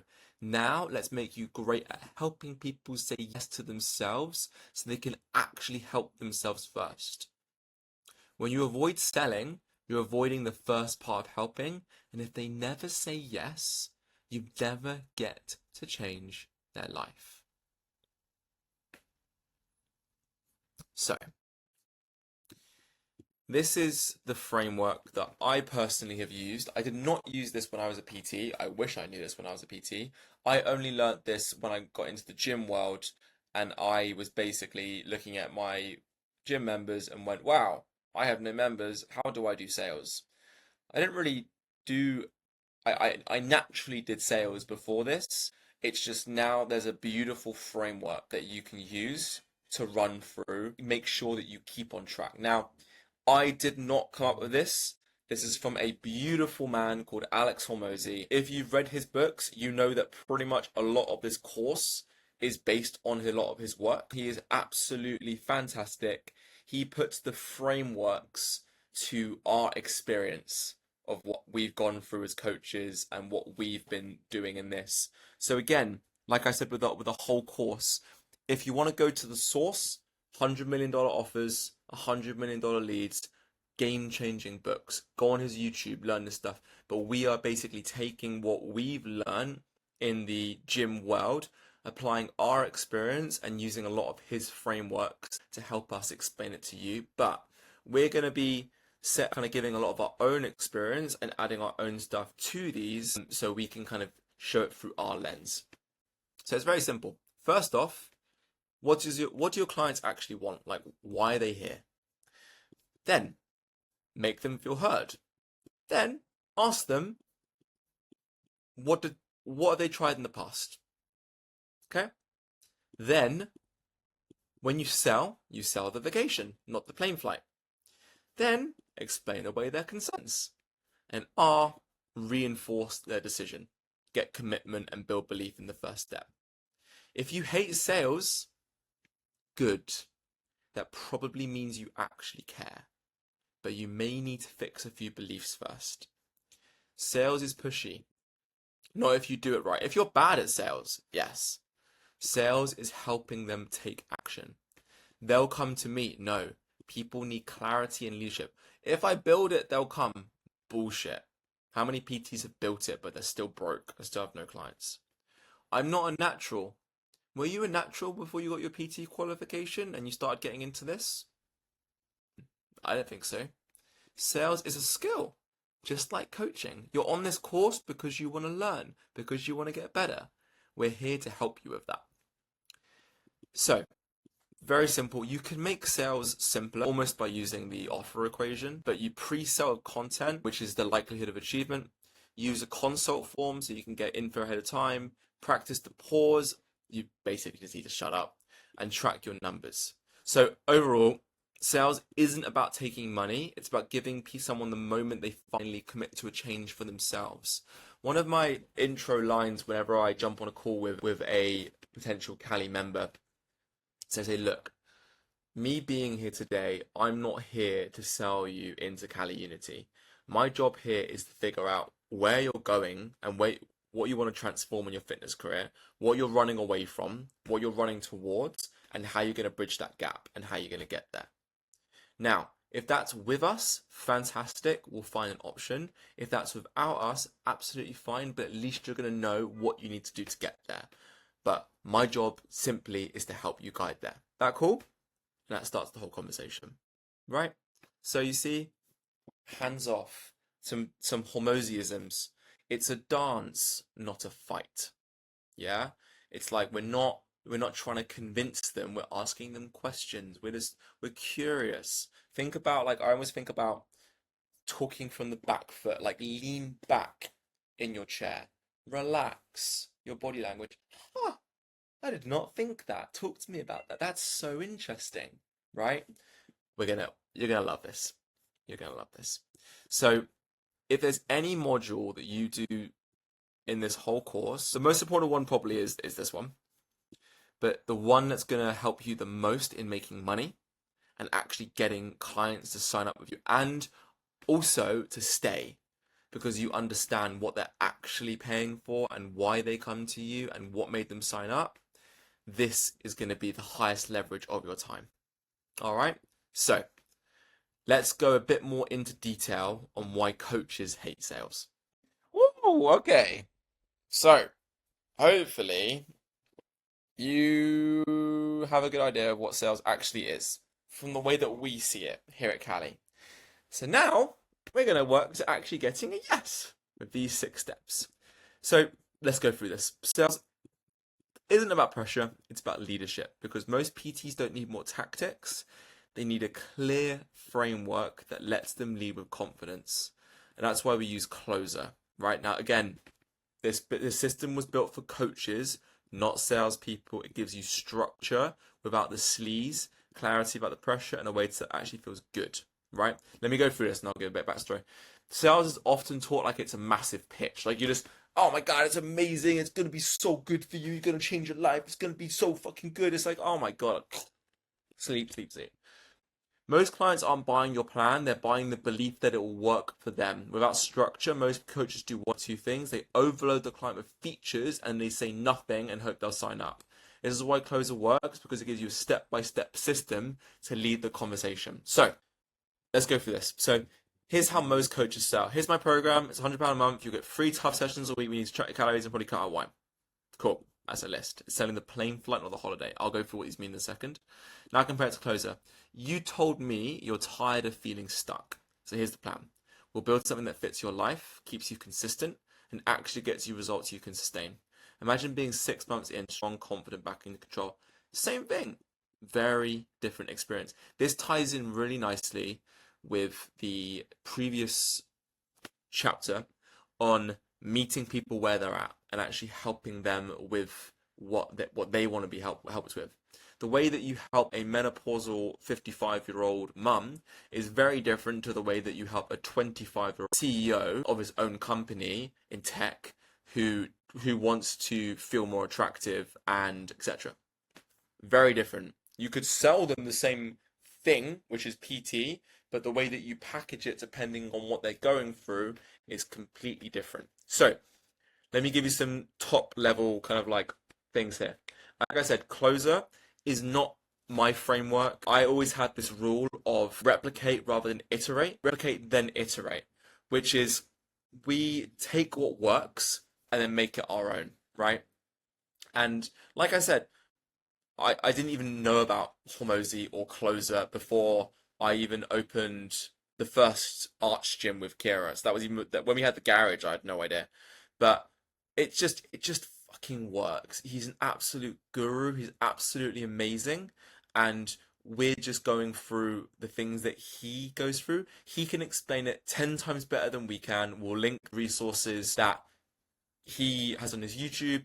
If you want to go read $100 million offers, $100 million leads, it's absolutely fantastic. But just honestly incredible. But like I said, we only really stumbled across this recently. Once we had our gym, we got to where we wanted to get to without any of these systems. So the fact that you can use this now is just game changing. Like, and there's also different. So there's like Persuasion and Persuasion by Robert Kawandisky. There's 100 Ways to Get to Yes. There's Jordan Belfort's The Wolf of Wall Street, which is called the straight line system, and it's very simple. It's like, imagine there's a straight line to get them from knowing about you to signing up, and it looks like this, right? It's just keeping them on that straight line. That is what Closer is. Closer just kind of gives you that framework to keep them on that straight line. All right. So, quick breakdown. Again, we went through this in the first bit, and we're going to go through each section in depth, but very simple. Get an understanding of like where they're at, where they want to go. Then label them, reflect their struggles back so they feel seen and understood. Overview. It is actually wrong. Overview their past experience and explain why it's not their fault where they're at. Sell. Show them what their life looks like after this works. Again, the plane flight rather than the vacation rather than the plane flight. Explain, calm their fears with belief and clarity, not rebuttals, and then reinforce, make the decision easy. Okay? Because Closer isn't about being clever, it's about being clear. When you follow this framework, you don't actually just make more sales, you help people move forward, because the best coaches don't push, they lead. When you use Closer, it's just a simple way of understanding your clients better so you can actually coach them more, and it's making sure that people that were on the verge of saying yes actually do say yes so you can help them. So let's just dive right in to C, which is clarifying their goals and struggles. Alrighty, let's smash through these. So clarify. People don't buy coaching, they buy a result. Very simple. They buy a dream. They buy the thing that they're working towards, right? So before you talk solutions, you need to understand what they truly want and what's been getting in their way. So most people don't know their real goal. Let's just quickly zoom out. If someone comes to you saying, "Oh, I just wanted to get more information," bullshit. Oh, do you spend all day shopping around at PTs? No. So you're clear, do you see me shopping around on Pilates websites and dance websites? Do you see me looking for, I don't know, whatever the fuck, amazing tea towels, like all day long? No, because if I was, I probably would want a tea towel. Okay? So again, get this belief out of your head. That's bullshit. That's called an objection, right? So don't believe it. We'll show you ways to kind of get over these. But if they say, you have to understand what the true reason is they're there, right? And if they've taken time out of their day to come and talk to you, or they're speaking to you on the phone, there's probably something they're going through when it comes to fitness. And your job is like a detective, is to figure that out. Because if you figure that out and you get to that deep surface level, that like root cause, that means you can actually solve the problem they want. Most people don't want a hammer, they want a hole. Oh, there you go. Loom agrees. Again, you don't want the thing that's going to get you there. You want the solution, right? You just want it. Think of the value equation, okay? So again, I just want to get fitter. What that actually means is I want to feel confident in my body again. I want to play with my kids without pain. I'm tired of starting over. Think of it, I always think, like, notice the tonality shift. I always think about this in terms of literal tonality and the way they say it. And it usually, you got to the kind of like surface level, the deep level, and you got to like the root of it when they kind of go, yeah, you're right. I just want to feel good again. I'm sick and tired of my bingo wings, and the menopause has hit me hard, and yeah, I don't know the last time I felt good in myself. We can help that. We can't help, I just want to get fitter, right? And so your job is to help them say it out loud because they have to own it, right? And guys, closers and coaches ask hard questions. And the reason why is because they care. Because you know that if they say this line, they wouldn't sign up with you and get you going. If they said this line, they are like 90% chance more of actually doing. And again, think about this.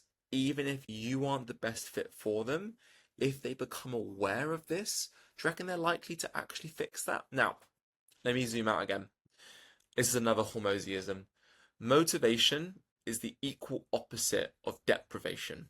So, there was a really cruel whatever study of a tube, and they put mice or one mouse in this tube, and they starved the mice for days on end, weeks on end. And what they did is they put the mouse in this tube, and they put a little spring around its tail. And what it is obviously the harder the mouse pulled, the more the spring got stretched, and they could measure that. And that was like a proxy for desire, right? How much they wanted the thing being pushed, or being pulled, sorry.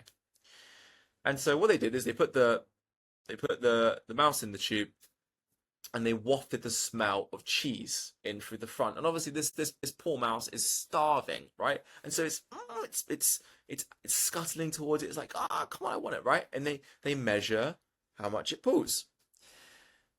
And then they repeat the experiment.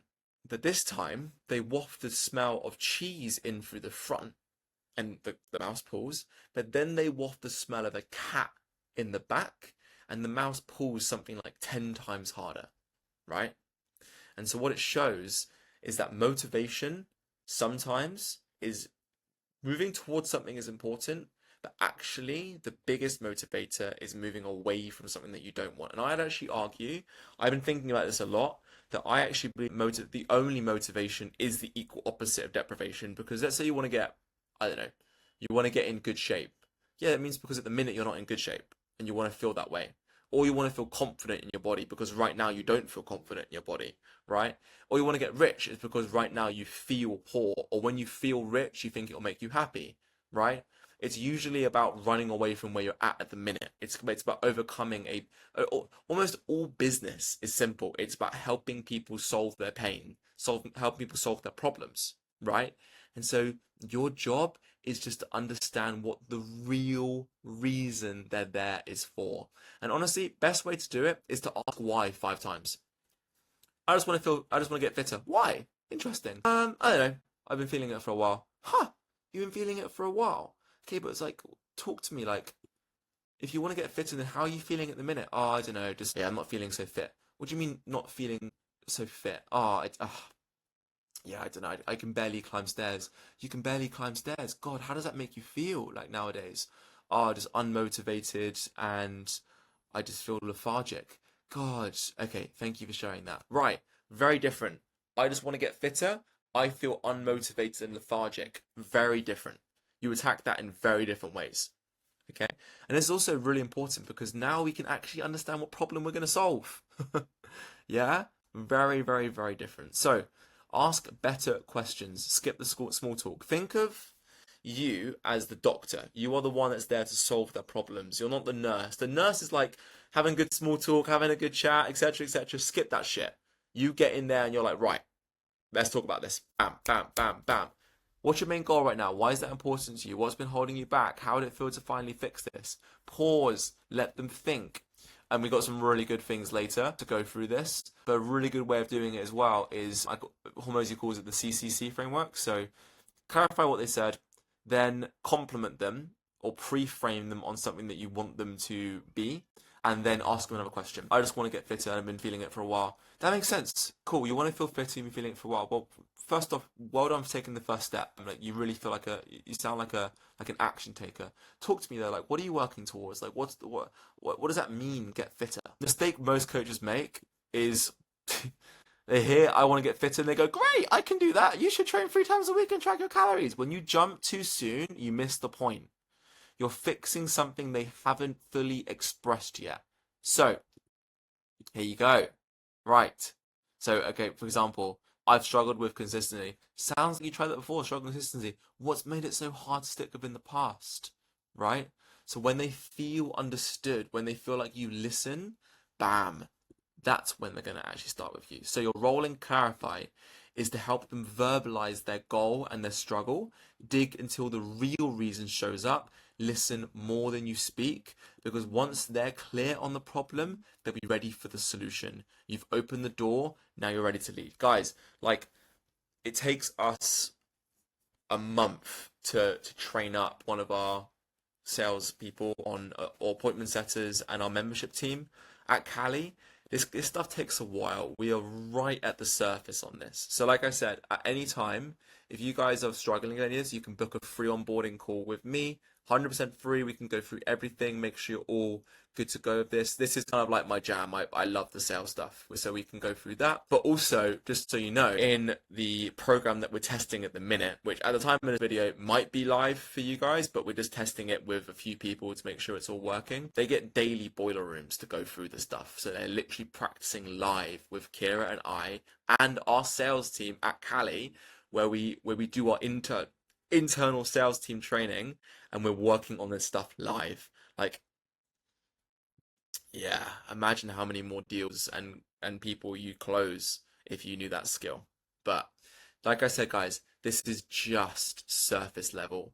Another really good one I want to clarify is when you think about them, I kind of said this earlier in this bit, I did it to you guys, of like, okay, cool. What does 10 out of 10 you look like? And what do they do? What does 0 out of 10 you look like? What do they do? Where are you at today? Why aren't you at a 4 or 5? And that will usually unveil the real problem. It's a real nice way to get there. Okay? But we're going surface today.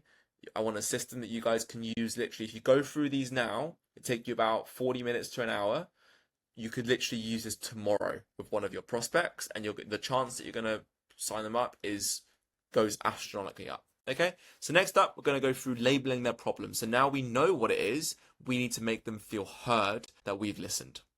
This one is super simple, won't take long, but it's very, very important, and make sure you don't skip it. So I almost see closer as like a bit of a game, right?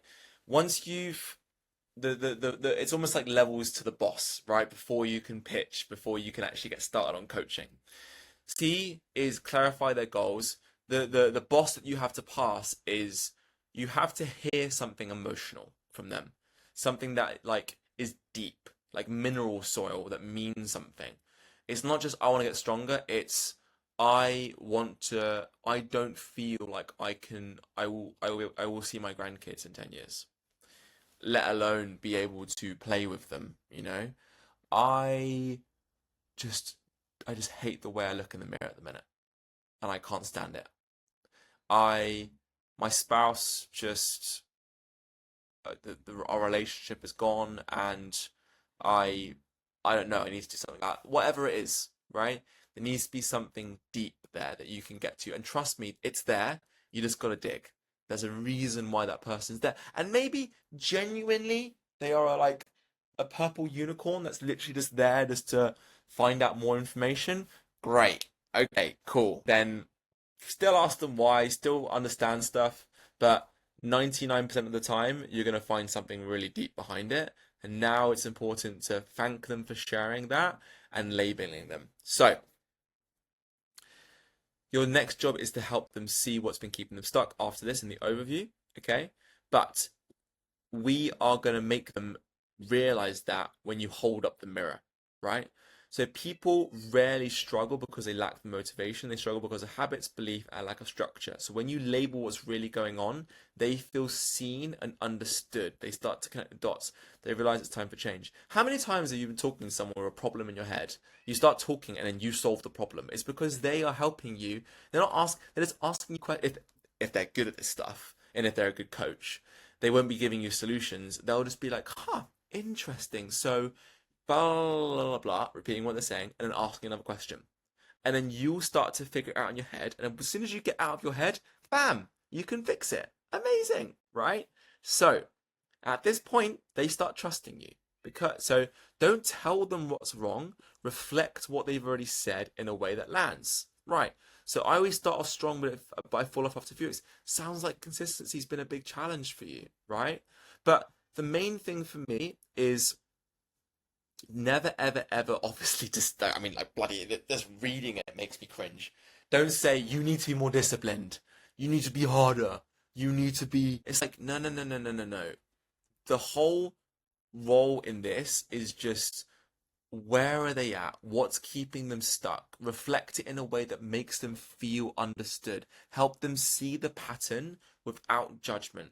Because they've been talking, they've been explaining. And also, quick note, always make notes on this. Not now, because you can see this afterwards, but like in a sales conversation, always make notes. Because what I do is I go, right, cool, thank you so much for sharing that. I'm just going to go through what you told me so far.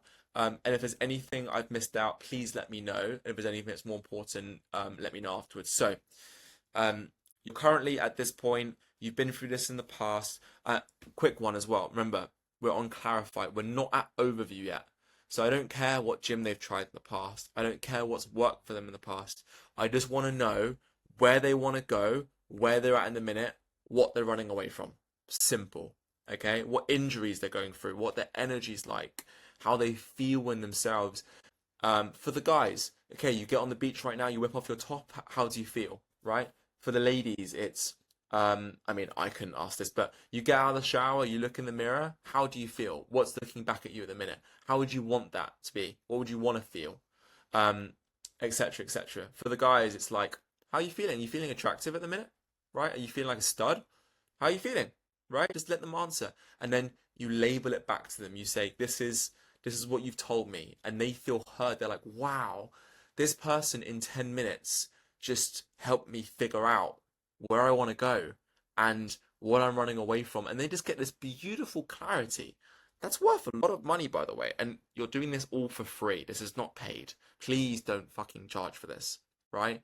This is free because this is the first step before they give you money to start that coaching experience. And I guess as an overview, a big thing of this is when you're selling, you're breaking their beliefs. It's my belief that you can't coach someone until they've given you money, right? Or they have skin in the game. They're not going to listen, right? Like I used to try and coach my parents and my sisters on stuff. They would never listen to me. It's only when they had skin in the game, right, that they would actually do stuff. So label the real problem, label what's going on, thank them for sharing. If you want to, what I also do is I always kind of relate a bit of my story to them. Like I went through the same thing, I had this, so they know that I'm not just some robot. Like I went through the same thing, they feel heard, and they might even open up a little bit more. Okay, so that's label. So now we passed the next level in this game. We figured out what the true reason they're here, and then we've labeled that. So now we understand. Next up, we're going to overview their past experiences, so we know what's worked for them in the past, and so we can then use that as ammunition when we say what we do, so when we can create the perfect program for them. So I'll see you in the next one. Cool, so now we know where they're at. You know, we've clarified their goals. We've clarified not just their goals, but like where they actually are at with their journey, where they want to go with their journey. Cool. Then we've said to them, hey, look, I totally understand that. I get where you want to go. And you've labeled it back to them so they feel heard and so they know where they want to go. Now we overview. Now, Hormozi has this beautiful framework again called Closer, but we kind of took it as our own thing, and we use this in everything, like everything we do, in helping coaches decide their career path, in helping members with their next goal. It's very simple, right? An overview basically means, what have you done in the past? That's kind of what it is. Now, in order to properly, let's just do a 40,000 foot view. In order to properly overview their past experience, you have to understand why things work. And Hormozi's close, or Hormozi's way of saying it when it comes to fitness, is fitness, nutrition, and accountability. We call it fitness, lifestyle, and accountability, or coaching, right? Very simple. And what it basically means is, well, you look at all these options today. You've got Pure Gym, and it's like half of fitness. There's no lifestyle support, there's no accountability. Or think of fitness first, like 80 quid a month, but like they aren't really helping you with anything else. It's just access to a facility, right? Then you've got personal training on the other end, which some personal trainers are literally just rep counters. But anyway, that's still fitness and accountability because you're paying them good money. They are just counting your reps, and they know that if they don't show up, you're going to charge them anyway. And it also means that they're going to show up.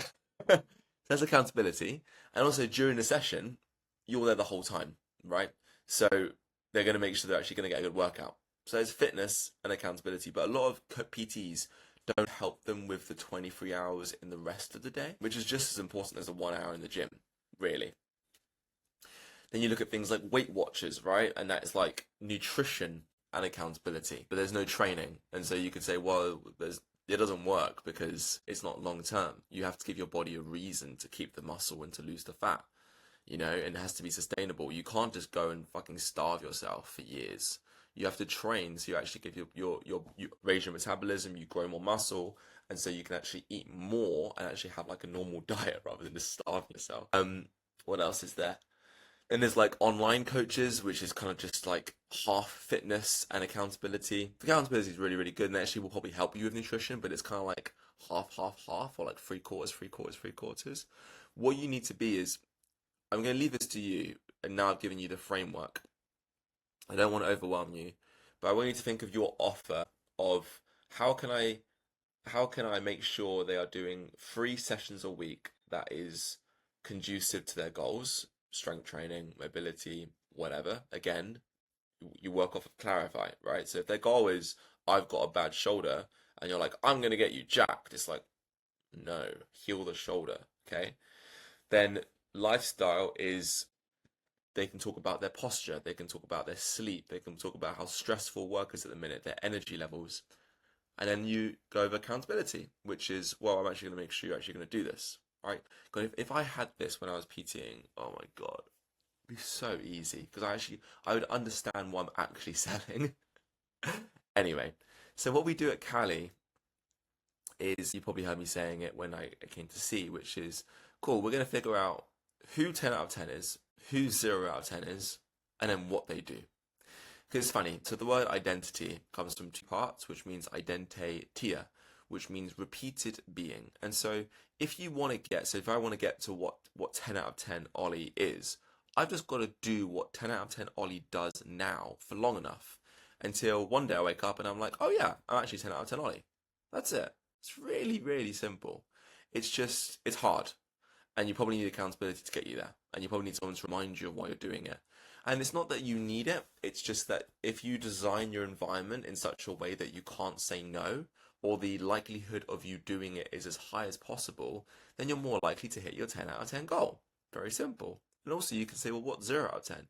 And so they know what behaviors they're consciously doing that are 0 out of 10 and 10 out of 10. But that's kind of what we do. In terms of like Hormozi's method, he very simply just says you need to help them understand why they've been stuck. So kind of the line is, well, okay, you've got this goal, which is this. I'm guessing you haven't done nothing to kind of address it. So what have you tried in the past to kind of work on this, right? So again, what hasn't worked, what has worked, and then kind of why your coach is the missing piece, but just you're slowly kind of bringing that in. Okay, now this is very, very important, and this is the belief that underlies overview, which is most people blame themselves for falling off. I just don't have enough discipline. I always lose motivation. Maybe I'm not cut out for this. The truth, they weren't the problem, it's their strategy. When you walk them through their past experiences, you start to realize that they didn't fail, their method did. They've got more strengths than they think, and with the right structure and support, they can succeed, right? So let's have a look at this. So it's like, what have you tried before? What worked well? What didn't? They can say, well, I tried fitness first, but I kind of never showed up. Oh, that makes sense because 82% of people who have gym memberships never show up. So you're not alone. That's not your fault at all. Oh, thank you. Good. Amazing. Yeah, I tried Weight Watchers. That makes sense. Like, let them talk about it, obviously, for a bit. So for example, you tried extreme diets and boot camp classes, but they always felt unsustainable. The one time you follow a structured plan, you stay consistent. That tells me you don't need intensity, you need clarity and support. That's what we'll build together. Right. Very nice. Another good frame to think about with this is a lawyer never asks a question that they don't know the answer to. Cool. So imagine if I had a guy who was in his 20s who wanted to get a handstand push-up. My pitch could be, you're going to meet loads of menopausal women. It's going to be amazing. There's going to be no one here that's young. No one's going to have their tripods out filming. It's going to be, you're going to get toned rather than bulky and jacked. And we're going to slowly ramp you into this. He'd be like, the fuck? Right? So what you're actually doing here is you're understanding what they want. So then you can, in a way, not necessarily, it's not manipulate, you see, but it's you just change the pitch, right? Depending on where they're at. Right? Because it gives them the highest likelihood of getting over the action threshold so they actually do something, right? And so the whole point of Overcome is to look at what they've done in the past, which gives you ammunition for the pitch later, okay? Because you can kind of tie together the pitch and the Overcome. Then you say to them essentially that the reason why you are where you are today is not your fault. It's because you didn't have X, Y, and Z. And oh, look, we're going to give you X, Y, and Z. Simple as. Because if you had X, Y, and Z, you wouldn't be here on this call. You wouldn't be here trying to find a PT because you'd already be in shape. You'd already be this, etc., etc. Right? So again, the mistake most coaches make here, this is a bit extreme of like you need to stick to it, blah blah blah. Say it like this: you've always worked hard, you just haven't had the right plan yet. You know, like God, man, you've got this far on your own. Imagine how well you do with a little bit of help, right?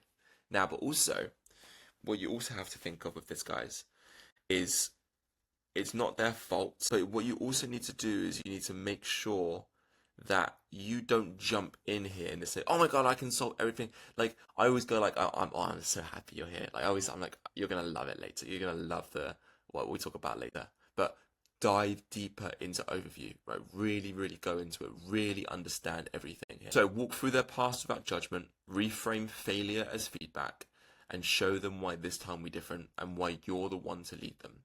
Because once they believe it's possible, they're ready to imagine what the future could look like. And that's where we go into the pitch. Okay? So that is, so if, again, think of it like a game. First off, you get to a point where you get to an emotional statement.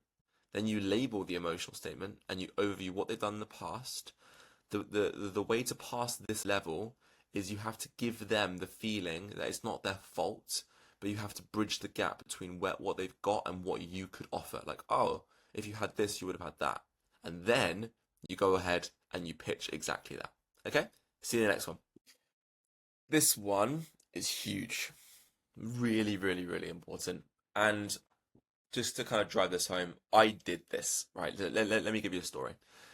So back when I was a kid, I was obese, I was going through a lot of problems, and fitness helped me. And obviously, once you get to that point of finding a solution, you're like, I'm going to spread this shit like wildfire. I'm going to tell everyone about this.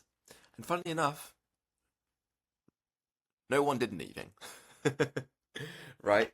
Because I was there trying to fucking drag their ass into an ice bath or drag their ass into a gym, right? It needs to come from within them. It has to come from within them. And at this point, they've now got that feeling of, okay, motivation is the equal opposite of deprivation, and I understand that I haven't been doing the things properly to address this. They're wide open for you to then give them the solution for that. Okay? So, and on the note of that, when I was 18, now my philosophy is very simple, which is spread your philosophy far and wide, but be very careful about using words. The best pitch you could ever give to someone is you. And they come along and they're like, I want what you have. How do I do it? And you're like, here you go. Anyway, so what I always used to do though when I was PTing was I used to feel like me coaching them for free was helping them. Okay, this is a big belief breaker.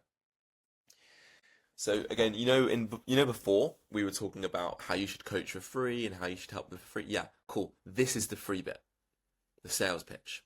And they don't see it as a sales pitch. This is so fucking valuable for them. No one's done this to them. They go into a Fitness First, a pure gym or a commercial gym, and they just get shown around the equipment and they just go, yep, 6-month contract, sign up. No one's actually sat down with them and gone, where do you want to go with your fitness? Why? What have you tried before? Ah, okay. This is how you do it. And then I can help you do this. If not, no worries. Right? So valuable, guys. You're giving something, in my opinion, more valuable than PT. I'd say. This session that you're giving it is more valuable than at least the first session of PT. 100%. So what we need to do is we need to sell the vacation, not the plane flight. So imagine if I said to you, yeah, you're gonna jump on a plane. Okay, so UK, we're gonna jump on a plane to Portugal, right? And there's gonna be screaming babies the whole time. Your baggage is gonna be delayed. You're gonna be jet lagged as fuck. You're gonna get there. It's gonna be raining because of the 5 days in the year it's raining. It's gonna be raining, and then before you know it, you got to head back home, back to life, and then the plane's delayed because it's British Airways, and you're sitting there like a spare prick thinking, why the fuck did I go on this holiday? No. You go, just imagine Portugal, sitting on that beach, soaking in the sun, sipping on your beautiful drink that you got with you. It's gonna be beautiful people everywhere. You're gonna be surrounded by your friends, your family who you're gonna bring along. It's gonna be amazing food. You're not even gonna think about work, about the situation going on at home. It's gonna be smooth. It's gonna be all planned out, and it's gonna be the exact break that you need. Right? Cool. Now, if Portugal was actually selling those things, then I believe it's in your moral obligation to paint it in that way rather than painting it as the plane flight. Because the plane flight might happen, but also Portugal might happen. But the only way that Portugal won't happen is if you sell it like the fucking plane flight. And so at least give people the chance to experience something amazing, right? So clients don't care about macros, periodization, or biomechanics. They care about how their life will change. And your job is to paint the vision, get them excited about where they're going, not how they're getting there. Okay? So they want confidence, energy, strength, freedom, and also they want what you had here, right? So again, when you're the pain becomes the pitch, right? When you're talking about this part here, you don't want to sell it in a way of, again, like you don't want to sell the 25-year-old guy who wants to muscle up the fact there's going to be menopausal women in the gym. You don't want to do that, right? And you don't want to sell the 58-year-old woman on the fact there's going to be young guns flying around flexing in the mirror, right? So they're not asking how does this work, they're asking will this work for me? Okay, so here you go. You need to sell for the moment, right? Because you need to sell for the actual the holiday rather than the plane flight. So again, what we need to do is instead of saying you're going to train 3 times a week with me, follow a plan and track your food, you say, imagine waking up feeling strong, pain-free, and energized. You're confident in your body. Your clothes fit the way you want. You're not thinking about fitness. It's just a part of who you are now, right? And what I like to do is I go through that fitness, nutrition, and then accountability. So this is the way that I pitch it. Let's say I'm pitching to a 28-year-old dude who's a bit out of shape, wants to get into bodyweight training, wants to do some weight along the way. Okay, cool. So fitness is you're going to be training with me, say 2 to 3 times a week.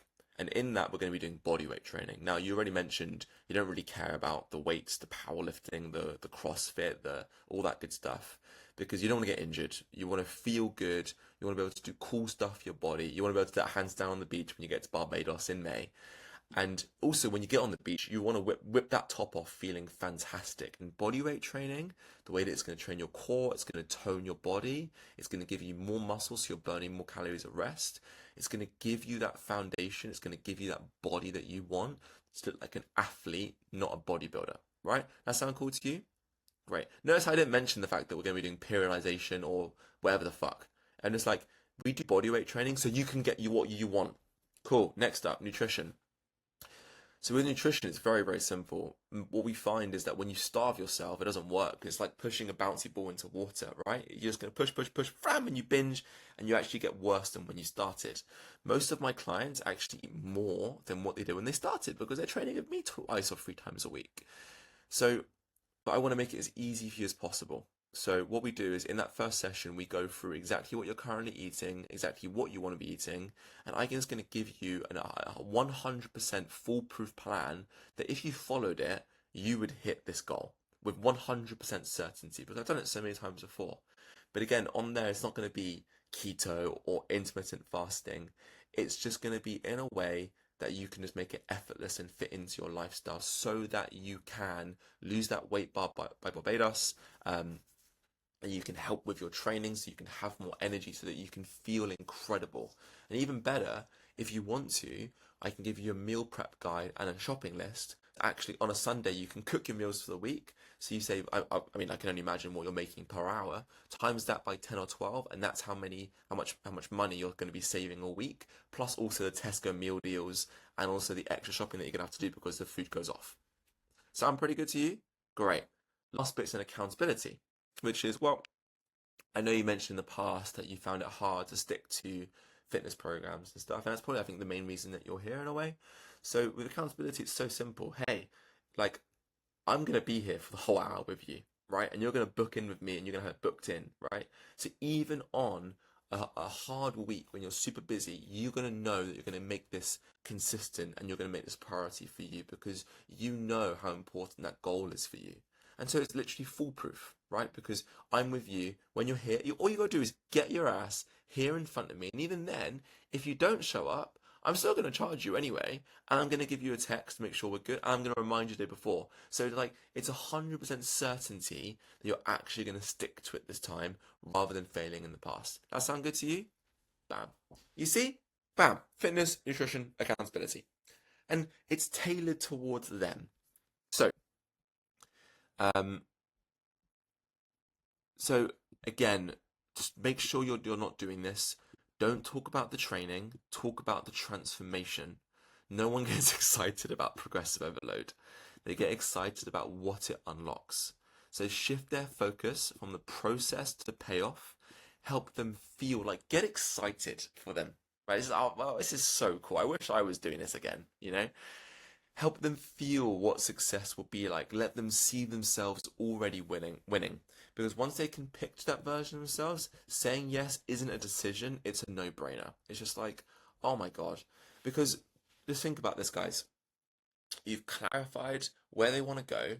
You've labeled what it takes to get there.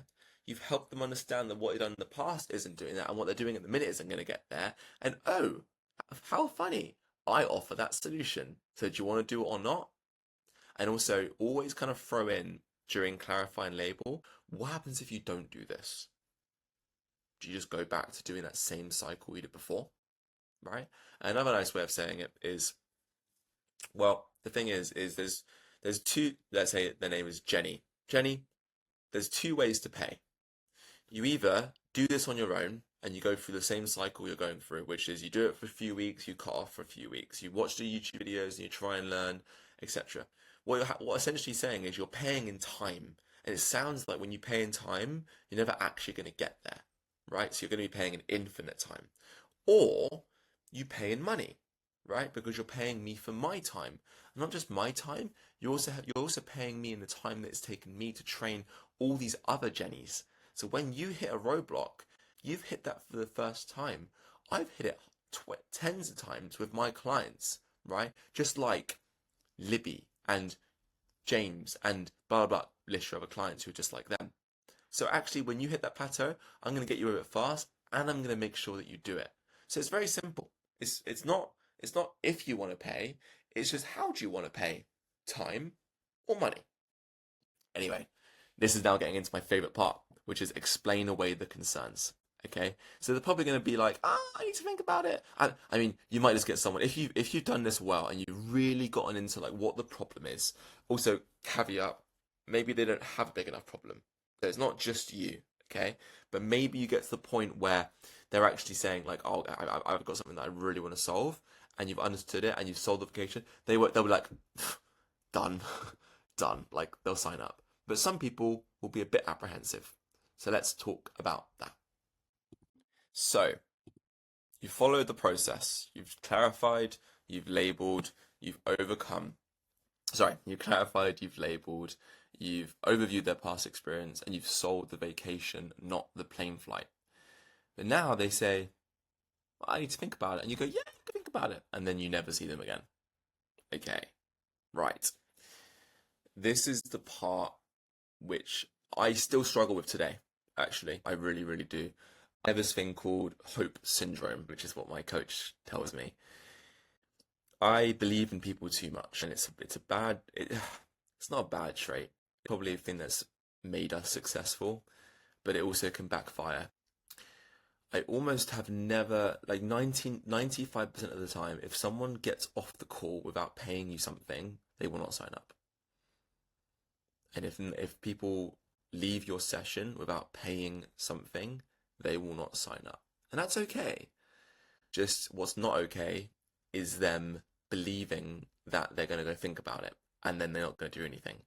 Because that's just hope, right? That's just lies in a way. So what you need to do is you kind of need to help guide them towards making a decision there and then with you. Okay? Now, let's have a look at this word decision. What does that word even mean? Decision comes from the word incision. Incision is, right, cutting something. And if you look at the actual root of it, it means that it comes from dekedre, which means to kill off. And so actually what you're doing when you're making a decision is there's these two paths ahead of you. Which one are you going to kill off? That is the line that you guys are going to use at the end of your sales conversations, right? my brain could go a million different ways with this because honestly, once you understand clarify, label, overview, sell the vacation, this is where all the training is. This is where all the reps are. This is where it counts. This is like real important stuff. Okay, this is why we have a daily boiler room for our sales team. Like every single day we practice this stuff. It's because it's that important. Now, I could butcher this, so this video right here, I've watched this, I think, 10 times. I've made notes every single time. It literally is the best sales training on the internet. It is fucking incredible. And what I'm even going to do is I'm going to add it as a link in here. Okay, because it's just Hormozi presentation on sales. You'll know this if you're watching the video. It's absolutely fan-fucking-tastic. Okay, and what I'm also going to do is I made some flashcards to help myself with this. And so what I'm going to do is I'm going to give you guys access to them. There you go. Become flashcards. Here you go. You can see me do it live. There you go. Okay. This literally is the flashcards. I made these from that video. Okay. And literally, these are the main overcomes you'll get. And then on the back is the overcome which you can use to overcome what they say. Okay. But I could explain this in my own way, and I have here. So this video goes through kind of like, if you watch that video on Hormozi's, this is my take on his intro to it, and it will give you a really good understanding. But honestly, the best thing you could do for this is just watch that video. Like, it's just incredible. It's amazing. It changed my life. That man changed my life. Like, it's just incredible. Okay. And also, a really good one is this one from Christian, one of my very, very good friends, going through how to handle any objection. Absolutely amazing as well. Okay, but let's go back to this.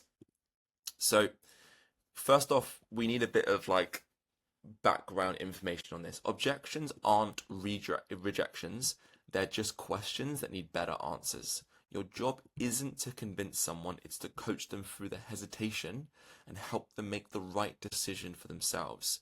Most people want to say yes, they're just afraid. And if you don't address that fear, they stall. And if you do, they move forward with confidence. So you have to think about this. Most people emotionally want to train with you because they're there. They've showed up to chat with you. They've done the research. They've got something, right? It's just you need to convince their logical brain this is the right thing to do. Okay, now this is the real hard stuff because at first it might feel like you're being rude or you're calling them out on their bullshit. But what you start to realize is that people become paralyzed and they give their power to other things. But in reality, we always have the power because we have the power to make decisions for ourselves, right? And there's different things people can blame. They can blame circumstances, they can blame others, or they can blame themselves, right? And when they blame themselves, stalling. So again, think of these common ones. This is too expensive. I don't have the money right now. I'm in a busy season at the minute. I just literally can't find a time on my calendar. I don't like bodyweight training. I need to talk to my husband. I need to talk to my business partner. I need to think about it. I don't make decisions quickly. You see?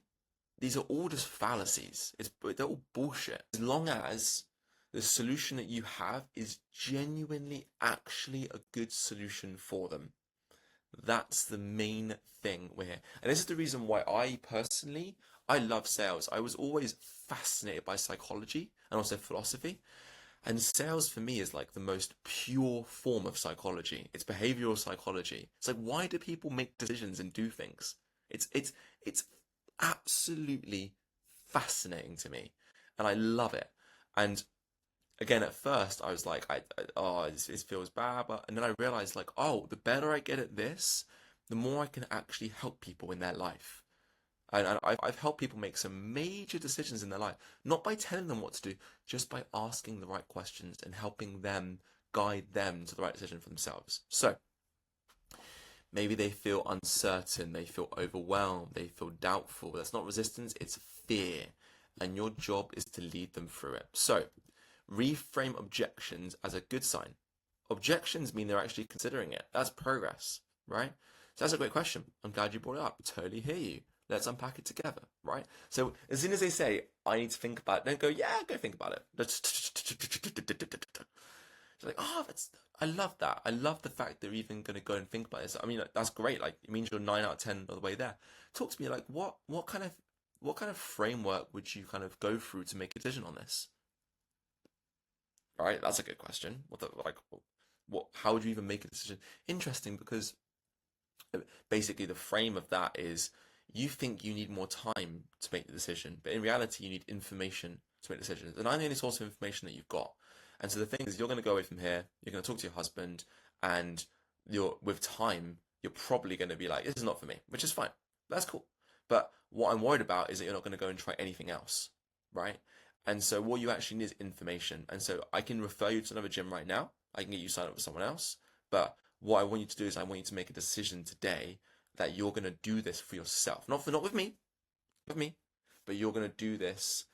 You're going to go on a fitness program for yourself, and we're going to get you started on something, even if it's on your own. So cool. Let's book in that session tomorrow with yourself in a gym. I want to make sure that you're going to start on this now. Maybe you can leave this right now and you want to go for a run. Let's go do it. And I'll check in back on a week and I'll see how you're doing, right? But I want you starting on something today, because this problem is not going to go away. Anyway, get to the real concern. Again, it's all about fear. It's fear. And the fear is, I don't want to fail. I don't want to, that's fundamentally it. I don't want to fail. I've tried this before. I don't want to do it again. I don't want my husband or my partner to feel like, oh, here we go again, another fitness program, right? So you're back in coach mode. See, it's the first step in coaching, right? This is now you're not doing, if anything, I think you're doing a more important role than a personal trainer does. You're actually in a way doing therapy, right? You're actually doing life coaching. This is big stuff, right? And the best coaches right now are like, their ears prick up and they're like, okay, this is cool. This is not regular sales. Like now I understand what this is about. Okay? So think of yourself as like a sniper. You have to find the real concern, right? So they might say it's expensive, and you go, I get that. But it's not just workout, it's coaching, structure, and accountability. So if this helps you solve the problem for good, is it worth it for you? Right? If it was free, would you do it? I don't have time. Cool. I'll to be like in your schedule, like we mentioned that you could do Thursday morning and blah blah blah. So like from 5 minutes ago to now, where did your time go? That's the importance of like frame and being like having a good rapport with someone that you can say those kind of things. Anyway, the golden rule is never argue, always align. If you challenge someone directly, they will just push back. But if you validate their concern and redirect it with clarity, then they'll lean in. So don't say that's not true. Say 100% I hear you. I get you. And the funny thing is like you not having time is probably a function of the fact that you're probably just doing too many things. With me, you know you're going to get 1 or 2 sessions a week of actual focused attention so that you can get your time back in other things, right? So the reason we have so little time in the minute is because you're doing too many things that aren't working. Because you're here. If it was working, you wouldn't be here. So this is your role in overcoming and explaining away their concerns. Thank them for being honest. Uncover the real fear and reframe the concern into a path forward. Because once they feel heard, supported, and understood, the decision becomes easy. But guys, look, this is 12 minutes. This is some people's whole career. Just watch this video. If you really want to get deep on this, watch this video on Hormozi doing this, and then you can print out these flashcards, and it will help you actually go through these and really, really help. Okay, let's go to the next one, which is then now they're actually going to be like, let's do it, right? Because again, in the pitch, you always, as a rule of thumb, by the way, the more times you ask, the more ways they're likely of saying yes. So ask more. So once you've had an explain away their concern, you go, cool. Yeah, so does that make sense? Yeah, cool. Okay, cool. Should we get you started then? And also always have a process that you know that gets you started. So I always say, is there anything stopping you from getting started today? So does this solve your problem? And they go, yes. It's like, cool. Let's get started then. Right? And please, please don't make this mistake, because I am the worst at this in the world. Get some sort of commitment from them. A contract is not enough. Payment, it has to be payment. It has to be a deposit. It has to be pay up for the first 10 sessions. It has to be something, right? Because otherwise they're just not going to do it. And it's fine. You guys can do this on your own. You guys can get burnt from this. I got so burnt out, and I got so emotionally drained from trusting in people, having amazing conversations with people, literally feeling like we were going to get started, and then me losing them because I got lost to that hope shit, and I believed in them too much. It's funny, in sales, one or two things happens. Either they sell you on why they shouldn't do it, or you sell them on why they should do it. And so the person that believes in the prospect and loves the prospect more wins. You better make sure that's you. Now they've made the decision, let's make sure to reinforce it. So there are a few nuggets that you probably got so far during this course. You've got the sales, you know, the fulfillment. We've tried to give away almost everything that we know, but honestly, it would be like an 100-hour course. We've only really gone surface on a lot of this stuff. And like I said, if you want to book an onboarding, go to community, bottom right, book free onboarding, and see if I've got a slot free. Let's have half an hour. I'll help you with any of this stuff. Okay. But another tip for you guys is people will judge you disproportionately on the quality of your service within the first 48 hours of them paying you or signing up. Tough. So yeah, so imagine if you've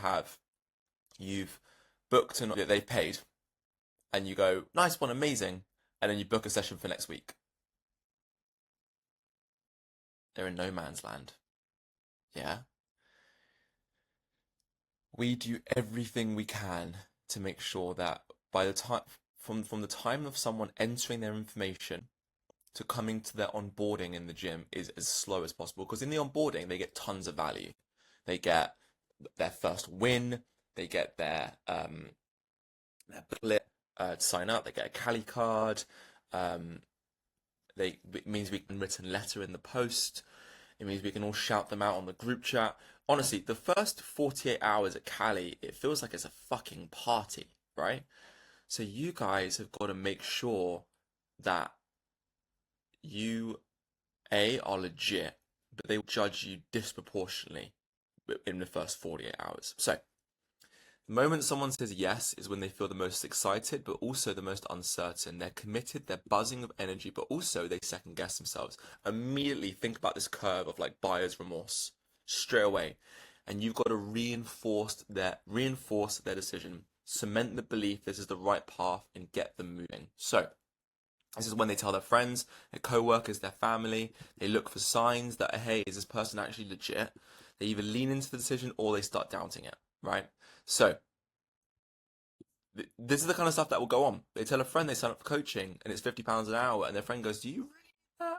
And now they're wondering if they made a mistake. Have you given them enough fuel for them to actually say what you do, right? There's also no reason that if you just do everything, it's kind of hard. If you can't describe what you do, how are your clients going to describe it for you?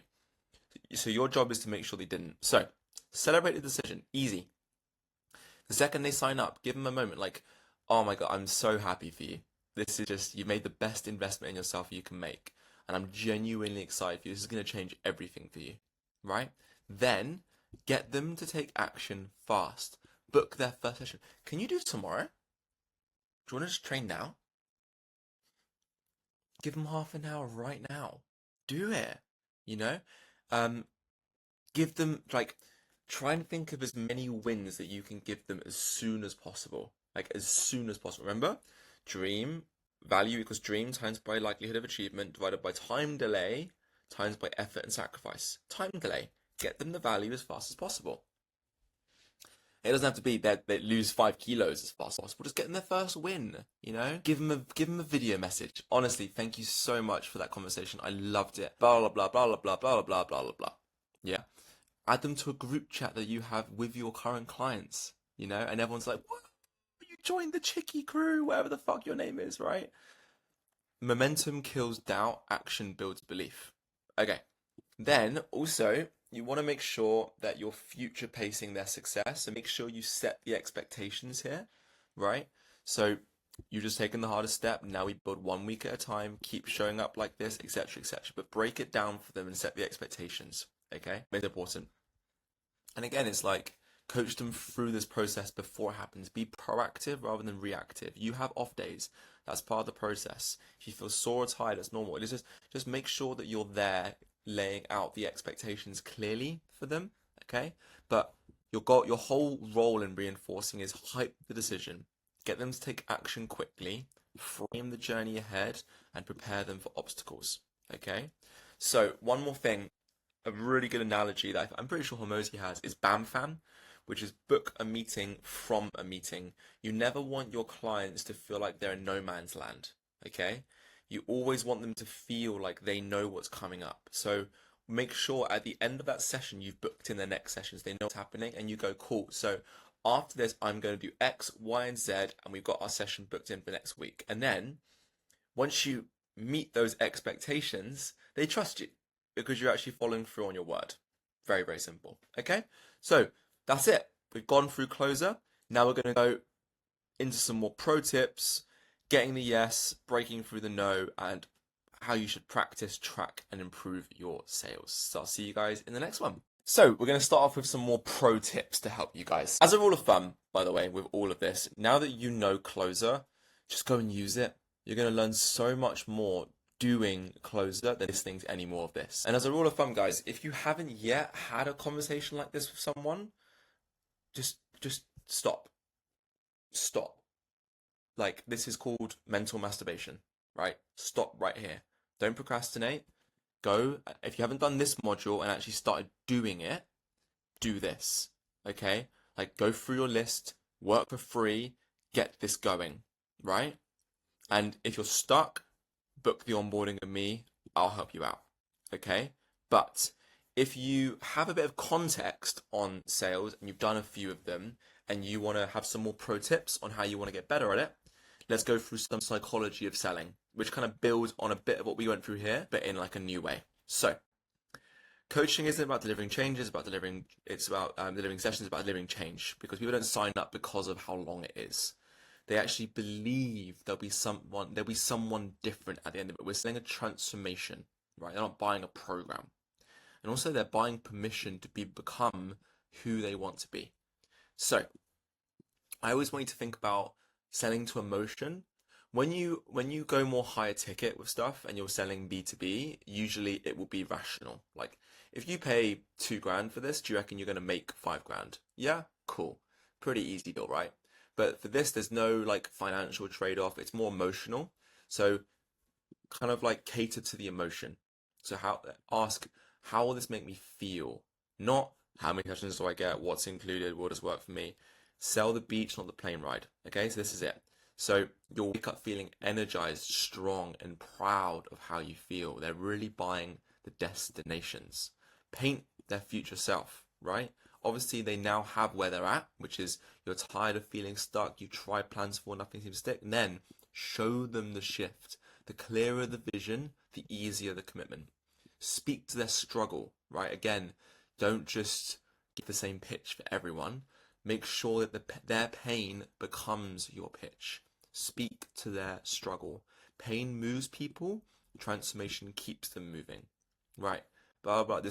This includes 3 sessions a week and nutrition support. No, you've tried plans before. This one fits your life and finally delivers results you can sustain. You're going to rewrite a pattern for them. Stories sell, stats just tell. I always remember a story of, love him or hate him, but Trump, he's a master when it comes to this stuff. And I remember when he was on stage next to a scientist, and the scientist said, "Oh, there's no way that vaccines cause autism. No way. We have like 100,000 studies, whatever the fuck, with people, 10 studies with 100,000 people, and there's no correlation." And then it was like a debate, and they went back to Trump, and Trump said, "Yo, you know what? I'm gonna bottle this, but I remember when my friend had his son, and they come out with this massive vaccine the size of this thing, and they prick that thing in this guy, and the kid's wailing and crying, and a year later, the dude's got autism, right? Well, that's not a good American. But the story is, and Trump won that debate. And the thing is stories sell, stats don't sell. So we on our website we have stories of people, right? So we literally have these are the results that we're getting in the gym. All of these have a video testimony, right? This is a story, right? Literally a video testimony of this person, right? And it's like bam. And once someone sees this, they're like, "Oh my God, yeah, I want to get results like Chris."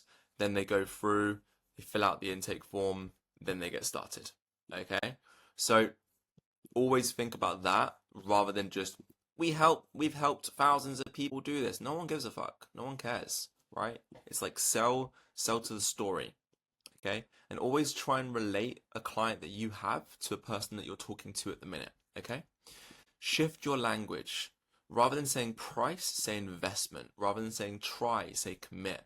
Rather than saying can you afford this, say is this a priority right now?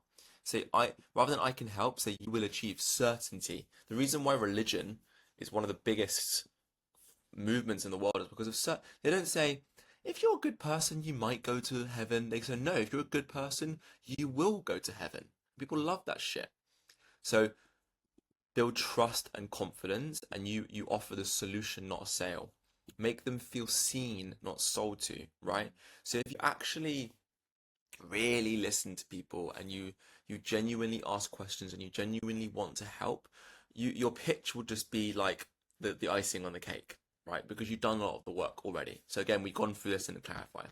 Because people don't buy coaching, they buy relief from frustration, belief that change is possible, and control over their time, body, and life. So stop talking about what they get and start showing them who they will become. All right? So you can use these here. And again, the final word is the feeling is the sale. People won't even remember the pitch. They'll remember how they felt in that conversation. Create belief, because then the only question they're going to have is when do we start? So we're going to go on to the next bit, which is the power of silence.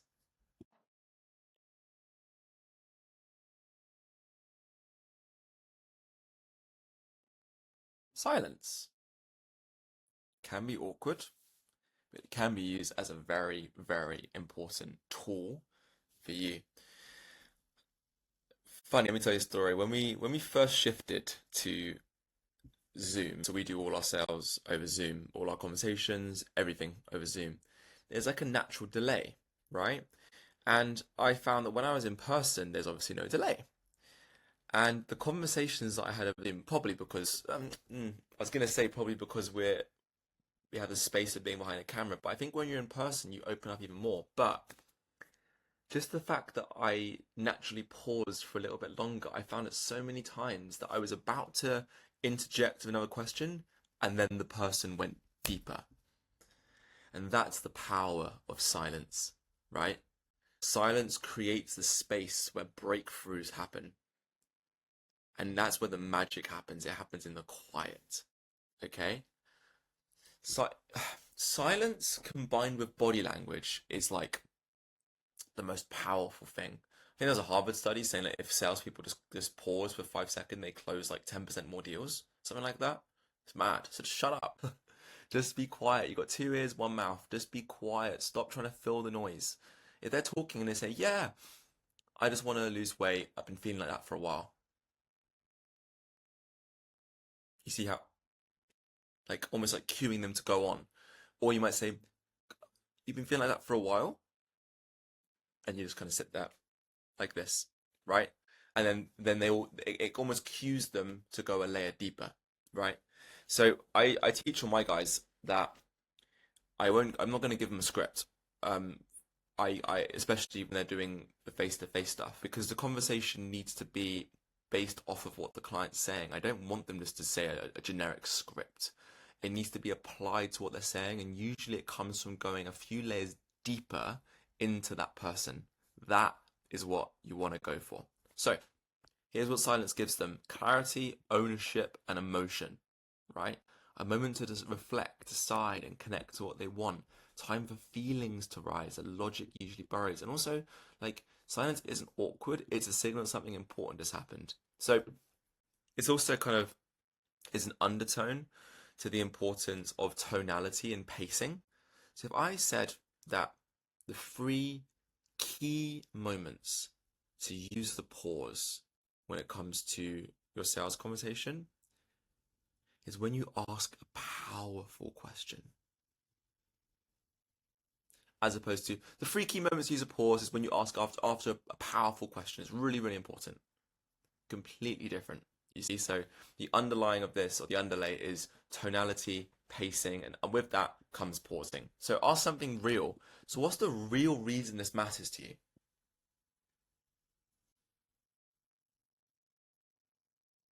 And then once they've said it, go, cool, that makes sense. Talk to you a bit more about that. Let them go in a bit deeper, you know? So once you ask a powerful question, pause. When you presented the offer, say, yeah, cool, the price is $5.99. How does that sound?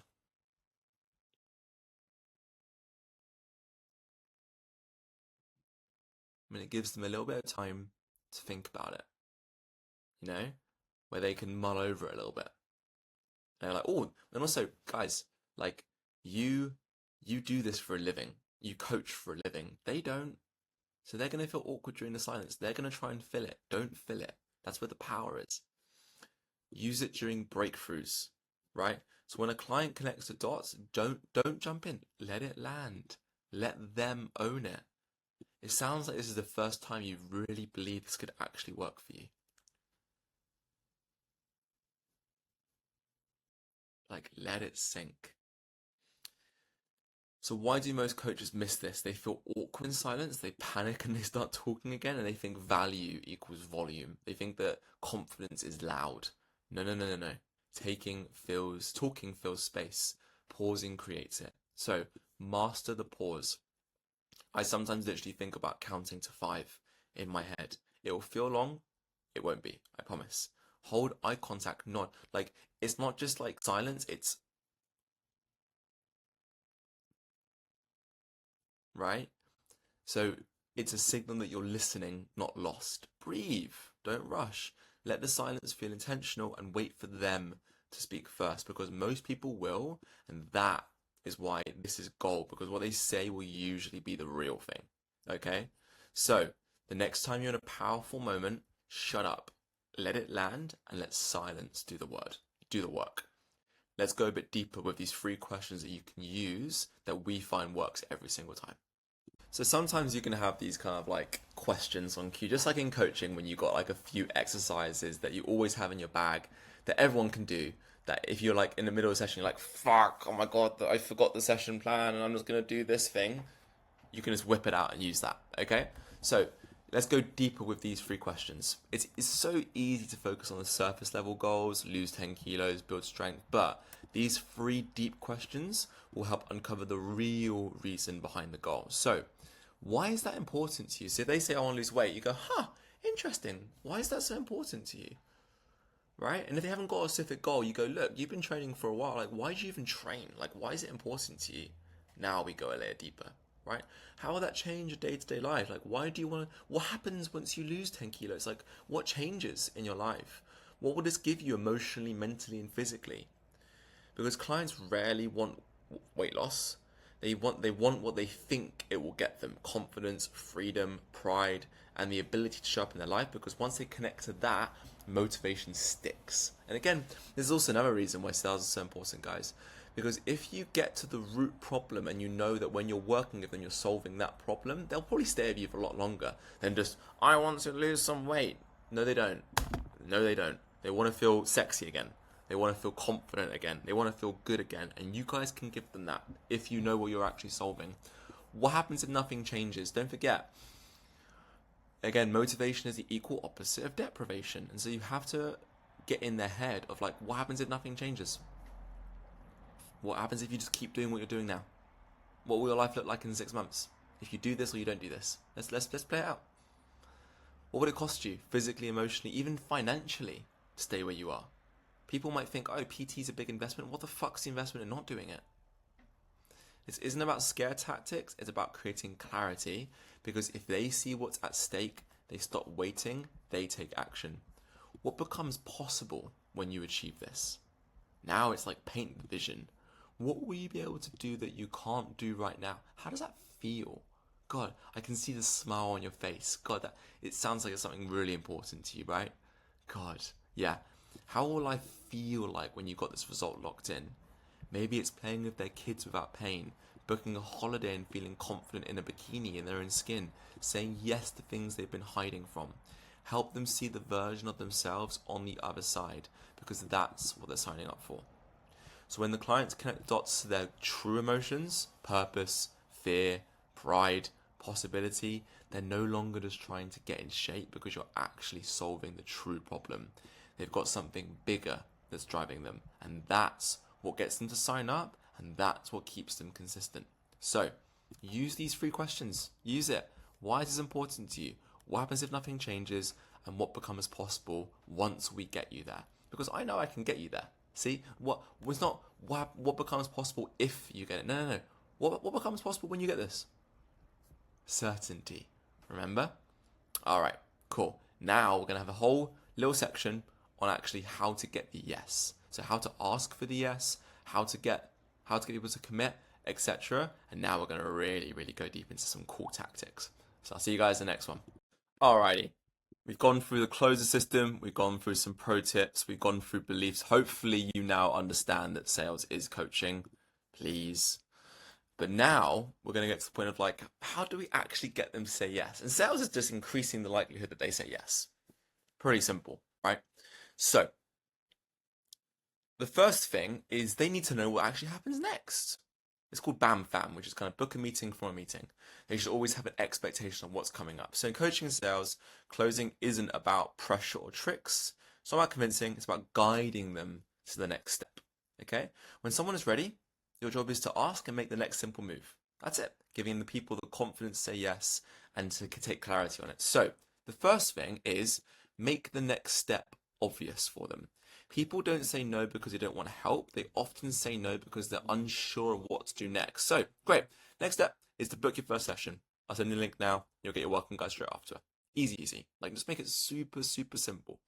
Again, you haven't got to lay out all the things that you're going to do behind the scenes. Only the things that are of value to them, and then you can help them. So make the next step obvious. Lead with action. Don't just ask for a decision. Lead them into it. So, again, the first action probably will be booking their first session, then taking payment. Let's lock in your first session while we're here. Does Monday or Wednesday work better for you? Always give them a choice, right? Or say, when is Wednesday a bad time for you? Or you, like what I used to do is when I was fully booked or up to like 30, 40 hours a week, I used to get my Google Calendar. I used to show it to them, be like, cool, fit yourself in. These guys do weekly appointment, anything on here that you could do. Okay? So always lead with that. Reinforce the benefit. As they take the next step, remind them why it matters. Paint the vision again. Bring them back to the feeling of where they're headed. So by booking this in today, you're finally moving towards that strong, confident version of you we talked about. Again, the pain becomes the pitch. And avoid vague or passive phrases like, let me know, or yeah, whenever you're ready, or have a think about it. No. It's like, let's book you in now and get you started. Very simple. And reassure them it's the right choice, because once they say yes, their excitement is high, but so is their doubt. That's normal. You made a great call. This is the first step to getting results you waited so far for, and I'll be with you the whole way. Now, at Cali, we have a very simple rule, which is you should take payment in that first session. If it's we take $5.99 payments all the time over the phone without them even seeing the gym. Yeah, exactly. And I used to think they had to come into the gym first, or they had to have a session first. It's very fair. And then I realized, well, okay, people book holidays before 6 months in advance before they even go to the place. People book the hotel on the holiday before they've even seen the place. People people buy so many products and things before they've even experienced it because the experience is part of it, right? And so you're not selling the experience, you're selling the feeling of what they're going to get once they have it, right? When you do the onboarding or you do their first session, then you can go into the minutia. But once they've paid you, once they're in, because payment is a form of like locking it in. It's a form of an emotional investment. It's like it's skin in the game. Okay? So overall, this one's super simple. Show them the next steps. Book a meeting from a meeting. Encourage action straight away. Again, you might have to get burnt a few times, but you just know that if someone goes away and needs to think about it, then you're never going to see them again. Remind them why it matters, use strong, simple language, and reassure them they've made the right choice. That's the kind of reinforced part. So when someone feels certain, supported, and clear, that's when they commit. You're not asking for something, you're giving them something. You're giving them a way forward, and so let's help them with that. So overall, it's simple. Make the next step simple. Make sure you get some sort of, if they don't pay, then get them to book in their first free session at least and say, cool, just to be clear, you're not going to back out from me the night before, right? I don't think you're that kind of person. Yeah? So make sure they're actually kind of doing it and they're going to actually go for it. Next up, we're going to talk about how to actually ask for the sale without feeling or being awkward. So how do you actually ask for the sale without being or feeling awkward? It doesn't have to feel scary or pushy. In fact, when you ask with confidence, it feels natural because it's like the next right step. So think of closer. You've clarified where they're going, right? And they are aware of that. And they understand what we're actually solving here. You figured out what that person needs to do to get there. You figured out what they're running away from. And you figured out what they don't like doing, what they do like doing. Then you've offered them the solution, which should be the perfect solution to them because the pain becomes the pitch. And then imagine at that point you going, yeah, all good, don't worry about it. They're like, what the fuck? No, like I'm here for a reason, right? They didn't take time out of their day, come and see you in person or jump on a Zoom and like research you and be in this position if they didn't actually want something, right? They're emotionally they want to do it. You just got to convince their rational brain to do it. So you're not forcing anyone, you're helping them to take the next step forward towards the results they want. And remember, your goal is not to get them to sign up with you. Your goal is to get them to do something for themselves. And if you are the perfect solution to that, then it's your moral obligation to make sure to actually ask them the right questions to get them to get out of their own way. Very important. Know your value. You know that you're fucking amazing. Yeah? And I'm gonna be honest, if you're here and you've gone through these to this level, oh my god, dude or gal, you're gonna fucking smash it. God, because I know that I would have been the person that in one day just absolutely binged this. Right? So if you're here doing this, you're valuable. I promise you. Okay? So when you join, you're going to see great progress. I know it's going to be a massive step for you. Again, sales is a transference of belief over a bridge of trust. You have to believe in yourself first. Ask calmly. Don't sound unsure or apologize. Oh, sorry. Oh, sorry. If you believe in what you offer, they will too. Should we get you started today? Cool. Let's get going. Wait for the right moment. Don't rush it. Right. So once you've been through CLOS, then you ask for the sale. And Hormozi always says this. Don't pull your pants down in the bar. Good old Hormozi analogy. It's like, wait for the right moment to ask for the sale. You know, it's like, if you haven't found their pain yet, keep going. If you haven't figured out what they've done before, keep going. If they still are like, oh, I'm not sure about this stuff, keep asking questions. Then once they're like, this is amazing, and they almost ask you, then you go for it. Make it about them, right? It's not about you making a sale, it's about helping them get what they want. Does this feel like the next right step to get you closer to your goals? Sometimes where they are, God, my camera, and here's where they want to go, right? And imagine it's like a bridge made of 100 bricks. This might just be the first 50 or 40 bricks to get there. It might not be the whole solution, but does it get it closer to where you want to go? Yes, cool. And that's all we can hope for, right? Remove the pressure, right? People don't like being pushed. Keep it relaxed. Guide the decision. Don't force it, right? So if it's not quite right now, no worries. But if you're ready to exit up today, what works best for you? Give them a clear next step. Cool. The next step is booking your onboarding and taking payment. Then we'll book your session in for next week. Stay calm and positive. Even if you're nervous, just be relaxed. Speak calmly. Like, it's all good. What's the worst case scenario? They say no. Okay. So be really excited. I'm really excited to work with you. Let's get started. I'm so excited for this. Feel like, give the energy. When I won that fulfillment one, God, I crashed afterwards because of the energy that I was like, this makes me feel so fucking alive because we're making the UK healthy. We're coaching coaches. We're helping. We're giving what limited things that we've gone through in our experience, and we can actually help people with that for free. I'm like, fuck yeah. And hopefully you feel that, you know? So do the same thing for your clients. Believe in what you're offering. Ask with calm confidence. Wait for the right moment. Don't pull your pants down too early. Keep it about them. Don't pressure. Give a clear next step and stay positive because the sale is the beginning. It's helping them take the first step to the change that they've been looking for. And remember, with or without you, but hopefully it'll be you with you, if you've got your offer correct and you've pitched it correct. So, people are going to say no. How do we follow up with the people that do say no? So if someone stays with you as a PT client and let's say trains with you once a week and they stay with you on average for 2 years, and let's say they do 50 sessions with you a year, right? How much is that worth to you? It's $5,000. So if you know on average how long someone stays with you for and they know on average how much they pay you, and especially if you've read the last chapter and you're not paying any gym rent, so your profit is 100%, yeah, I know, then would you, if you saw $5,000 on the street, and let's say someone came out to you and let's say someone had $5,000 on the street and was giving it away, and you went up to them and they said, oh, I'm giving it away to one person out of 10. Would you go back to that person every single day and say, like, how you doing? Like, and just ask? Sure, you would. Okay. So you obviously can't go back to your clients every single day who say no, but you can definitely follow up with them.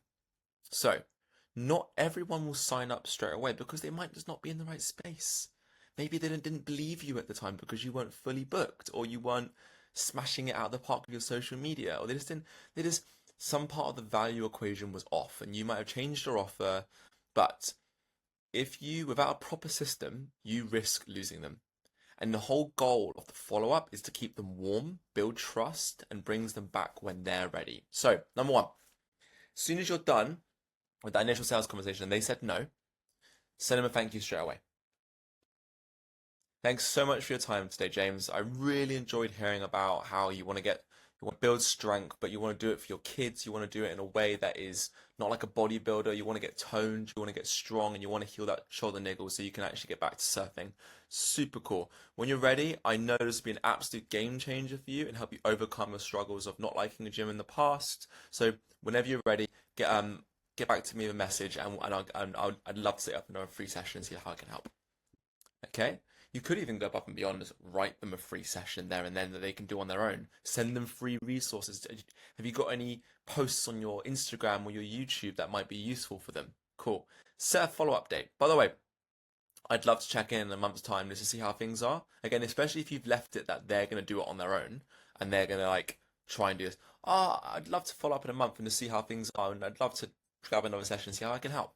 Always how you can help. Okay, so always, again, just say, if your first follow-up is probably within like the first like 3 or 4 days, just like, hey, just checking in. Let me know if you had any thoughts, if you changed your mind at all. They really appreciate it. They're like, oh wow, this guy actually fucking cares. Say it in a way of like, can you pay me? Don't say that, right? Say it like, just checking in. I'm just seeing if your mind's changed at all, if there's any more thoughts about it. If not, totally no worries. I just wanted to just check in. Then, second follow-up. again, just say like I was thinking about, I was actually just talking to you, talking with someone about what we spoke about, and you sounded just like this person. Cool if I send you over the testimonial or something. I'm still here.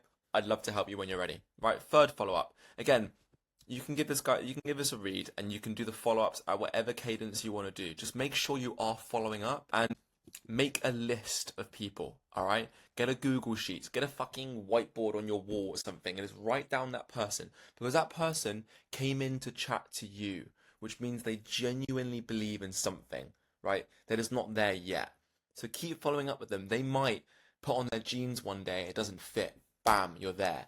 They might have a really bad injury. Bam, you're there. They might have been on the beach not feeling good in their body. Bam, you're there. You're always top of mind. Seth Godin says the whole point of marketing is so that you become top of mind in your ideal customer's mind.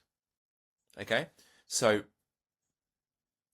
it's not that you're everywhere, but it's just, as soon as they think of personal trainer, they think of you and you're there. And they're like, cool, I'm ready to go now.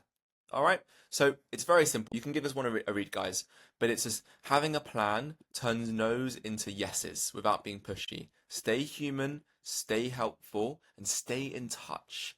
You're doing this because you care, because you want to help. And in the next one, we're actually going to go through how to break through that initial no so you don't have to follow up in the first place. So we went through this in the overcome part, or explain away their concerns of the closer section, okay? But when someone gives you a reason they can't sign up, it's easier for them to say no, because most of the time they're not saying no at all. They're just scared. They think in life, most people would prefer to not make a decision and not have to be the one that said like, no, I don't want to do this. Because okay, let's play this out for them. If they said yes and it was bad, it's their fault. And if they said no and nothing changed, it's also their fault.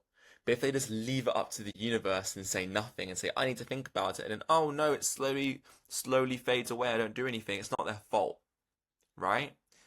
People love being victims. People love that victim shit. Right? So it's going to be hard, and maybe for your first few, you're going to really struggle with this. This has taken me years to really work on. This is what sales is all about, the overcomes.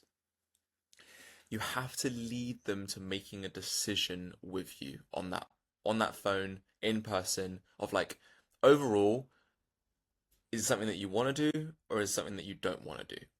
Simple as, right?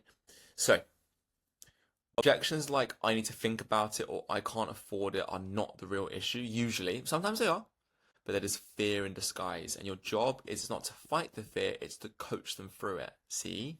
This is the first step in coaching. Just like when someone says, oh, I'm not feeling it today for a session. That's an objection. You go, do you think you're going to feel better afterwards? Anyway, you guys know all that, but now we're just talking about money. That's why people get scared about it. So people aren't scared of you. They're scared of what comes next. Change is scary, so they try to protect themselves. So what it doesn't work for me is fear of failure. They've tried before, didn't get results. I'm not sure I'm ready. Again, fear of change. It's easier to stay the same, even when it hurts. That's why you have to make the pain of staying the same greater than the pain of change by asking the right questions. What happens if you don't do this? Etc., etc. I don't want to commit. Fear of letting themselves down. They don't trust that they'll stick with it. So you have to say, well, what would it take for you to stick with it? What's perfect? What does a perfect solution look like for you? It's too expensive, which is fear of wasting money. They're not sure they'll get the result. And there's no such thing as too expensive. There's no such thing. It's a value. And you have to make sure that you find the pain and you give them the solution which shows them the value of what you're offering. Every objection really is fear talking. So how to actually coach people through fear is really simple. Acknowledge it. It's totally normal to feel like that. Most people do that before they start. The people that see results, they feel like you do right now. Use a story. Use a story of a client that had the exact same thing. Paint the picture. What would it feel like to be finally proud of your progress? And make it simple. Break it into smaller steps. You haven't got to do everything at once. Let's just do 2 weeks and go from there. This is only as like a last resort. But again, this is, if you go to the resources section, and then Christian did a beautiful job here. It's called the AAA framework. There's also a video from Hormozi, which I will find now. Here you go. I just linked it at the bottom. So it's this video here, which is the AAA framework from Hormozi. which is essentially how.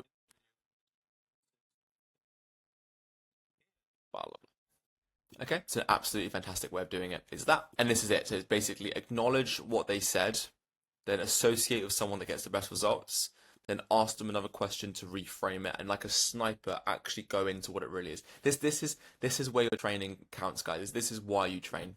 So ask calm questions. What's the real reason that you feel like this is a big step for you? What would need to happen? What would it take for this to be a yes?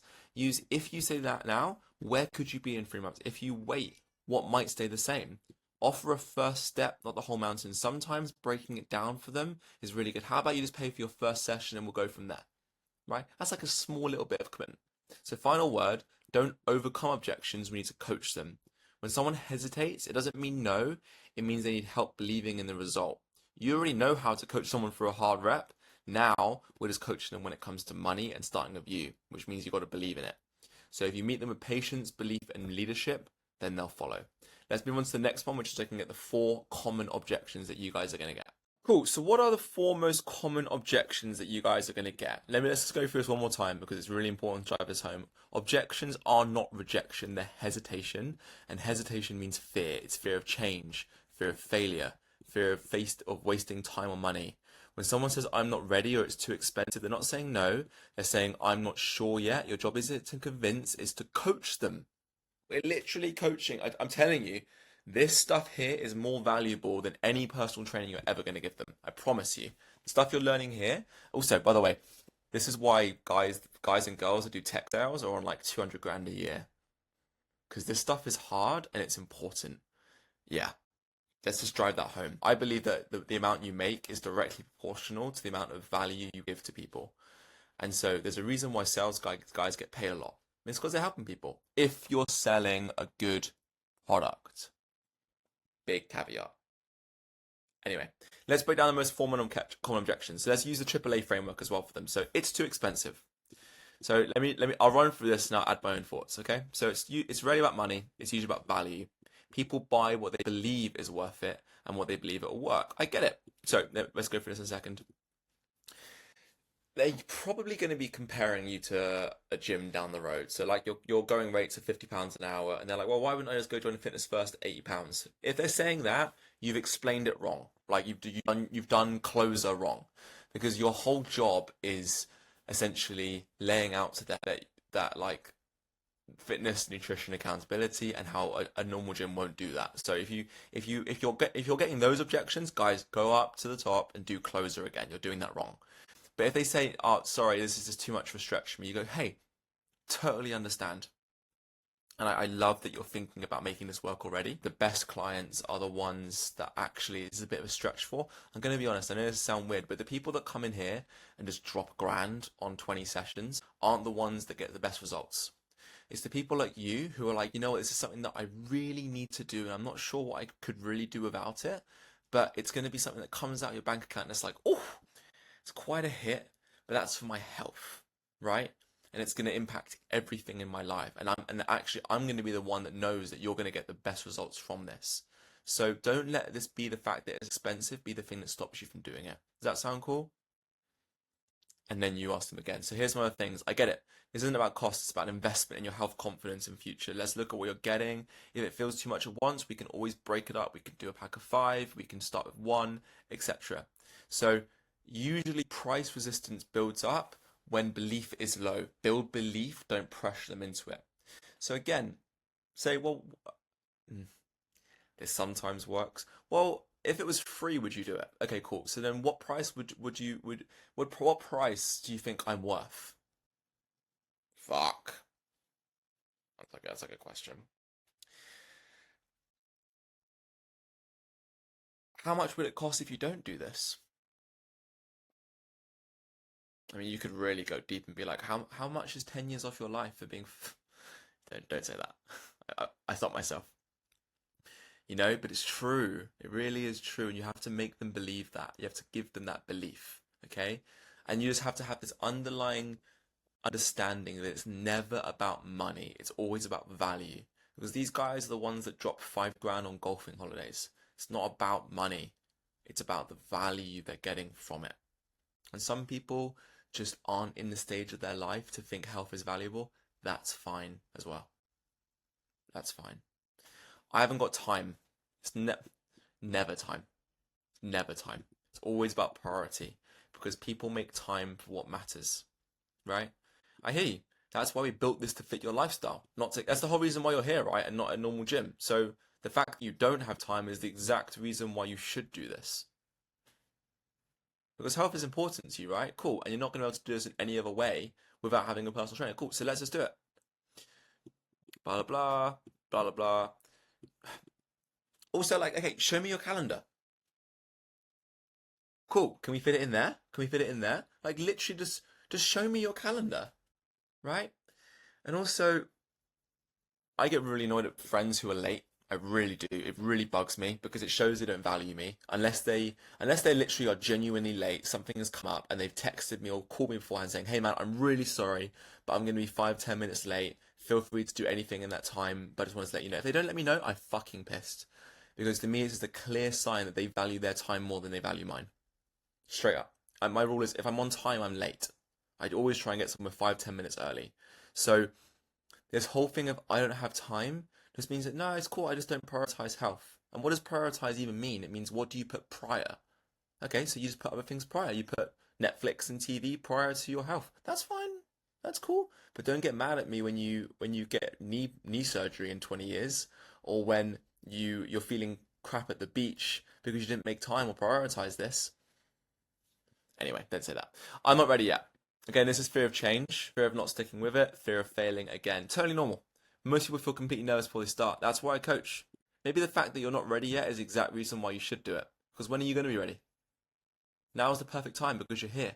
We're like halfway. You're 90% of the way there. You're 6 inches from gold. You're nearly there.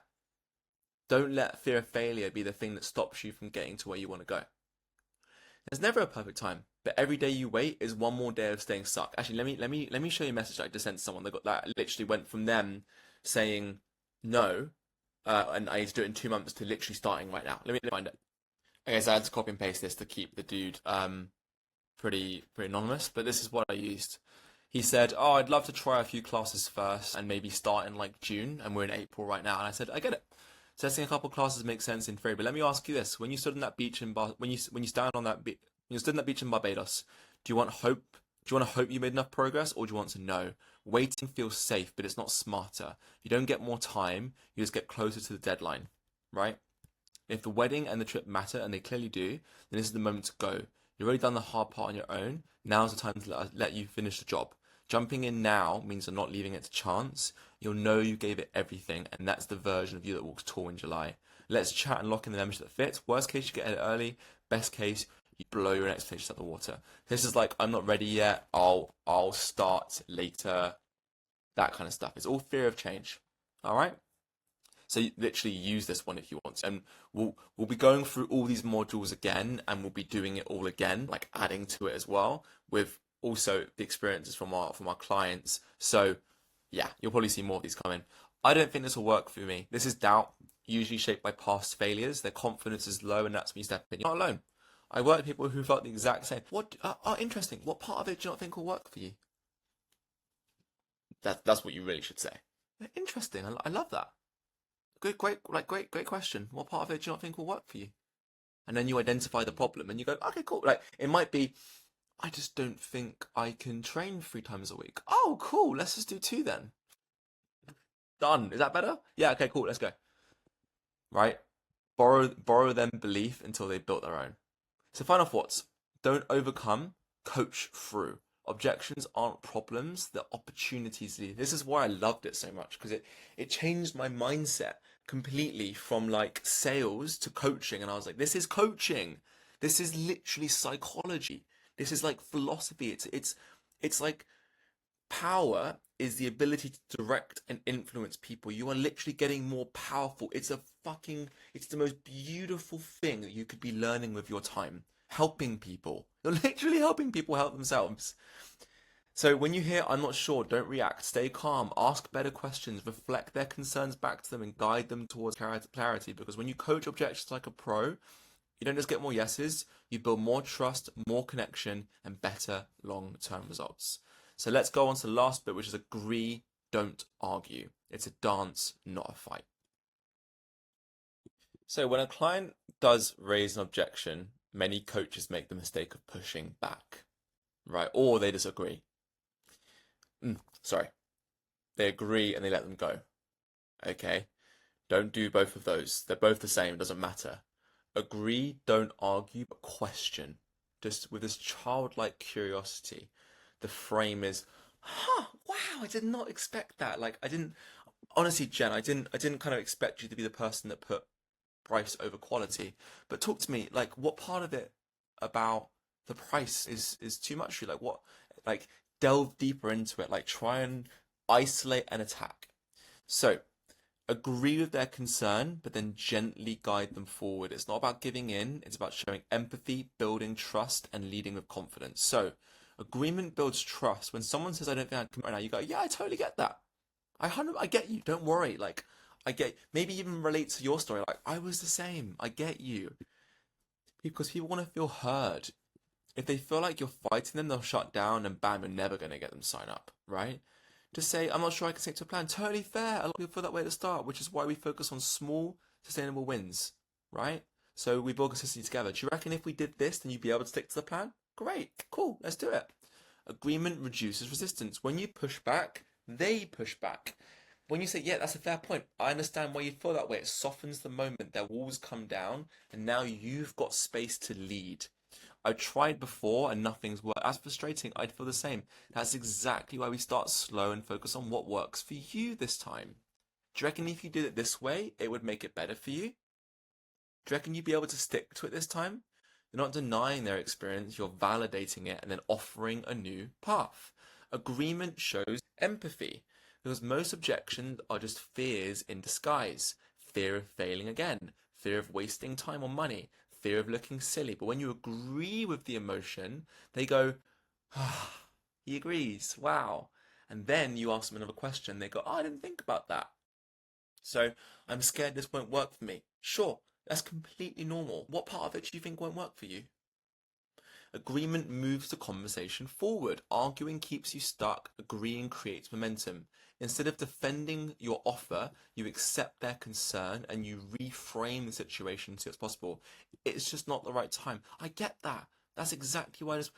I would even say if it's not the right time, you go, cool, well, I get you, but when will be the right time? 100%. Or I'm missing a busy season. 100%. No, I get you. I get you. So you're in a busy season right now. Cool. Do you reckon you're going to be in a busy season again in the future? You are? Okay, cool. So then now's the perfect time to do this because if you did this when you weren't busy, then you'd stop as soon as you got busy. But now you're busy, well, you can actually learn how to do it when you are busy. So when you get busy again in the future, you keep doing it. And this is important, right? Because you want to do it for life. So let's just do it when you're busy. And you're going to have a personal trainer right now when you are busy because you're not going to go to the gym at 6 p.m. after work, are you? But you are going to come see me because you're paying me for my time. Agreement is leadership. It takes confidence to say, I got you, I hear you, right? And we agree with a client's hesitation doesn't mean you're unsure, it means you're grounded. It shows you're listening and that you know how to guide someone. So overall, agree with the person, but make sure to lead them to solution. Don't just let them go. Don't try to win the argument, win the trust. People don't move when they feel forced. They move when they feel understood. Agree, reframe, guide, because that's how you coach your way through objections and into committed clients. Cool. That's breaking through the no. Now we're going to go about how to practice, how to track, and how to improve. But guys, you've got to remember that sales is a skill. Just like you didn't come out of the womb understanding how to coach fitness, you're not just gonna suddenly understand sales and how to do this. You're probably gonna have a better understanding of sales than you do actual personal training, by the way, especially when it comes to changing body weight movements, etc., etc. Because you do sales every single day of your life. You're doing this naturally. You've just now got you've got the mindset, you've got the framework, and now you just have to learn that we're going to keep doing this and keep repeating it. So again, it's not something you're born good at. It's a skill that you build, just like strength training. The more reps you do, the better you get. And also, guys, as a side effect, can you get better at squatting from just watching squatting YouTube videos? No. You got to get under the bar. So with the same thing of this, you got to go get practice. Even if you're getting people for free, you're still selling them 100%. Remember, it's effort and sacrifice that they have to actually go into this with. Remember that. So sales is a skill that you build. So again, you wouldn't expect a client to just have you on day one. Same goes here. Sales is no different. Every call, every no, every stumble is part of the learning process. The more you show up, the more confident you'll get. So what I used to do, if you remember the overcome section, I used to get those flashcards. I used to say to Kira, at random times throughout the day, hit me with an overcome, and I have to overcome you. Daily, with our sales team, we do boiler rooms. Monday through, if you want access to those, jump on the onboarding call and we can maybe give you access to those. Pretty cool. But we do live role play. We do live practice with this stuff. We go through it all and we actually do this stuff. But I would recommend, if you don't know the pitch like the back of your hand already, practice your pitch. Say it into a mirror. Notice your body language. Notice your tonality. Role play with a team or a friend, or a teammate. You'll feel smoother within a few days, within a week. Okay, cool. Track your conversations. Please just record all your sales. Full stop. Record everything you do. Record all your sales. Okay? Because most coaches forget what they said last time and they miss the gold, right? You might look back and go, actually, I said that really, really well. I'm going to do that again next time, right? But also you can look at it and say, what didn't land? What could I have said differently? Keep a simple log, right? Learn from every no. When someone says no, it's feedback. Maybe they didn't feel heard. Maybe the offering wasn't clear. Maybe they just weren't ready, right? But if you write it off, you missed the lesson. Do like an after action report like they do in the military. Write down why someone said no and then bring it to the boiler room with us. Practice it. Give us your recordings and we can help you through that. Go to your partner, get them to say the same thing and then you overcome it. Okay? Objection handling is a muscle. You got to think of it like holding your breath, right? The more you do it, the better you're going to get. Just like squatting, the more you do it, the better you're going to get. Just like running. When you first start running, you're like, and eventually you can just keep running, right? And you can just keep going. I remember when I first started running, I could barely run a mile, and now I'm going to run 112 miles. And when I'm actually running, I don't feel like I'm working hard, but after 112, I will be, fuck me. But anyway, it's a muscle. You don't get better at handling objections by avoiding them. You get better by lifting them again and again. Fear of price, time, confidence. You've heard it all. You've been there. You've done it before. This is why you practice. This is your moment. Step into it. Enjoy it. Use it as practice, as training. Rehearse your responses like you'd coach a client through self-doubt. Calm, clear, helpful, because every objection is a rep. I used to practice on my family back when I went home, right? Oh my God. And they'd be like, oh yeah, I'll get into my couch to 5K next week. And I was like, oh wow, like I don't have to bore you with it.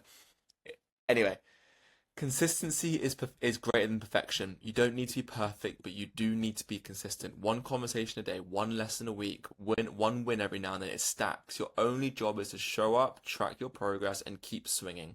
Because over time, you'll look back and wonder why it's ever felt hard. I remember my first few sales conversations. I just spoke at a lady, and this was in the gym, in our first gym. Second gym. We've had 3 gyms, so first gym, second gym, free gym. I remember our second gym. Oh my fucking God! I spoke at her, and she left, and I'm like, she's gonna sign up. Fucking nothing. But then I can't even remember what I used to do for my PT clients. Fucking hell, man! Like honestly, if I had this stuff when I started. This is why we're giving it for free, guys.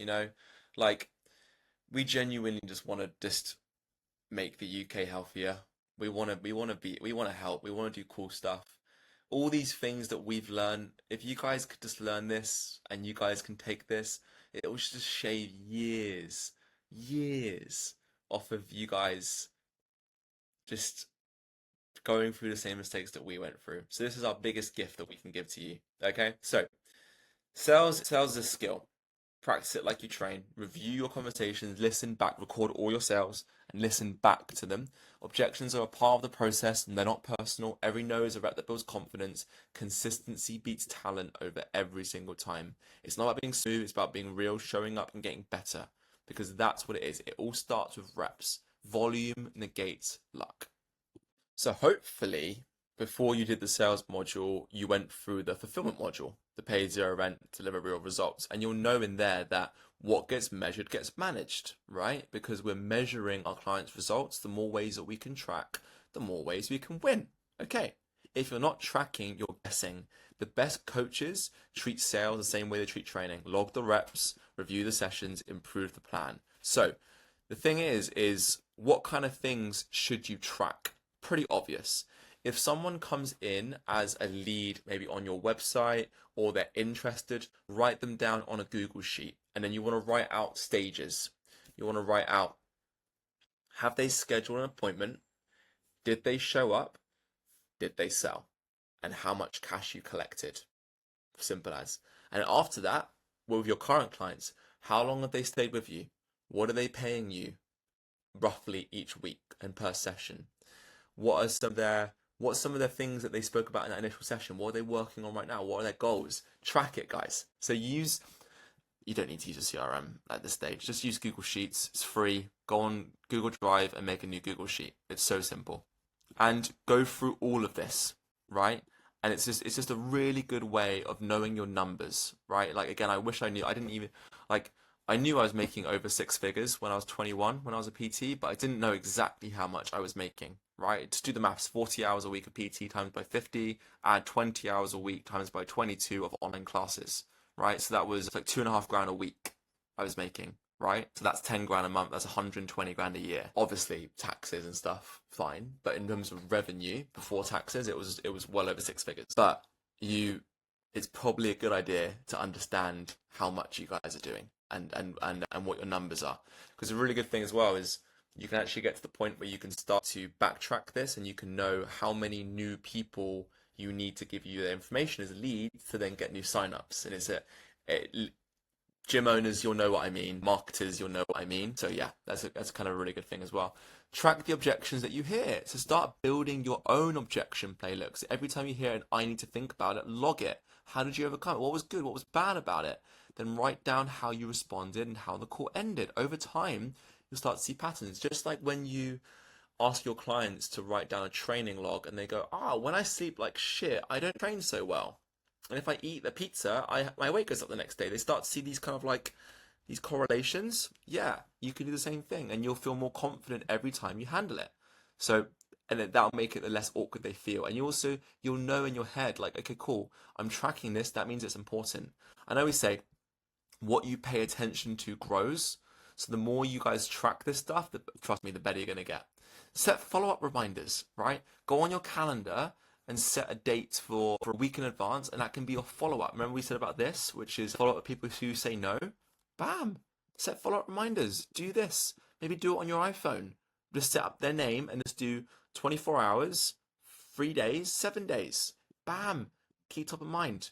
Review your conversations weekly. Honestly, think of the best sports people in the world. What do? They review their game tape. So do you think it'd be a good idea to actually listen back to your sales?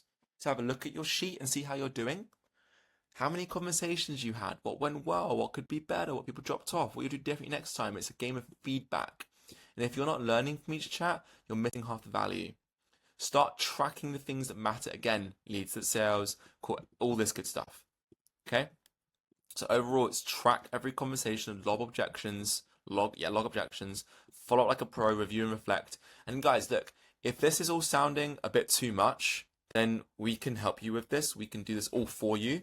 I know it's a lot, so jump on an onboarding call with me and we'll actually show you how we can help you with all of this, right? That call's completely free. It's there to fundamentally help you when it comes to getting started. There is an offer there that we can help you with this. Again, it's like, how do you want to pay? Time or money? You can pay us and we can help you with this so you can make more money, or you pay in time, you're going to have to learn these lessons eventually yourself and do the stuff on your own.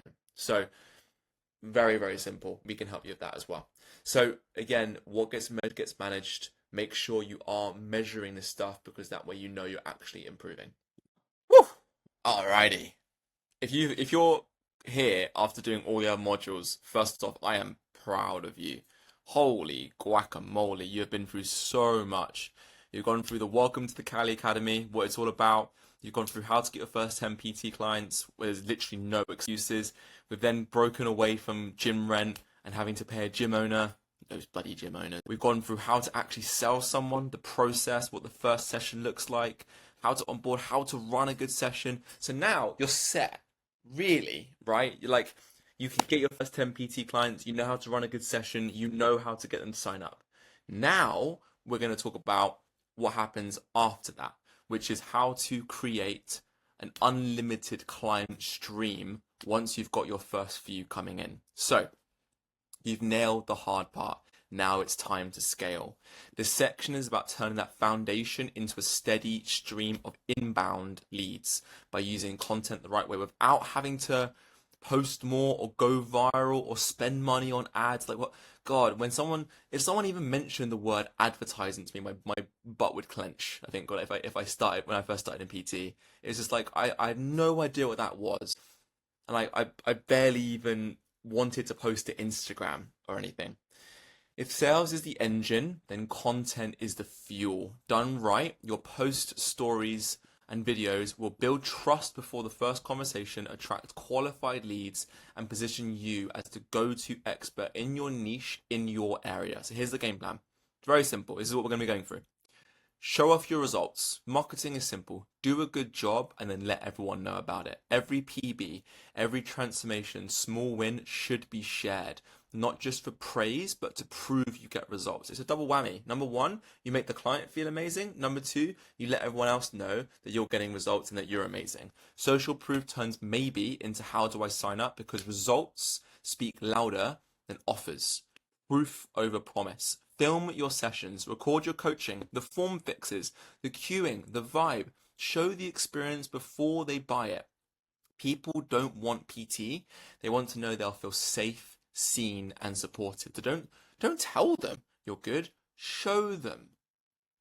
Give them an opportunity to look through your Instagram. It's almost like a landing page. So let me show you what a landing page looks like.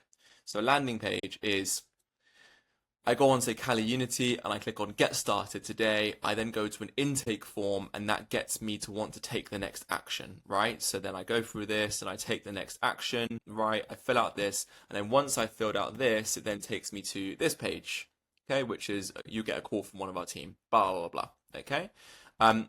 What your Instagram basically is your Instagram is your landing page. So when I go on Kali Unity, and I go to the results page, people are like, oh my God, look at all of these, and look at all of these 5-star reviews, and look at all of these results, and oh my God, I'm still scrolling and there's still results, and oh my God, oh my God, oh my God, they won Bath Life Awards, and look at all these amazing people they worked with, and oh my God, more reviews, and wait a sec, you're not going to believe it, but there's more reviews, oh my God, and they got video testimonies, and oh my God, it's incredible, and I'm just going to keep scrolling, and they're going to keep coming up, and oh my God, I finally reached the end.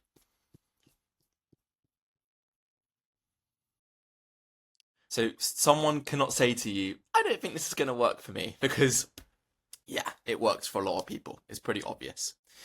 So don't tell them you're good, show them, and that is your page, that is your Instagram, that is whatever platform you choose. I would recommend Instagram for this, especially as a local business, but whatever one you choose. Educate and engage, answer real questions, bust myths, give simple tips, and show them who you are while doing it.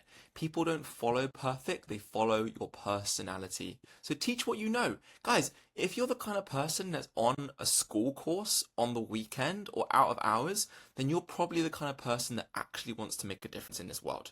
You believe in our vision of making the UK healthy. So how about you actually punch through the bullshit that exists today in the world, all these marketing fads, all of these myths, all of this bullshit, and you actually answer the questions, and you join this movement of actually wanting to make health education accessible to everyone. Just answer the questions, give it for free, help people, because then they might be like, I actually like this person, I want to see what they do. Stay consistent. You don't need to post daily, but you do need to post reliably. Stick to your message, stick to your tone, build a brand people recognize and trust. In a way, as soon as you get into this marketing world, you're not just a coach, you're a media company, right?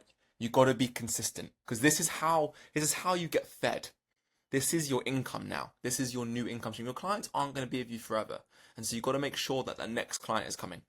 Call out the right people. That's why we did the fulfillment and the sales first, because you have to be clear about who you help. Again, think of a massive crowd, and then I shout your name. You go bam and you look straight at me and I get your attention. That is what you want to be on your social media. You want to call out those exact people. You want to cut through the mud and you want to target the person that you want to help. And you know from your sales conversations, you know from your fulfillment, you know the type of person that says yes and the type of person that gets his best results. So target them. If you're a busy dad who wants to feel strong again, if you tried HIIT, blah, blah, blah, the more specific, the higher the conversion. So what we're going to do is we're going to build out your content engine. Over the next few modules, we're going to break down how to post with purpose, show up consistently without spending hours a day, and turn strangers into leads and leads into loyal clients. So how about let's do exactly that? Let's get results doing the selling. Let's get progress into proof. Let's give testimonials and let's become the expert they trust. I'll see you guys in the next module. So if you went straight to the marketing chapter, then I probably haven't told you some of the stories that I've told in previous ones. So I'm going to repeat a few. Again, bear with me if you've heard them before. So when I was rowing in second year of uni, this was kind of before my PT career really kicked off. I remember my rowing coach. His name was Dan, and Dan had a few thousand followers, but he was like a stud. He was like a stud of the rowing coaches. And if you got put on his rowing Instagram, even as a story, you felt like a fucking celebrity. You were like, oh my God, right? It was like, oh, it was amazing. And I remember the feeling when I was just in the corner and on his rowing Instagram, and I felt so good. It was like amazing. And then I remember when I got my first 10 PT clients and I was doing pretty well, and I remember that feeling, and I was like, oh my God, I'm just gonna do that for my clients because these guys think that I am their rowing coach, you know? So then I started posting them doing things, and lo and behold, they shared it and they started telling it to their friends. And guess what happened? I fucking blew up, right? Because two things happened. Number one, people checked my Instagram stories and they saw 8 stories in a row, and they put 2 and 2 together and was like, that's 8 clients back to back on one day. Yo, he's busy. So it showed the social proof. Number 2 is it showed the results that I was already getting, right? Number 3, it showed what I was doing and showed that I was actually legit, right? And also 4, people looked at these people and were like, wow, that's someone like me. And they could start following their journey. People used to message me being like, go on, Paul, or go on, Jackson. Oh my God, he's come so far, and all this kind of stuff. People loved it. They used to love seeing these transformations and seeing these journeys. They literally used to follow my clients like they were celebrities, like they were the stories. And so guess what if someone was following your channel for that, guess what they're going to think as soon as they think, oh, I'm a bit out of shape and I need to get in shape and I can afford a PT? They're going to be of you. So social proof builds trust. It answers the question that every potential client has. Can this coach actually help me? You don't need fancy marketing. You need real people, real progress, and a way to show it. So one of the first things you can do is show before and after shots. Again, don't just go posting your clients' bikini photos on your Instagram. I wouldn't recommend doing that. But I would recommend getting your dudes topless, right, and taking photos of them with their permission. And again, it's like, just ask, like, throw away your misconceptions. Like, I don't know if you're the kind of person that would want to have that online, but if you've made a fucking incredible result and a change, you'd probably want to be shared around and like and have like amazing people showing how amazing you are, right? Especially if you're the person that's been looking on your Instagram and seeing all these results, and suddenly you've become one of the results. So just ask, do you mind if I share your before and after and put it on my Instagram? People are like, yeah, of course, right? And that obviously depends if you're doing transformation stuff, etc. So that's one thing. And add a short caption that explains the story, not just the stats. From low energy and back pain to 10 kilos down and pain free. So don't cheat it. Same angle, same lighting. If you want to have an easy win, the first photo, take the light from the front. Second photo, down lighting. They look like they lost like 5 kilos. No filters, no fluff, and let the results speak. Number 2, real video testimonies. Simple. When you're hungry, and let's say you're really hungry, and I come to you with a steak, a juicy steak. You're gonna have the steak, right? Cool. But when you're full, and I come to you with an even better steak, are you gonna eat it? Probably not. You get the sell when they're hungry, and you ask for the review when they're full.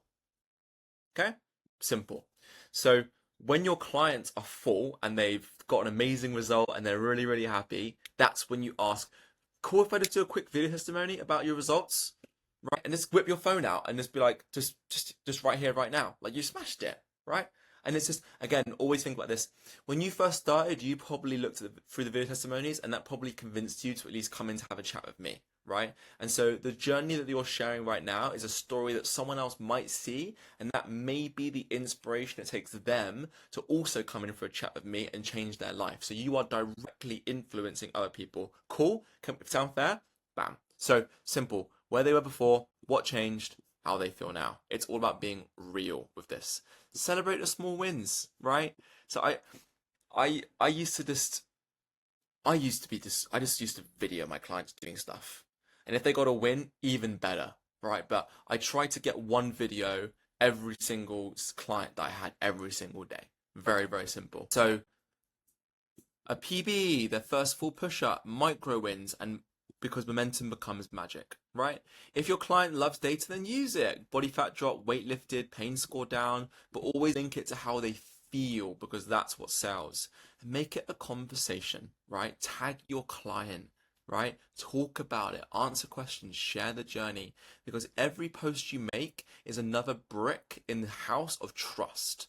And it invites people to take their own step because transformations aren't just content, they're your best marketing. You're not bragging, you're proving it works and that it can work for the person that's watching your content too.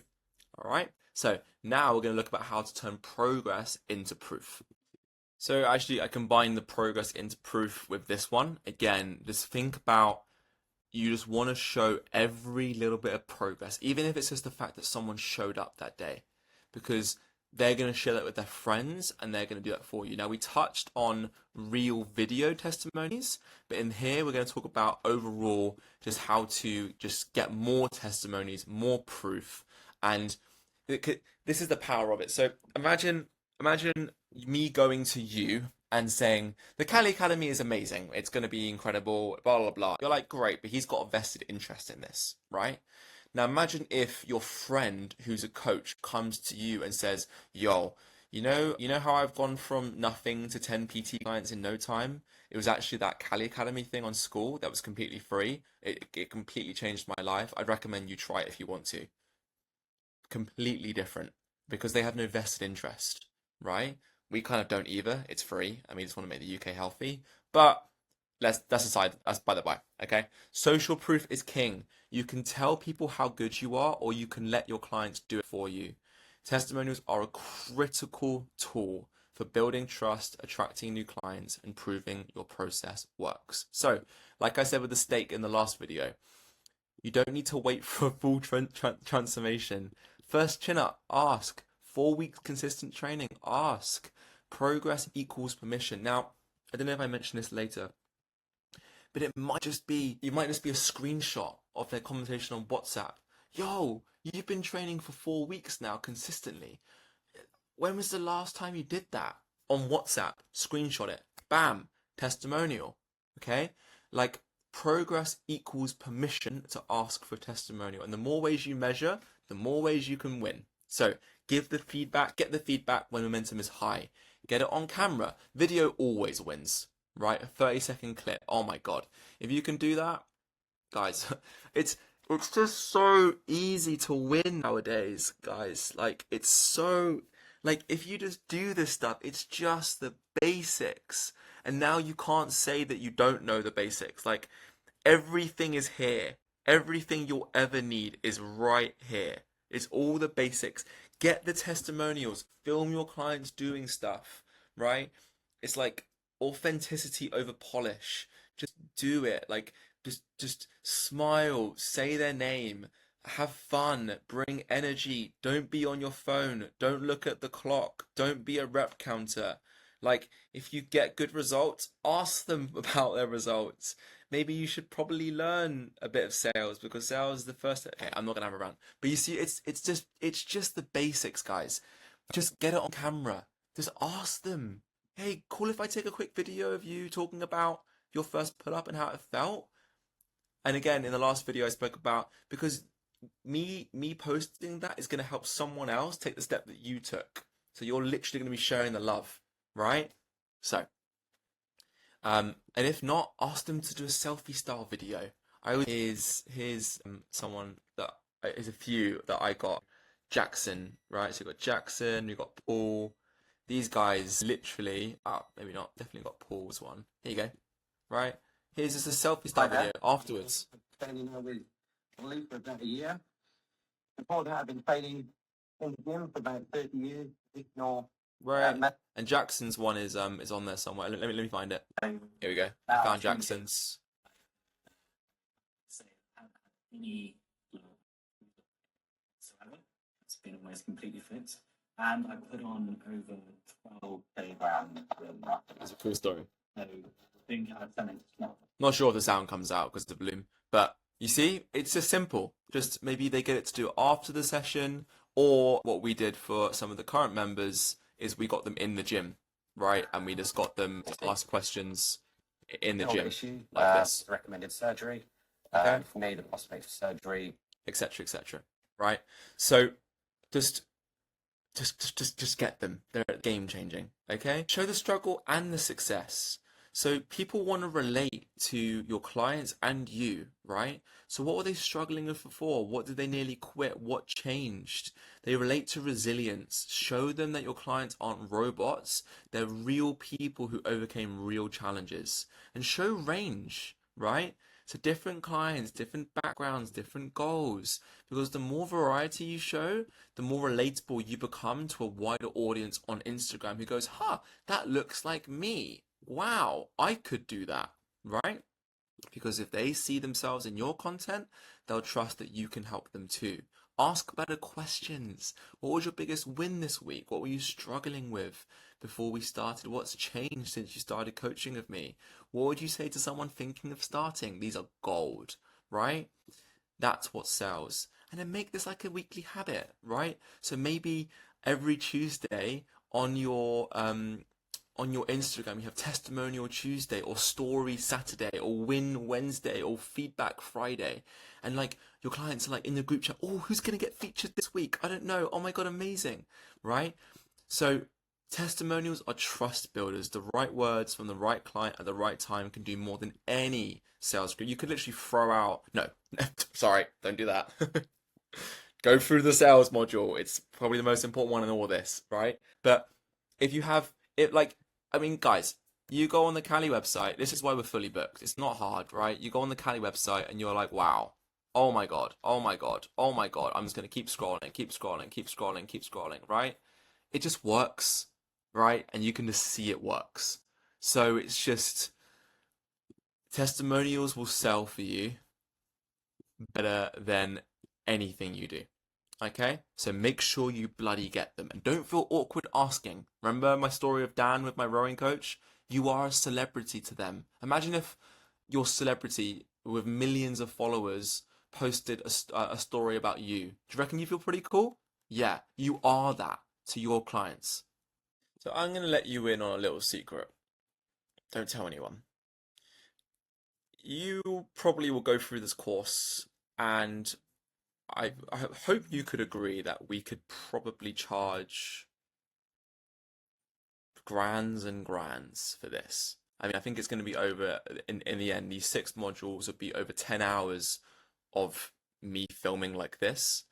It's also going to be hundreds of hours of us refining it and writing it all. It's also going to be thousands of hours of actually doing it and making the mistakes. And also helping thousands of people across not just PT, but gyms, coaching coaches, helping other gyms, going through it ourselves. Think of all that time condensed into this, and it's all free. And I haven't even got into the fact that you get a free fucking onboarding with me for free, or the fact that you get sessions each week to go through. You get plug and play things. Anyway, the reason why is because you're probably thinking in your head, God, I get all this for free, right? Imagine how much I'd get if I paid Ollie something. right? Or I paid Kira something, or I got coaching with these guys. Yeah, imagine if this is free. Imagine how much you're going to get if you guys pay us. Yeah. So you can do the same thing with your clients, right? Because it's like the best drug dealers give the first hit free. And it's also the best hit free, right? Because stop trying to impress people. Start trying to help. The fastest way to grow your audience and get leads from your content is by giving value, help, give. And you should be giving because you want to give. Like, this is just something that you just love to do. You just want to help people. You want to give. You want to just be that person that, like, just does good in the world. But also know that, like, usually I know myself, the things that do good in the world are actually usually pretty good business decisions as well. Just being honest, it's sometimes it's really nice how the world works. Let's just say that. So people follow, trust, and buy from coaches who give real value without asking anything in return. So answering questions, offering tips, solving problems, and doing it all without fluff. So answer questions. What questions do clients ask you? Okay, probably loads. Maybe write them down during the sessions and then answer them. Done. Whip out your phone, selfie, go. Film it. Done. Again, you can also then put out questions to your audience, right? So what's your biggest challenge with training? Do a Q&A. What's one fitness myth you want busted? Struggling in nutrition right now? Let me know. Like what are you struggling with? Use those questions as free content ideas. Also, just talk to your clients, talk to your friends. What things did you go through that you didn't know when you were starting out, right? And keep a running list of these FAQs so you can answer again and again in new formats, because you don't step in the same river twice. Every single question that you get, you'll answer in different ways the more your PT career goes on and on. I used to think PT was all about progress. Now I realize it's not. It's about accountability, okay? And having fun. And actually, yeah. So I could have answered this very differently at different times of my career. And I might answer differently in 5 years, right? So answer these questions daily. Simple. Whip out your phone. Go. Run weekly Q&As. Well, maybe every week, fortnightly, you want to just go live, right? Or you collect all these questions and answers and make a YouTube video and just help people with it, right? Because you stop being a trainer or rep counter and you start being their coach, because you'll literally help. They might go and use that stuff, right? So maybe even go on your Instagram, make a little story section or a highlights bit called Ask Me Anything. And so new followers instantly see you as an expert. They know you're the expert. Share tips that actually help. Anything that's consistently coming up with your clients that you're always saying to them in terms of tips, cool, share it. Other people probably want the same thing. You know, quick, simple, useful. Again, it's going to help someone take that first step forward right there, right now. Here's how to improve your push-up form today. Try this if your lower back hurts when you do this. Struggling to stay consistent, do this. No theory, no jargon, just helpful advice that they can take away right away. Okay? And again, with this, don't just say it, show it. Video, I mean, you could be reading this, but video helps so much more. So think reels, short form demo videos, story walkthroughs, before and after clips, voice notes with content almost like a podcast. If they can picture it, they'll understand it. If they understand it, they'll trust you. Okay? Use fitness challenges, right? So maybe just do what, depending on what your niche is and who you usually help, see if you can run like a short little challenge to help people. 10 push-ups a day for 10 days. Or use polls to ask people what they struggle with, right? Get them to DM you their goal and you can offer them this free help, right? And then you can, again, you could use it. So for example, guys, just give me a DM anything you're struggling with and I'll help you for free. Ollie, I'm struggling with my push-up. Oh, no way. Okay, cool. Let's send me a video of you doing it and I'll see how I can help. Okay, cool. Blah, blah, blah, blah. Yo, do you want to come and just do a free session with me and we can go through this and we can see how I can help you? Yeah, sure. Leads. Yes. Here we go. Be the coach who cares. When someone replies to your story, respond. There's someone in our gym who's she's incredible at this. And like, no wonder she's absolutely smashing it at PT and she always has career opportunities, right? Drop them a voice note. Ask them a follow-up question. Invite them into a conversation because they'll remember how you made them feel more than just the info that you gave them. Okay? And again, last one, recap, reuse, and repurpose. After every single Q&A or tip session, turn the best answers into carousel posts or reels. Recap your Q&A in a story. Pin it back to that highlights thing that you had before. Send the best tips to your email list, right, in DMs, because repetition builds reputation. So this is how you build your authority without sounding salesy. You don't need more content. You need better content. And that starts with giving more before you ask. Be the coach that helps, the one that shows up, the one who listens, teaches, and leads. Because when the time comes to buy, you're the obvious choice. Again, remember this, Seth Godin. It's not about being the person that's just omnipresent everywhere. It's just when they think of, I want this solution, you're the person they think of. They just know that you're the person, because you've given them so much value already, you've helped them so much already, that you're just the first obvious choice for them to go to. That's what you need, right? And that is what we can be. And all this stuff, guess what? This also becomes valuable to your clients, because they're going to look at this, they're going to share it with their friends, right? They're also going to be reading this. This can become like almost like an internal resource that you can give your clients, right? So all of this stuff is also going to be helping and engaging your current clients. It's a double whammy. So guys, give, help, because you're the kind of coach that does want to do this, and you're the kind of coach that got into this for the right reasons. And so make sure you're answering questions, running weekly Q&As, sharing tips that helps, using Fitness Challenge as a whole, because you are the coach that cares. And the last one, we're going to be becoming the expert they trust before then going on some content creation strategies. So in the last video, we spoke about why it's important to give value, and more value. Obviously, we spoke about testimonials and we showed how results should do the selling. But now we're going to actually talk about why it's really important to become the expert that they trust, and some little tactics and tips and just kind of methods that we use to help you with that. So become the expert they trust. People don't just follow coaches, they follow the ones that teach. When you give away useful, clear, and practical education, you position yourself as the go-to expert, which is someone that's not just a rep counter or someone who doesn't just train, but guides, explains, and leads people, right? Because this is how you build trust, grow authority, and attract clients. So again, let me tell you a story to drive this home. When we were in lockdown and no one could train, and at the time, me and Kira had like no clients. We might have had one or two when I was at the uni gym, and she was at Fly and a gym in town.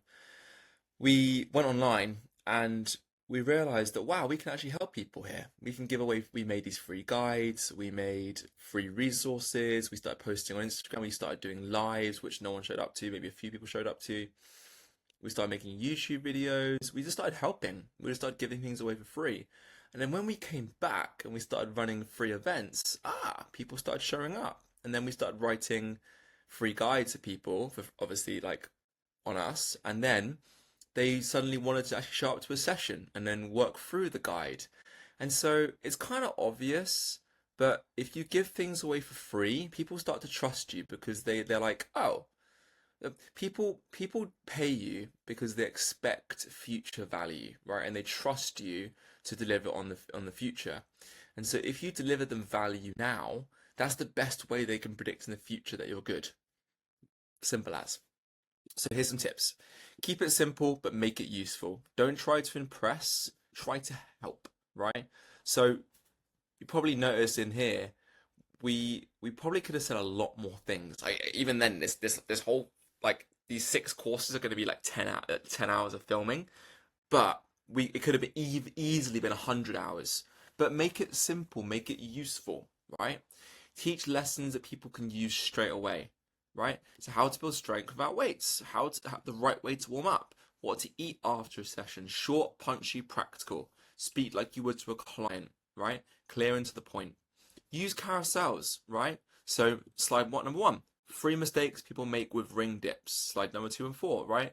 Etc, etc. So bite-sized, shareable, saves well, keeps people coming back. Number 3, show, don't tell. So just the best way to do this, simple, film your clients, right? Also film your own sessions, Make sure people know that you're actually doing this. Remember, the number one question people will ask you, or people will ask themselves before training with you, is simple: why should I trust you? And if you're already in good shape and you're showing that you're doing this yourself, but also that you can help loads of people just like them, and you've been through the same journey they've been through, but also your clients have as well, they'll trust you, okay? So don't just talk about training, show what it looks like. And when you're training, just bosh a few videos up there, correct exercise technique, break down one of your movements, how I went from X to Y, you know? Share nutrition basics, to skip the fluff, to share what works. Simple things, pre and post workout snacks, how to fuel busy days. Think simple swaps and no fuss tips, the kind of things that you'd text a client, right? When they say, hey, can you give me some tips and trips to nutrition? Bam, you just send it over to them. Again, create series of challenges. We went through that in the past one, but a series. I said this obviously went through the challenges, but a series, right? So 7-day bodyweight challenge, and every single day you give away something linked to that. A weekly myth busting post, a Friday Q&A answer drop, right? Just give free valuable resources. So honestly, we used to spend so much time on Canva going through and trying to culminate the knowledge that we had in coaching clients into these guides, because then it scales, right? You can make one thing and hundreds and thousands of people can see it. And so that is like a really easy way to get your knowledge that you know and give away free. Like this course, like I film it once, but hopefully thousands of people will see this, right? So we can make it once, but it's leverage. We can scale it to infinite. Okay? This builds trust fast. Give them something they can use, and then remember where it came from. But also make something that is almost like more valuable than other people's paid stuff. So again, how much would you guys pay for this course that you're getting here? Yeah, pretty valuable. Go live, teach in real time, right? So go live, speak freely, teach simply, and give time to answer questions. Share your learning, not just results. So everyone posts before and afterwards, few post a journey. So what about technique wins, mindset shifts, breakthrough moments in training? Because that's where trust lives. That's where you turn followers into real clients. Maybe if you've written longer content like blog posts or a podcast, or create guides or record longer videos, drop them in your stories, captions or comments, right? Link them in your bio, because you're always the person that teaches, gives, helps. And then turn questions into content, right? So don't just reply to DMs. You can say, hey, do you mind if that's actually a really good question. Do you mind if I make a little post about it and just screenshot your question? Yeah, great, perfect. So overall, it's be the coach who gives first, the one who makes things make sense. Because people follow experts they can learn from. They buy from coaches they trust. Teach often, keep it clear, stay consistent, because that's how they stop scrolling. Well, they stop scrolling and they actually start listening to you. And that's how you stop scrolling and how you start signing more clients. So on to the next one, which is literally what does this actually look like in a week? What should I post? And how do you showcase you and become that brand? Okay, shocker, but people are buying you. It's pretty obvious, right? It's personal training. They're buying the brand of you. We actually went through this. It was quite a hard transition for Kira and I, because when we started out in our careers, it was easy. Just I was fully booked as a personal trainer. Kira was doing really well with her PT career. And then we swapped over into our first garage, right? And it was still us. And then we were in the Arch and it was still us. And then we got to the point where we wanted to scale, right? Our mission is to make the UK healthy. And you can't make the UK healthy when you're helping 50 people in Bath. So we wanted to go bigger, and we knew we had something that worked, and we knew that we wanted to build it. And so we then realized that we had to hire coaches, and we had to hire managers, and we had to hire sales guys, and we had to hire accounting and finance. And now it's the brand. It's not Ollie and Kira anymore. It's been a very hard switch, but that was a conscious choice for us, right? The Cali Academy right now is mostly me, right? I'm the one doing these videos, so you associate this with me, right? But Cali Unity itself is not me. We may be the founders, but the gym at the minute, people have almost, in a way, disassociated that link between us and the gym because they see the coaches, they see the managers, right? But with you, your biggest asset is you, right? Be real, be seen, be chosen because they buy you, right? Your energy, your story, your vibe. And it, guys, it depends on where you want and what you want, where you want to go, right? If you want what we have, you're still going to have to sell you at first, right? Not the system, not your periodization. You're going to have to sell you because people will buy you and then you can scale. But you have to do the unscalable first, which is you. So the goal here is make people feel like they already know you before they even inquire, right? So they should have an idea of who are you? What do you stand for? What am I planning on getting? What's my rough story? So when they actually show up, the expectations meet reality and it all just flows in a lovely process. So number one, be real. It's what's the best dating advice in the world? Be yourself. Because if you're not yourself, it's all going to blow up in 2 years, right? Anyone can put on a front, but be you, right? Don't pretend to be perfect. Show your behind the scenes. Talk about the hard days. Post what's true. When people show the real you and you're vulnerable, they'll feel more confident trusting you because they can relate. They can't relate to the jacked, ultra running dude who just never makes any mistakes. They can relate to someone that they're like, wow, they're actually human. Wow, okay? And they will actually relate to that. And on that, it's share your story. Your journey is your brand, how you started, what you've learned, what you're still working on. Because, again, the number one rule of entrepreneurship is use what you've got. And if you're starting out as a PT, great, use it. Say, yeah, all these gyms, you're just a number to these gyms. But to me, you're everything. I'm going to literally be like, you're going to be like my fucking my second girlfriend, right? And it's like, I'm going to be there making sure you're doing this. I'm going to drag you out of your house if you're not going to be there for my PT session, right? Or you can say, you know that dude across the street who's fully booked? Yeah, he might have more experience than me, but to him, you're just another number in his 8-hour day. But to me, I'm going to help. But also, if you share your story, right, then they know what you've come from and they can relate to that, and that's what they're buying into. Add personality, right? So I mean, you can probably see from these videos that, like, I'm not the quiet type. I like to be loud. I like to be, and that's not true, but I'm very passionate about this, and hopefully that comes across, right? But your tone matters. Are you serious, funny, straight talking, calm? Pick a lane and then stay there. And that's why it's so important to be real. Just overall, just be yourself. It's not hard. But your captions and videos should sound like you, not through like a textbook.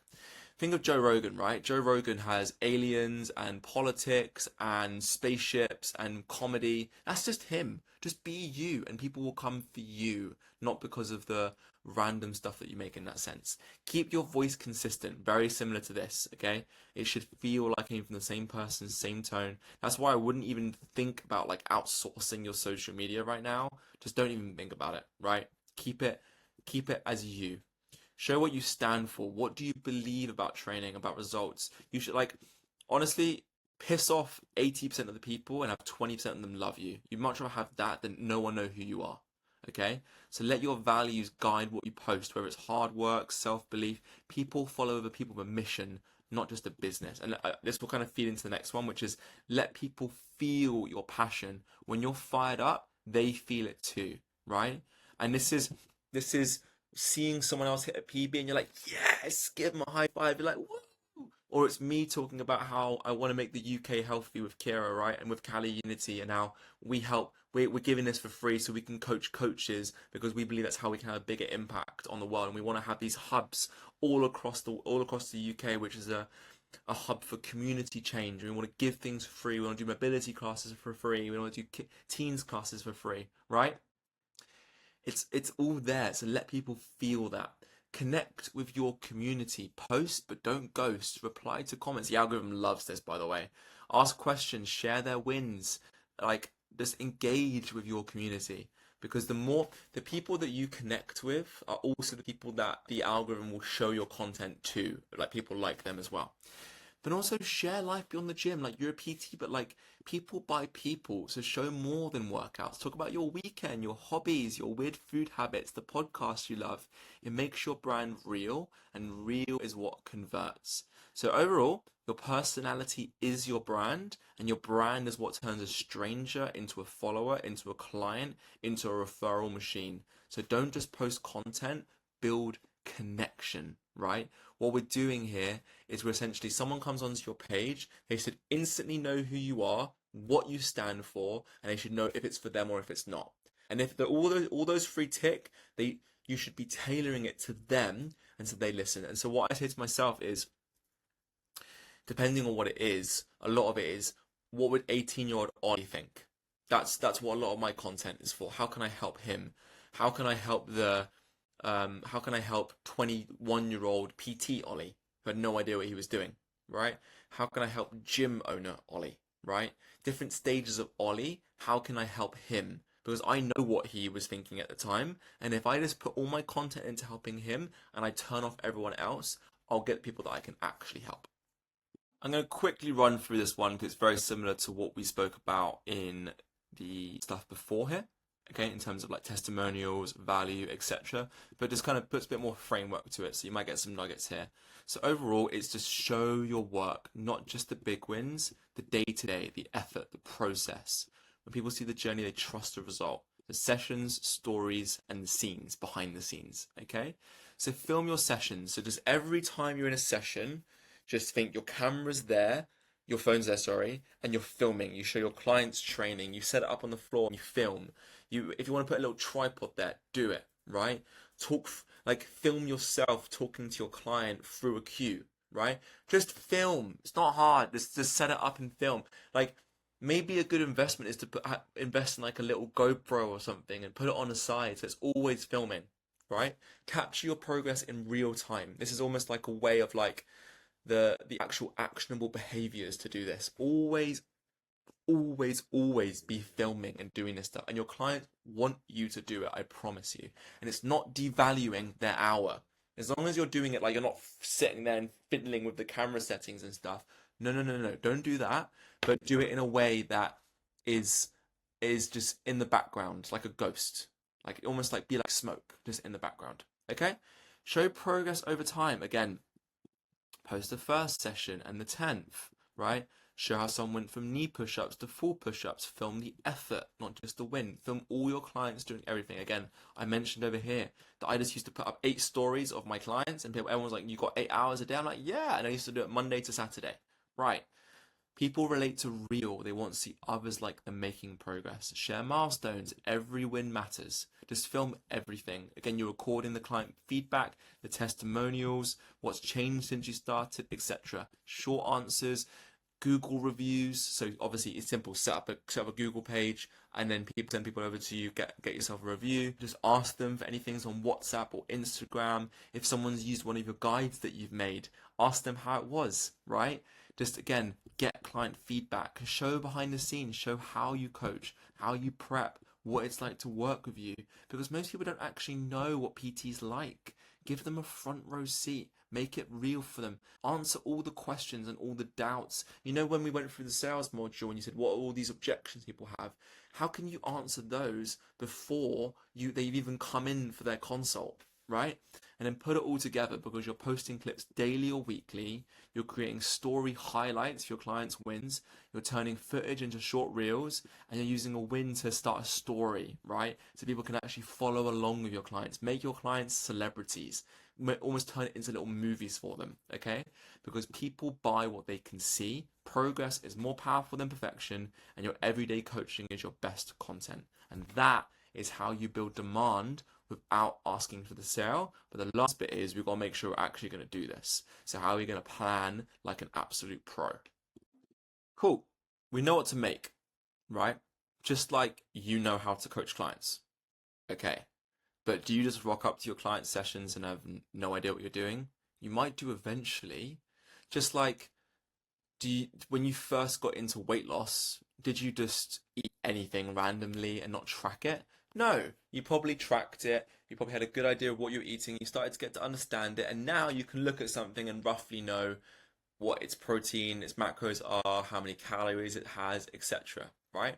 And then again, just like with your clients, when you start out, you might have a full session plan, everything ready, and you're proactive and ready. But eventually, you can just rock up to a session and you can just make it up, and it's actually probably better than what it would have been beforehand. So you have to start off with the plan, and then you can go to being a pro afterwards. So, if you're guessing your content each day, you're already behind. The best coaches treat content the same way they're treating their training plans: clear, structure, and consistent. Because people trust what they see often. Posting regularly keeps you top of mind. Remember, Seth Godin, you're the first person they think of when they think of PT for my needs. And a system gives you more time to coach. This isn't about being on your phone all day. It's about making content a tool that works for you, not something that stresses you out. So use a calendar, Google Calendar, digital calendar, in-person calendar, whatever the fuck. Pick 3 to 5 themes, mix it up. Don't post the same thing every single day. So what I'd always say is stories, you should be doing them on the day, uploading them there and then, right? Of just your clients. Just tons. All the time. At least one story per client. All the time. And then the reels, the posts, should be client stories, behind the scenes, tips or how-to posts, motivation, your own training, right? And then choose your posting days. I mean, 3 times a week is great. I would recommend at least trying to do it daily with this stuff, or maybe Monday to Friday, whatever. Just be consistent, and then schedule your posts. So if you know that you're going to make posts, the same posts each week, and you've got, say, Testimonial Tuesday, and you've got 10 testimonials made, use an app like Later or Meta Planner, and then bam, schedule it so you know it's just going out Tuesday at 5 p.m. Bam, bam, bam, bam. You're good. And it's going out. Okay? So make sure that when you're doing this, you're being proactive rather than reactive, because you'll be so happy when you're like, oh, fuck, I didn't post today. And you look at your Instagram and you realize you actually scheduled it. You're like, oh my God, yes. Thank you so much, right?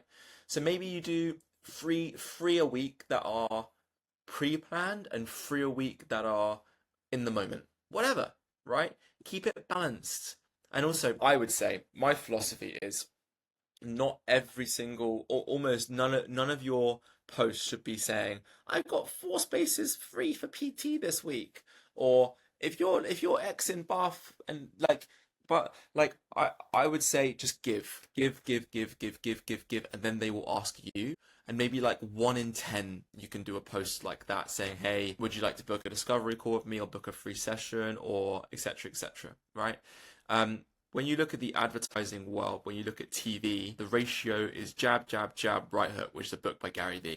And what it basically means is it's 4 to 1. So for every, I think it's 3 or 4 minutes of TV, there's 1 minute of advertising, and that is the ratio that they need to keep people. So when you think about it, when you think of TikTok, when TikTok first started, there was no ads, so they just gave, and they helped, and they just gave content, right? But as their audience grew, they realized that they could monetize the audience, so they add ads, and they slowly started adding more and more and more ads until they got to a point where they realized that actually too many ads makes people like fuck this, and they don't want to do it, right? But they realized the perfect ratio. But right now, guys, you haven't got, you're here, right? So you haven't got the clients that you want. So give, help, give back, grow your audience. And then maybe once you've got to a good following, then you can do the 3 to 1 ratio, and then you can keep it consistent at that. But I'd always say the longer the runway, the bigger the airplane, right? So in this, the more you give, the bigger the ask can be eventually. So give, and give back and help. Okay? So matches to your business goals. So if you are launching a new group or you're running a new challenge, this was so good for us. So if I go on the Cali website, this was so good for us, because when we built our PT career, we had a few people that we used to regularly meet up with. Then we obviously started selling this stuff. Then we started getting some clients in gyms. Then we started building out like other classes at Bath. But then when we launched this first gym, we already had like a WhatsApp group chat. I could post it on my Instagram. People could see and they were following the vision. And then bam, that's when it grew in absolutely no time. And now it's turned into that. Yeah? which is over 200 people right there in that photo, and it's actually a lot more now, right? So that is the power of having a community and having a group that trusts you, okay? So it lets you market with intention, not desperation. Track, test, tweak. Look at what works, and also don't think about it too much in terms of likes, shares, and replies. Think about it more in like, am I giving value? Are people actually using this? Are my clients saying, "Oh, I loved that post yesterday. I really, really loved it." I'd rather you have 10 people who love you than 100 who kind of just like your stuff, right? Post with purpose, learn, adjust, repeat. Numbers don't mean everything in this. Use hashtags, right? I don't have to go through this too much, but it just makes your content shareable, you know? They connect you with people who already know, who are already looking for what you do, right? So use things like bodyweight coach, outdoor BT, maybe you're training in Bristol trainer. Like, keep it simple, right? 15 or 10, 15 per post, right? Use your own hashtag. Maybe it's hashtag Cali Unity, hashtag Cali Academy, just saying.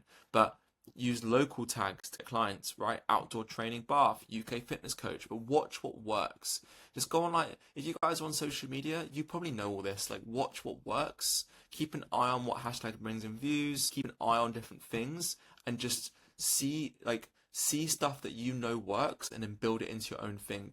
Tweak it on TikTok. Use the templates or whatever, right? So just test things, plan it, but the main thing is just be consistent with this. Be proactive if you can, and just keep it going week by week, because this is the stuff that's going to actually keep clients and inbound leads coming in, like, into you as leads, but also keep them top of mind, so when they are ready, they're going to you, but also that they're going to be so much easier to sell, because they've already seen that you've got clients. They already know your story.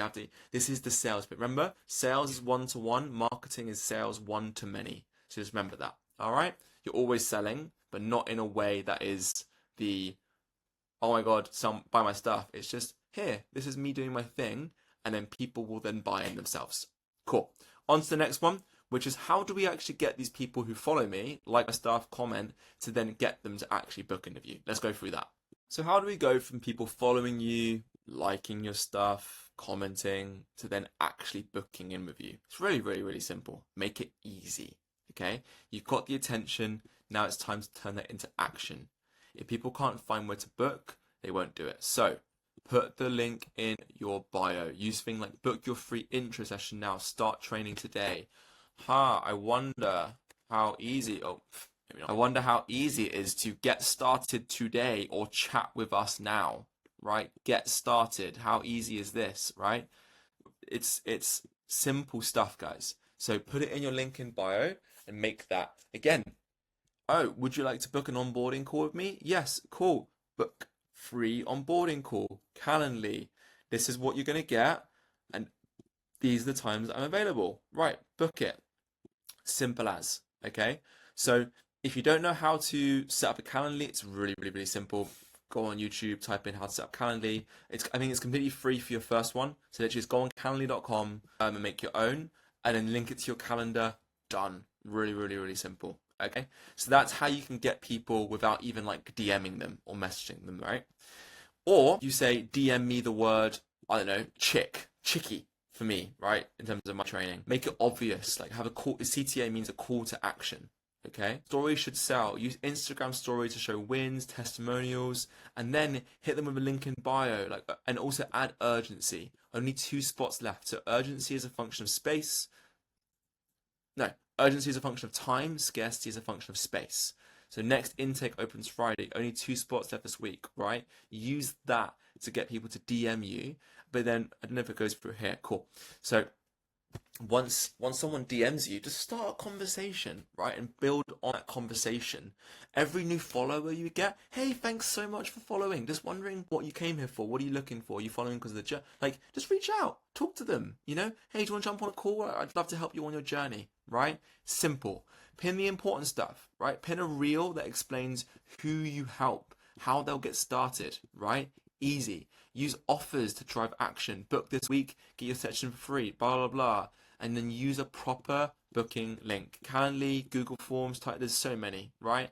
Or email, right? Drop me an email. It still works, guys. I promise you, it still works. It's about making it stupid simple to start. The easier you make it, the more people will book. No fluff, no confusion, just one clear path. So again, in your link in bio, just make it simple. Just book in a session for free, half an hour, right? Either you choose phone call, probably phone call is best, phone call or in person, done. If you want to do in person, then bam, you're giving quite a lot of value away. I really respect that, right?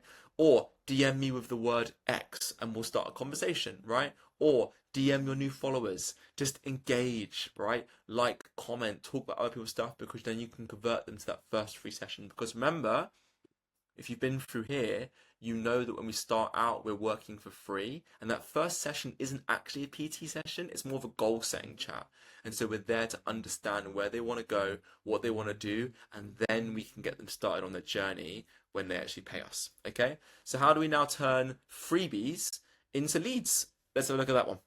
So in the last one, we spoke about how important it is to make it super easy. Yeah? And we spoke about how important it is to give, help people, comment on other stuff, share the testimonials, share the stories, keep doing this stuff. If you do this, you will grow. It's not hard, right? You just got to keep doing this stuff, keep posting it. It's not about how many followers you have, it's the quality of those followers, right? If people love your content, oh my God, it's going to be easy. But what you're doing here is we're going to be building freebies to build trust fast. So maybe, you know, when I mentioned about the ebook, oh, I wonder what this is about, eh? So I go on the Kali Unity website, I go on free stuff. Oh, look at all this. Okay, ebook. Maybe I click on the ebook. I click on download. Right, oh look, wow. Is Kali Unity for you? Take the quiz. Interesting, right? Maybe if I go to results and I click on Libby's story, right? Wow, she's amazing. Oh my God, wow. This is so cool. God, I wonder how she got these results. Oh wow, it's not from this, or not from this, or not from this. This is how you, wow, I want results like Libby. Get started. What does it bring them to?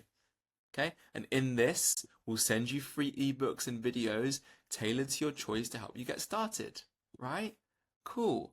So honestly, sometimes it could be so simple as just book your free consultation. It's so easy, right? Give them a free program, give them a free fitness assessment, run a free challenge, free stuff on socials, cheat sheets or trackers. That sounds familiar. Free group taster, referral bonus, free webinar, intro offers. Just overall, this is the easiest one. This is the easiest one. Like, just give them a free call. And I wonder what that sounds like. Yeah, pretty obvious, okay? But just give it for free, right? You're missing out on leads. Freebies build trust fast, right?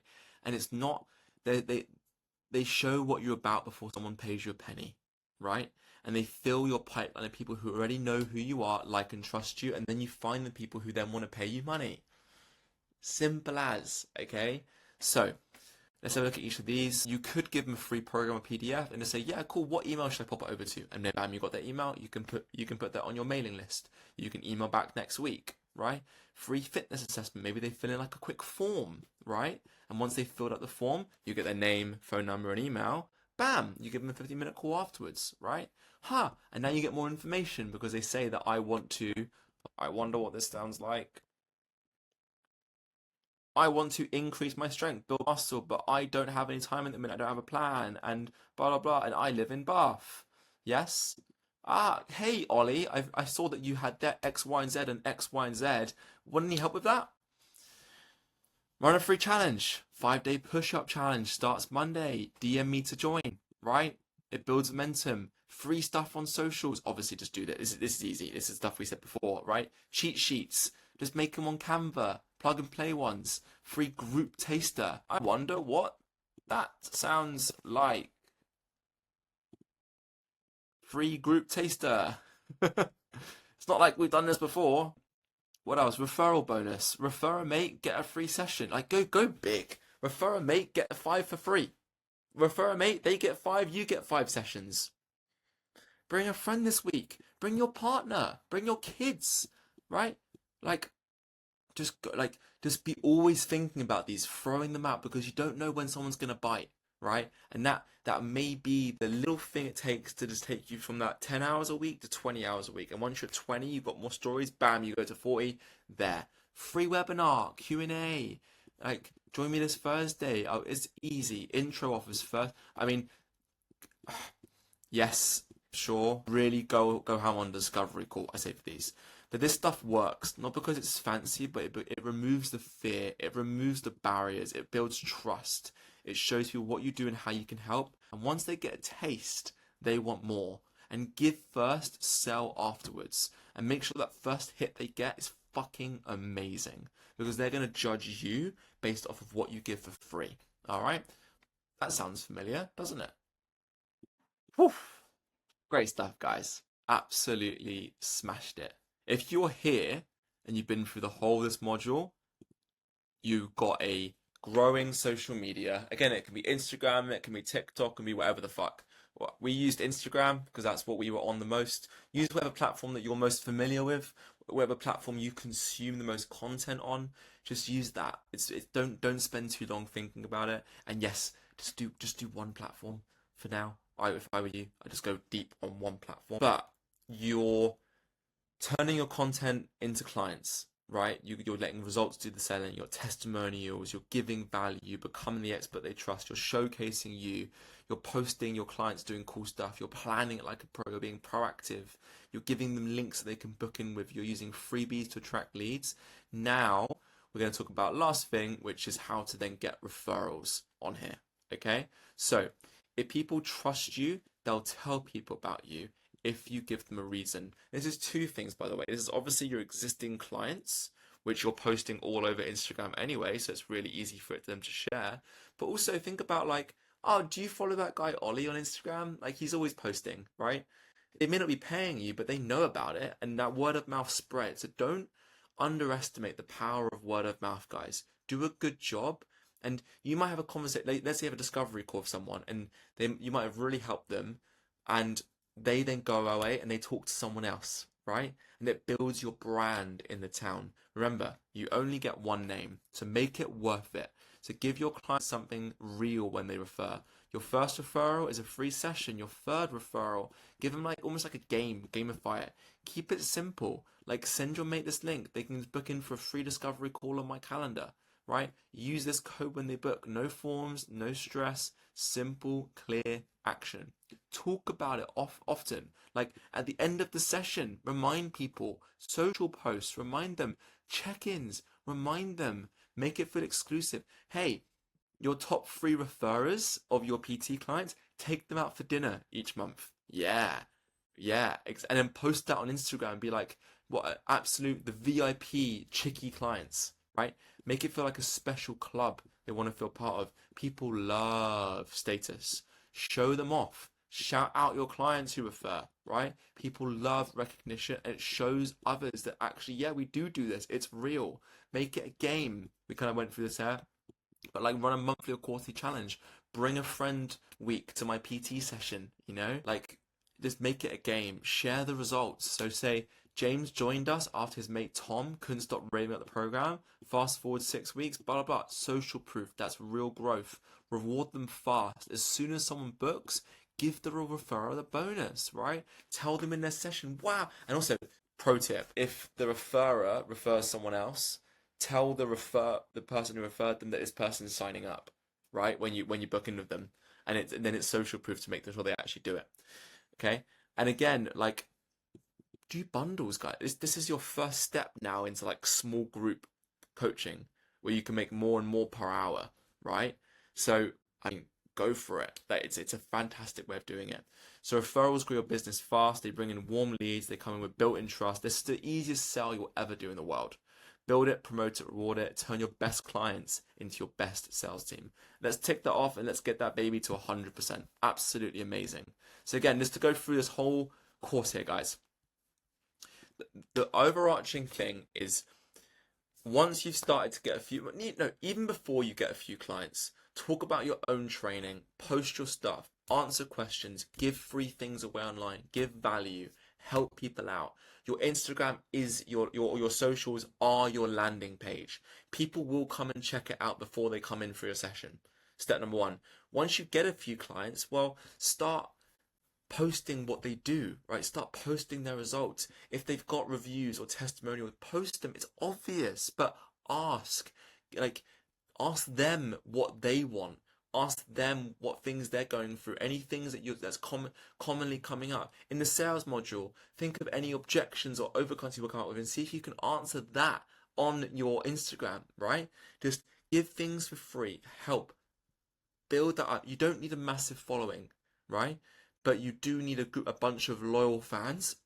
And once you do this, people can just send their friends your Instagram and they'll start following it, or their friends will start reposting other things, and bam, this power, this butterfly effect will start to grow. And I'm telling you, you're gonna just be swamped with new DMs, leads, people coming in. You're not gonna have any idea what to do with it.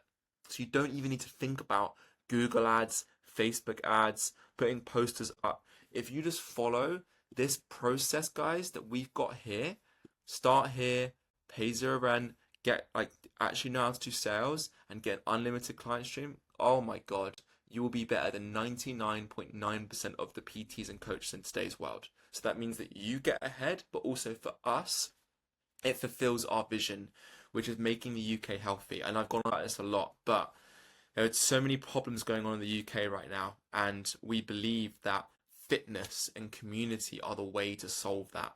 And so if we can just give away the lessons and secrets that we've learned, Kira and I, and the coaches have learned from running a world-class gym, from coaching coaches, from being fully booked PTs ourselves, if we can just put that into a course and it's completely free for anyone in the UK to use, then we inadvertently are getting so much more leverage out of our time, because we can make this once, but you guys can get value from this and you can help your clients. And that for us is just the most beautiful thing in the world, because we know that we can use our experience so you haven't got to experience the same mistakes that we went through.